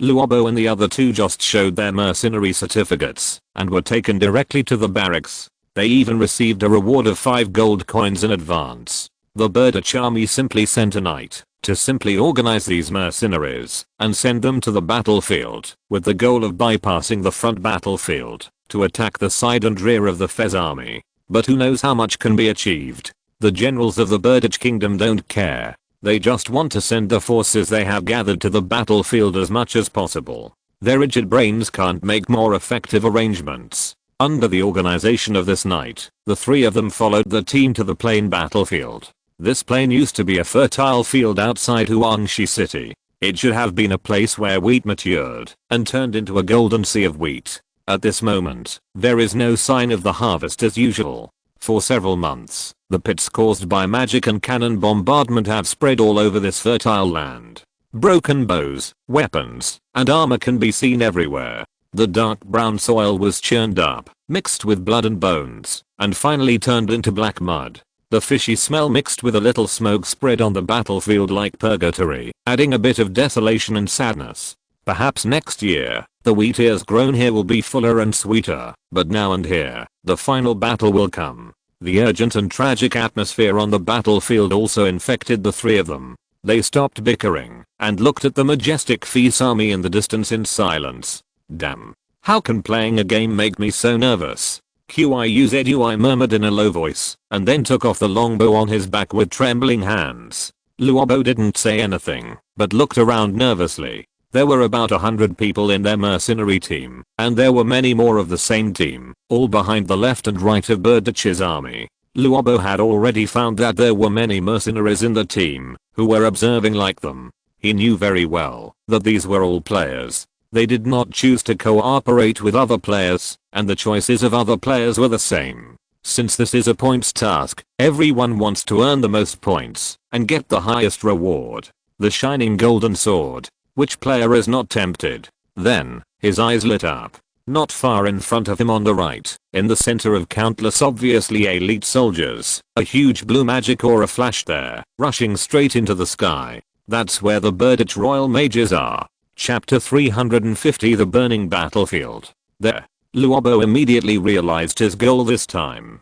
He, Giants and Kyozu chose to join Birditch's army as mercenaries, and came to the front battlefield, with the goal of earning more points. The points required for Glory Knight's longsword are too many, and there is definitely no way to get enough points through ordinary means. So Luobo and the other two discussed and prepared to take a risk, and make a big one. Since the number of points is related to the contribution on the battlefield, and the most important thing for the Birditch Kingdom is the Royal Mage Corps, it is precisely because of this that Luobo and the other two decided to try to attack the Royal Mage Corps. If they were based on their own strength, let alone defeating them, even a sneak attack would not affect the overall situation. However, with the special props provided by Lisi, Luobo and the other two could not only defeat the mages who were surrounded, but also affect the mages to take action. Even so, the impact on the entire battle situation is large enough. No hurry, no hurry. Luobo stared at the central battle formation not far away, where elite soldiers and knights surrounded and defended the Royal Mage Corps. There were too many people now, and they couldn't get through at all. They could only wait until the two armies officially started fighting, and the situation began to get chaotic before the three of them had a chance to take action. After sending his thoughts and decisions to Giants and Kyozu, the three of them lurked in tacit understanding, quietly waiting for that moment to come.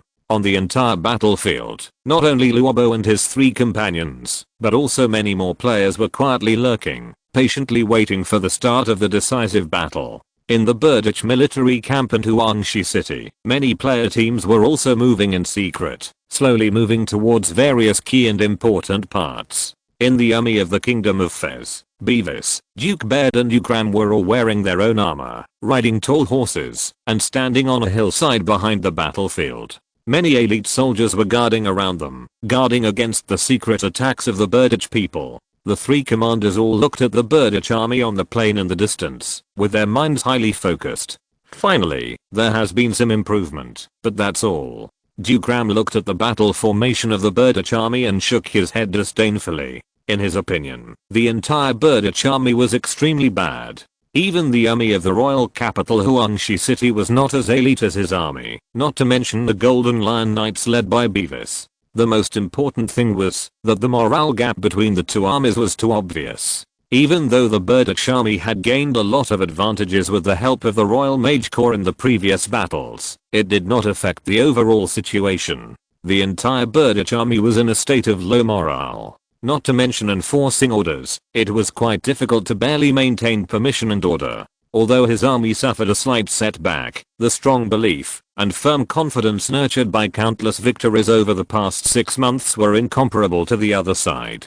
Beavis and Duke Baird nodded and agreed with Duke Ram's statement. Even so, we can't be careless. After all, the other side still has the Royal Mage Corps, Baird said with a smile. He didn't look like a man in his 70s in all black armor. He was full of energy and awe-inspiring. Of course, as a golden warrior, he was in his prime. Li Si said he had a way, and had arranged people, to disrupt the enemy's army, but I can't figure out how he did it. Beavis said calmly. He was indeed very curious about this. After thinking about it, he turned around and ordered the messenger to inform his own mages to prepare and respond to the enemy's mage attack in time.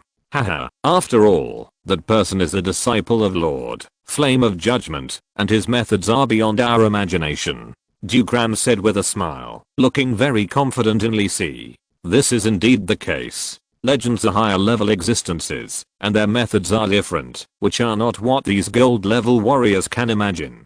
Beavis has witnessed the actions of legendary masters, such as the blood sacrifice riot that occurred in Kangwang City. He not only witnessed the actions of 4 legendary masters, but also witnessed the arrival of the incarnation of the Lord of all Beasts. However, after that, he was also mentally shocked and took a rest for a while before he recovered. Where is Lord Li Si now? Baird asked curiously, looking at Beavis. Beavis shook his head helplessly and said, I don't know the details. He did come to me last night, but he also talked about the subsequent occupation of Huangshi City. Haha, our Marquis Kane is very confident. Then I will look forward to it. Duke Ram laughed loudly, and the soldiers around him couldn't help but look over with their peripheral vision. The 3 of them stared at the 2 sides on the battlefield and issued orders from time to time to adjust the movements of the Fis army. Real battlefield fighting is never a simple matter, not to mention that both sides have gathered about 300,000 troops on the battlefield here. It takes a lot of effort to adjust the army alone. This is why both sides are adjusting their armies as soon as possible instead of taking the initiative. It's not like the rule in the animation that there is no attack in the transformation preparation state. It's because if you forcefully attack before adjusting your state, your army may collapse before you contact the opponent. Except for the Golden Lion Knights on the battlefield, other armies cannot avoid this problem. But Beavis was not in his Golden Lion Knights, but let his deputy commander take charge. He and the 2 dukes commanded the actions of the entire Fis army.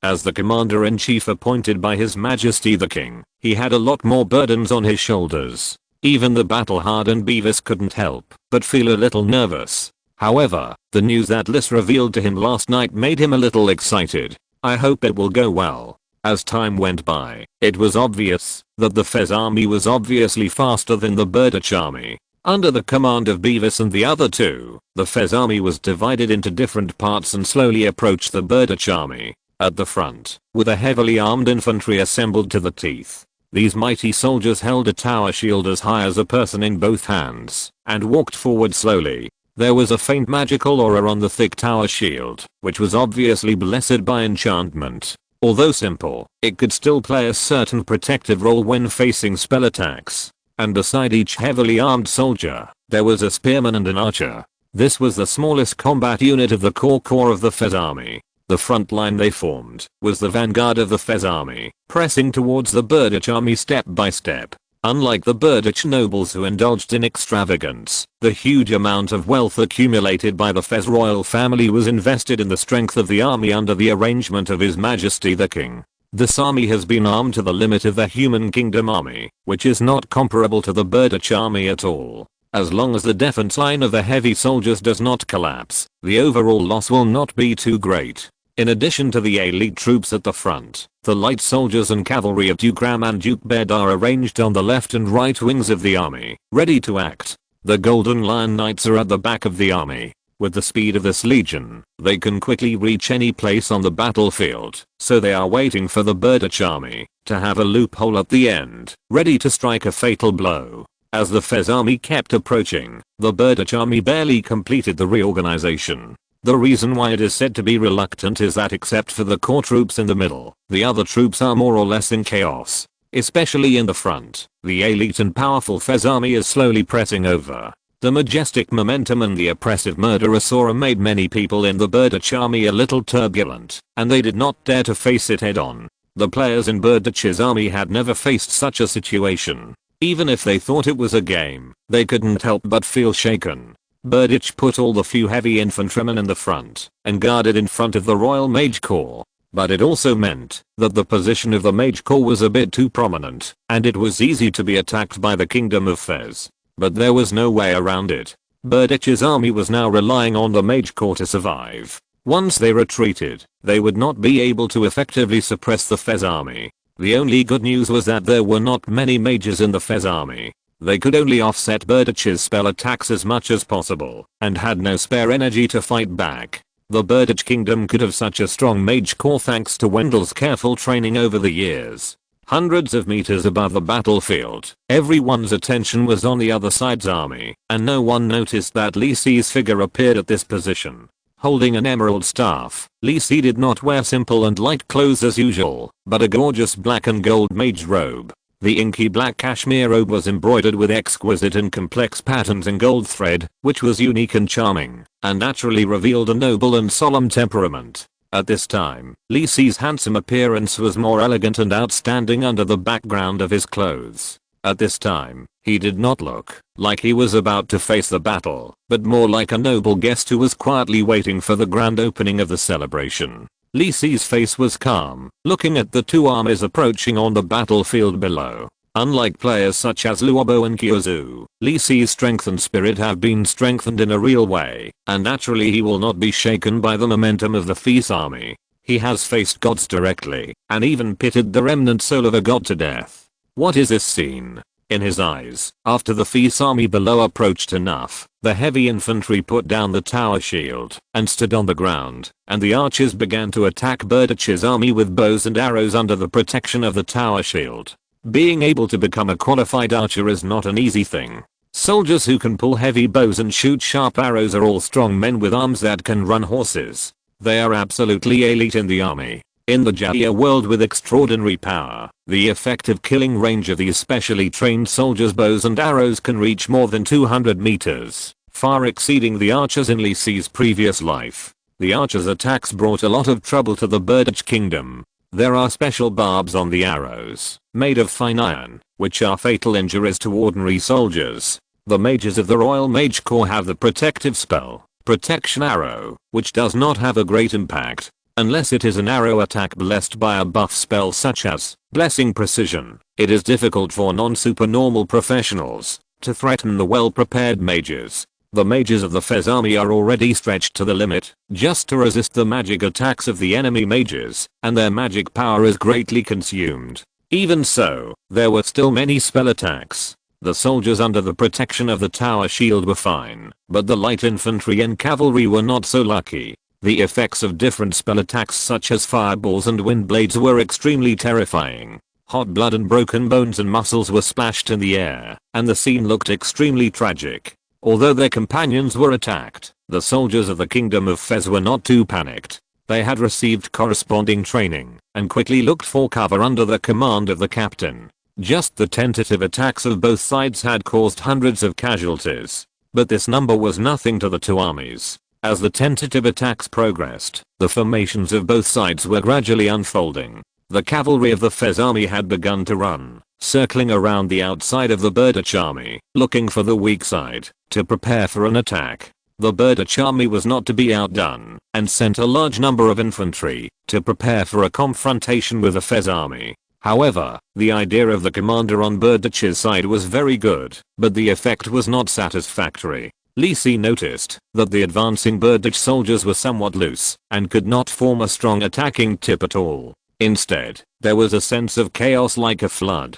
Among them, the team composed of mercenaries was even worse. They dispersed almost as soon as the attack order was issued, scattered into the periphery of the battlefield, hiding themselves and looking for opportunities to attack. The three people of Luobo were naturally among them, and he instantly realized that the opportunity had come. He called Kyozu and Giants, and moved towards the place where the central mage core was located. The three people of Luobo carefully lurked behind a small mound, looking at the position 100 meters away. The soldiers wearing heavy armor were in front, and the elite soldiers surrounded the entire mage core to protect it in the center. Anyone who wanted to get close would be scolded and expelled, even their own soldiers, and could not get close at all. It seemed that Burditch also realized the importance of the Royal Mage Corps and protected it very well, so that the three people of Luobo had no chance to get close. He had noticed that players with the same idea as them were killed by the guards.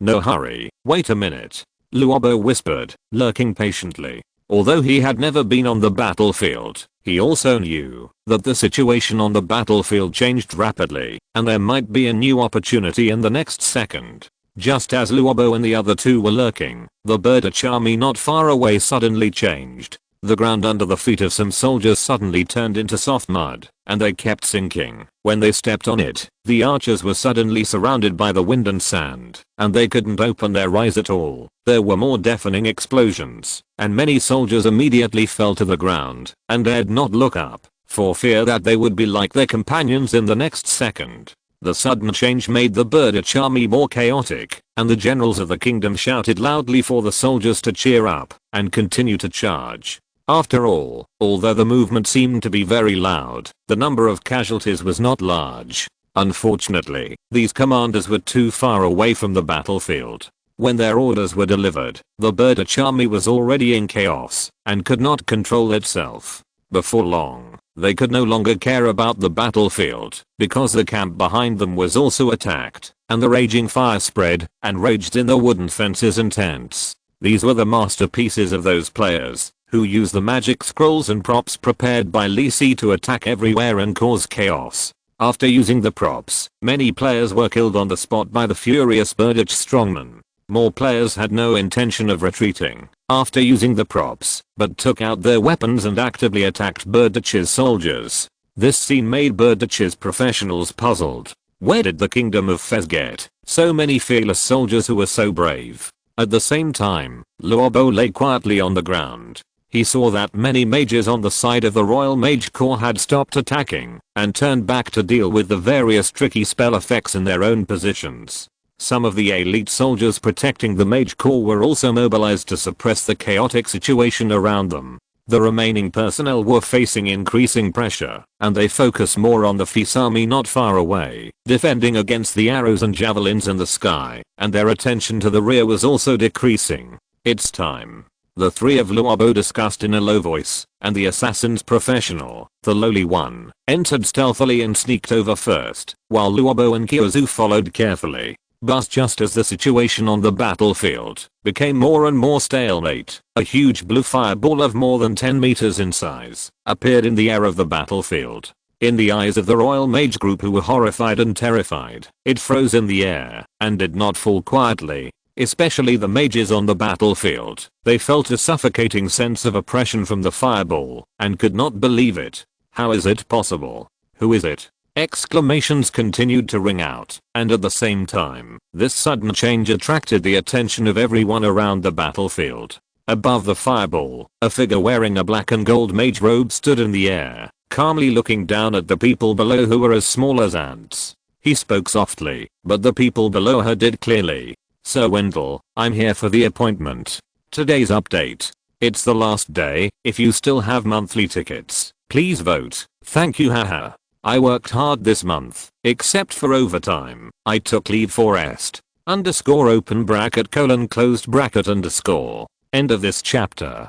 Thank you very much for reaching the end. Don't forget to like. Looking for more exclusive content and immediate access? Subscribe to our Patreon. Remember, every like, subscription, or donation encourages us to continue. Thanks to everyone. See you in the next video.